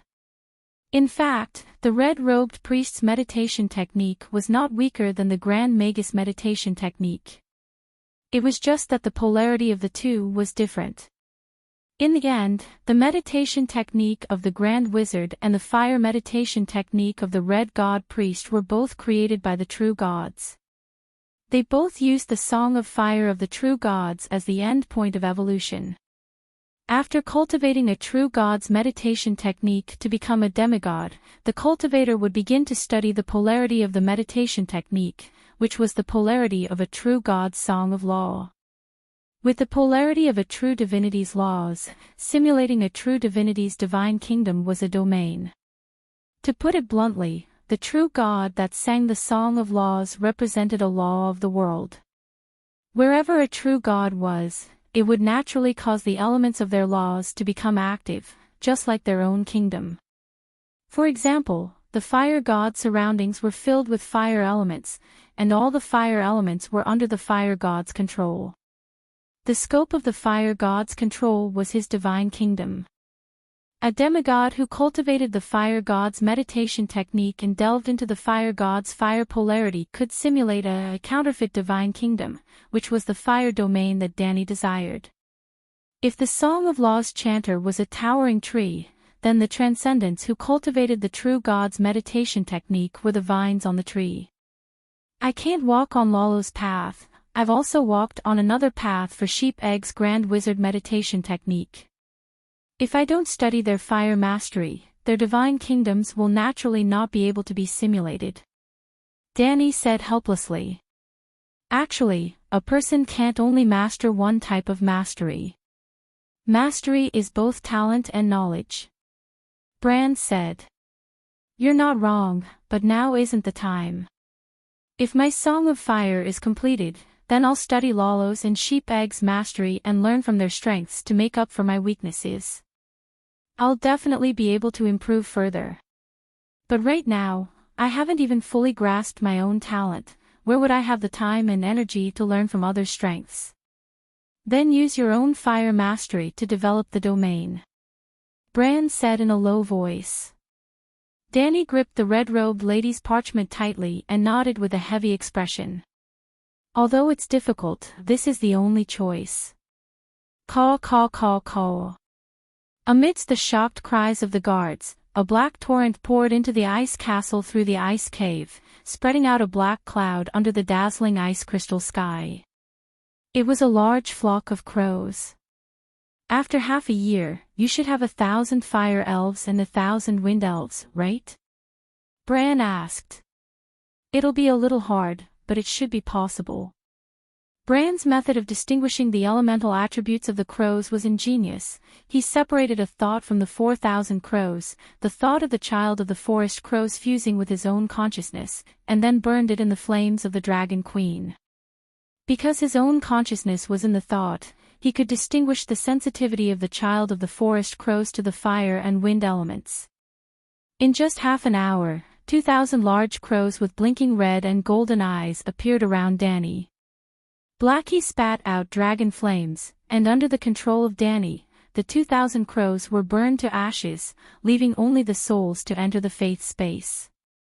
With a skillful flip of her hand, she pulled out a soul of a large crow and burned it until it screeched. In front of Bran, she repeatedly burned it for almost an hour. Boom! A pure, golden-haired double ponytailed elf with clear eyes was born. Mother Goddess. The little elf flapped her dragonfly wings and looked timidly at the Dragon Queen as she called out. Dany gently touched her apple-sized red cheeks and smiled. Look at your golden hair, I'll call you Pipa. He, thank you Mother Goddess, I'll be called Pipa. Pipa rubbed her chubby cheeks on Dany's palm happily. When Pipa entered the faith space of the 7 gods to participate in Misty's training, Bran said gloomily, Shui Che said he wanted to keep his original name. All fire elves are named after fruits, that's the rule. Let's go to the Great Wall and heal your spine, then I'll return to Slaver's Bay. With the red-robed lady's secret manual and the 2,000 large crows, the Dragon Queen was in a good mood. After hesitating for a moment, Bran said with difficulty, Do you understand Sansa's thoughts? The change of topic was too fast, and Dany was stunned for a moment before saying, What plans does she have now? Bran's mouth was filled with bitterness and helplessness. She's different from the other Stark. Her personality, her experience after leaving Winterfell, and the teachings of Cersei and Littlefinger have filled her heart with a desire for power. Dany glanced at the large crow on the windowsill and sneered in her heart. Different from the other Stark, I don't believe you don't know what your grandfather did. Stark had never been more indifferent to fame and fortune than the other nobles of the 7 kingdoms.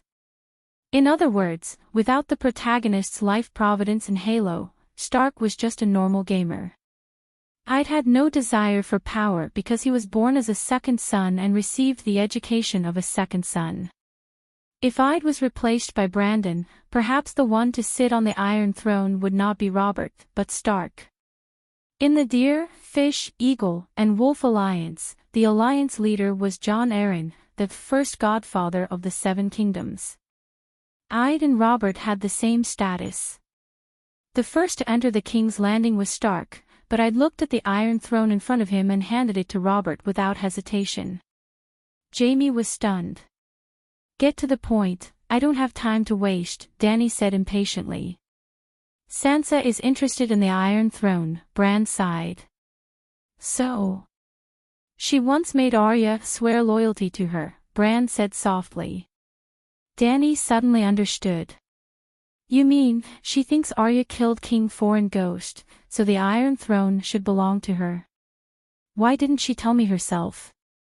If she was still the innocent Princess Stark, she would definitely say it. Now, she hasn't even told anyone about this idea, but I know what she's thinking. Bran was like a useless father worrying about his daughter.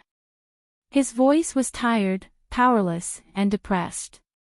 Since she only has an idea and hasn't said it or acted on it, what are you worried about? She may be ambitious, but she knows her limits, Dany said in confusion. I'm not worried about her. I'm worried about you. I'm worried about your opinion of her and her actions. The big crow's eyes were burning as he stared into Dany's eyes. You're worrying too much. I treat everyone who wants to fight for the Iron Throne equally. I have no bias, Dany said with a faint smile. After thinking for a while, she said, how about this, we digitize the oath of, the one who ends the long night shall be king, and determine who the king of the 7 kingdoms is based on the final score. King Foreign Ghost did indeed die at Arya's hands, so the total score is 10. Sansa gets 5.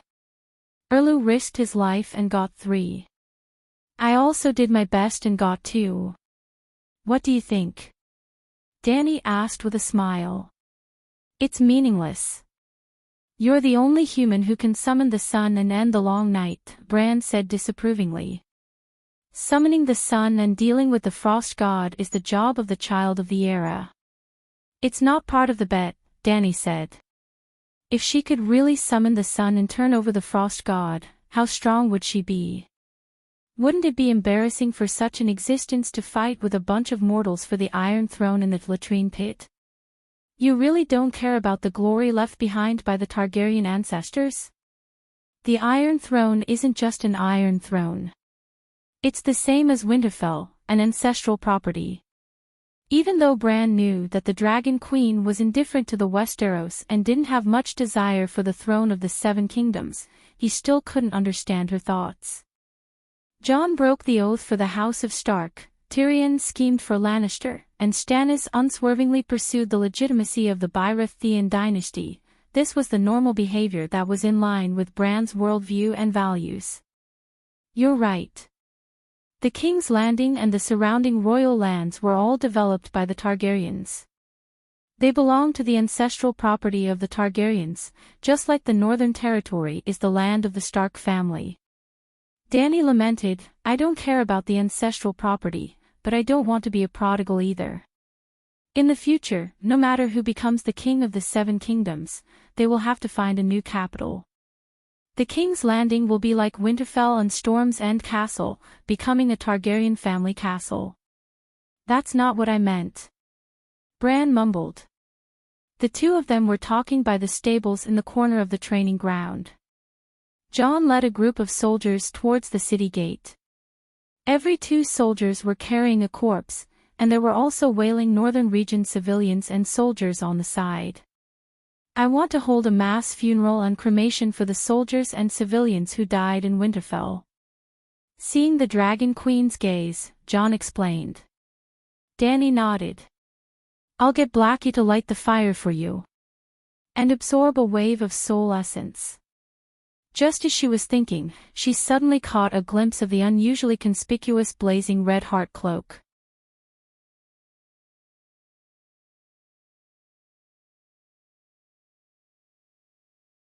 Chapter 832. Among the corpses in grey and black linen, the flaming red heart cloak on Clutton Sanja's body was especially eye-catching. Dany found it among the hundreds of stretchers at a glance. Stannis didn't even take care of his subordinate's body. She frowned. He left in a hurry, but he didn't forget Sir Sanj. Before he left, he asked me to help burn the body. At this point, Jon looked at Dany with a strange expression. You forgot that Sir Sanj went to heaven. Or did you forget to summon stranger to receive his soul? He asked. Dany was startled for a moment before she realized that when Sir Clutton Sanj was willing to die with the King of Strange Ghosts, he had asked her for an atonement scroll. At that time, she didn't have one on her. So, she entered the stranger state and split a part of her consciousness to wait for his soul to appear in the world of death. The result was very bad. There was a large space in the stone tower room. Song Gu, Richard, and the King of Strange Ghosts didn't die. Then the forbidden spell appeared and the Dragon Queen dealt with the Frost God with all her strength. Dany was embarrassed. Jon had been paying attention to her expression and immediately understood that Sir Clutton Sanj had died for nothing. This is really... He looked back at the stretcher covered with the flaming red heart cloak, his eyes full of pity and sympathy. Stannis and the red-robed woman refused to hold a funeral for him because he was going to heaven. When his soul really goes to Lalo, I'm afraid, Dany was full of guilt. She should have. She decided that no matter where she went, she would carry a few atonement scrolls with her like a golden dragon. Don't worry, he won't go to Lalo's hell, the big crow on top of the stable's wooden door said calmly. Danny looked at the crow expectantly. Did you interfere? I didn't know about this at all. And I was busy suppressing the frost god's will. How could I have time? The big crow shook its head and reminded her. Sir Sanj doesn't believe in Lalo. He's the flaming red heart knight. How could— Danny's words stopped abruptly. She suddenly understood what Bran meant.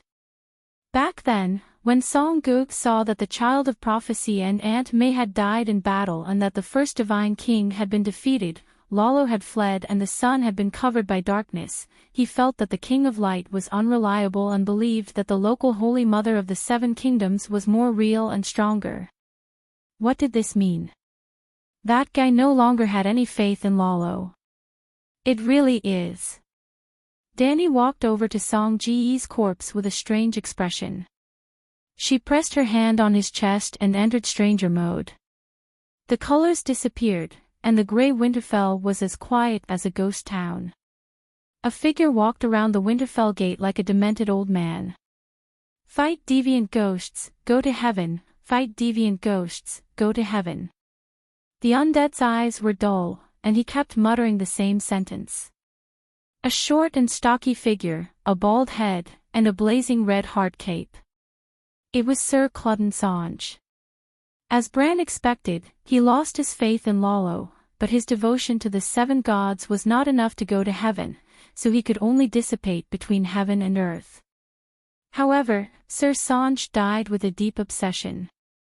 If the obsession could not be fulfilled, it would turn into resentment, and resentment was the nourishment of the vengeful spirit. If Danny left him alone, Winterfell would be haunted in a few years. Of course, being an undead in Winterfell was very dangerous. It was not the people who were in danger, but the undead was in danger. Jon, Bran, Arya, and Sansa could all take care of him. What is she doing? She has been pressing her hand on the corpse for almost half an hour. Yurdrit stomped her feet and complained, "It's so cold, let's finish cremating the corpse and go back to sleep. I didn't have a good rest last night." The big crow's red eyes stared at Song Ji's corpse without moving or speaking. Jon looked around. The people carrying the corpse were all squeezed in the training ground behind the city gate. Their faces were red from the cold, and they looked impatient. Carry the corpse out and pile it on the crematorium. When the Megalosaurus, Wang. Before Jon could finish his sentence, a golden light broke through the dark night and descended from the sky. Within the holy light, there were specks of fog. A golden armored general slowly descended from the light. Everyone widened their eyes. The golden armored general's face and attire were too familiar. They could not help but exclaim, "Sir Richard, it's Sir Richard. He has descended from heaven." Swoosh! The holy golden light descended from the sky onto Sir Sanj's corpse. The moment the golden armored general touched the corpse, the golden light was injected into it. Ah! Under everyone's shocked but reasonable gazes, Sir Sanj on the stretcher moved a few times and groaned as he slowly woke up. Is this heaven? It's so beautiful. Song Gu looked at the dazzling ice crystal dome and was mesmerized. Ah! He could not help but scream. Suddenly, a big hairy face leaned over. The face was too close and the face was too ugly. It woke him up from his fantasy of heaven. Tormund touched Song Ji's face that was gradually warming up. You're really alive. How magical. Knight of Hearts, this is Winterfell. Didn't you go to heaven? The savage asked curiously. Winterfell. Song Gu looked around and asked curiously, I'm not dead. Suddenly, his face was filled with fear. I'm dead. I died a terrible death. I froze to death in the ice. I went to a terrifying world. It's not heaven. It's LoveLore's hell. Why didn't I go to heaven? Your Majesty, Danny quickly interrupted his nonsense and said sternly, after you died, you went to the stranger's kingdom of the dead. It's not LoveLore's hell. As for why you didn't go to heaven. Sigh, I haven't achieved my goal. How can I be happy? What do you mean? Sir Song-gu was confused. The king of the deviant ghosts is not dead. Your mission is not complete. Then, the Dragon Queen explained the second half of the Battle of Winterfell to Song-gu with a serious expression. She also let Song-gu understand the current situation. Finally, she comforted him. Although you didn't go to heaven, you received a silver sacred garment from the 7 gods, just like Sir Richard. Song-gu felt better, but he still muttered, the silver sacred garment sounds inferior to the gold sacred garment. Pope Danny said sternly, the power of the sacred garment comes from the faith of the 7 gods. As long as you're devout enough, it's normal for the bronze sacred garment to defeat the gold sacred garment. Moreover, yours is silver. There were only 12 gold sacred garments. Of course, they could not be given out randomly. Besides, she was right. Other than the difference in color, Song-ji's silver sacred garment was not inferior to Richard's gold sacred garment. Tormund rubbed his hands and smiled obsequiously. Your Majesty, can you give me a sacred garment? I've also fought deviant ghosts. During the Battle of Winterfell 2 days ago, I killed 146 ghouls. That's half a deviant ghost. I'll send you to heaven. Will you come? Danny laughed. If I can return from heaven, I'm willing to give you a sacred garment. Tormund patted his chest and said righteously. You don't believe in the 7 gods. Without the divine power of the 7 gods, you can't activate the sacred garment. Danny shook her head. Tormund looked conflicted. It seemed that he did not see any benefits from believing in the old gods. As for the 7 gods, Your Majesty, can you revive my brother? He's only 15 years old. A young savage in his early 20s came before the Dragon Queen and knelt down to beg. Your Majesty, please have mercy on my 2 children. They're only 3 years old at most. They can't live without a father. A northern woman sobbed. Your Majesty, my mother. In a short while, 30 to 40 northerners knelt in front of Danny and begged for the revival of their loved ones. They've gone to heaven, or the heaven of the 7 gods, or the heaven of the old gods. That's the best place for them. Isn't it good to let them enjoy the sun and wine in heaven? What can they do after revival? What's the point of living? What's the point of dying? Danny advised loudly. Besides the huge consumption of energy during the revival, the flaws of the revival were apparent in the pockmarked nights. She could still control a small number of revivals. If there were too many flawed revivals and they formed a humanoid race with yin and yang spirituality, the situation would be unsalvageable. After Danny consoled them and offered to be the priest of the cremation ceremony, the northerners who missed their loved ones were persuaded to return. At night, after the cremation ceremony ended, the Dragon Queen rode the Black Dragon and left Winterfell for the north. In the bedroom of Miss Stark in the Winterfell main castle. Jenny, don't. Close the door, close the door. I'm sorry, Jenny. Sansa gripped the quilt tightly like a person who was grabbing onto the last vine before falling off a cliff. Theon squatted by the bed and used a wet towel to wipe the sweat off Sansa's face and forehead. Has she always been like this? Arya stood at the end of the bed and frowned. She was fine before, but after she saw Jenny's body, she kept having nightmares. Theon sighed softly. What happened then? Jon asked. Sansa was terrified.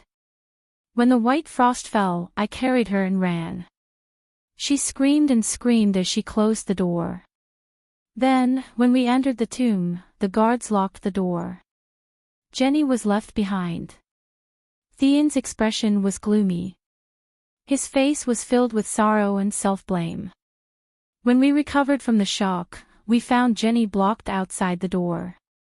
Her cries seemed to come from another world. She always did things that she regretted.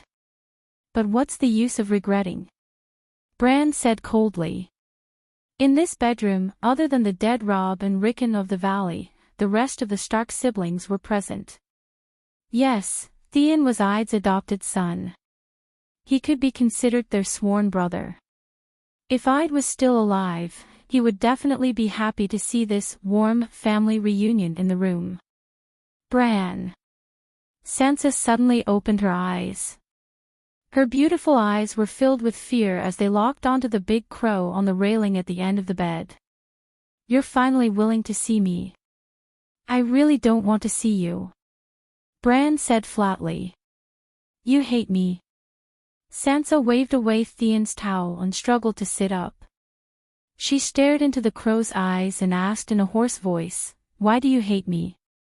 Theon looked back and forth between Sansa and the big crow. He wanted to say something but stopped. Arya's expression was blank. Jon quickly came out to smooth things over. He said gently, Sansa, you're overthinking. Bran didn't mean anything else. Jon, shut up. I want Bran to say it himself. Sansa suppressed her anger and said in a low voice. Bran was silent for a moment. He said helplessly, You're my sister. I love you just like I love Arya and Jon. But you've done, are doing, and are about to do too many stupid things. I have reason to dislike you. You're tuning into the LoveLore Library YouTube channel. We're so grateful for your support, and don't forget to subscribe to join us on this incredible journey through captivating stories. Your generosity through donations truly makes a world of difference, as it's the primary source of revenue that allows me to expand and enhance this channel for you. Thank you from the bottom of my heart for being a part of this adventure.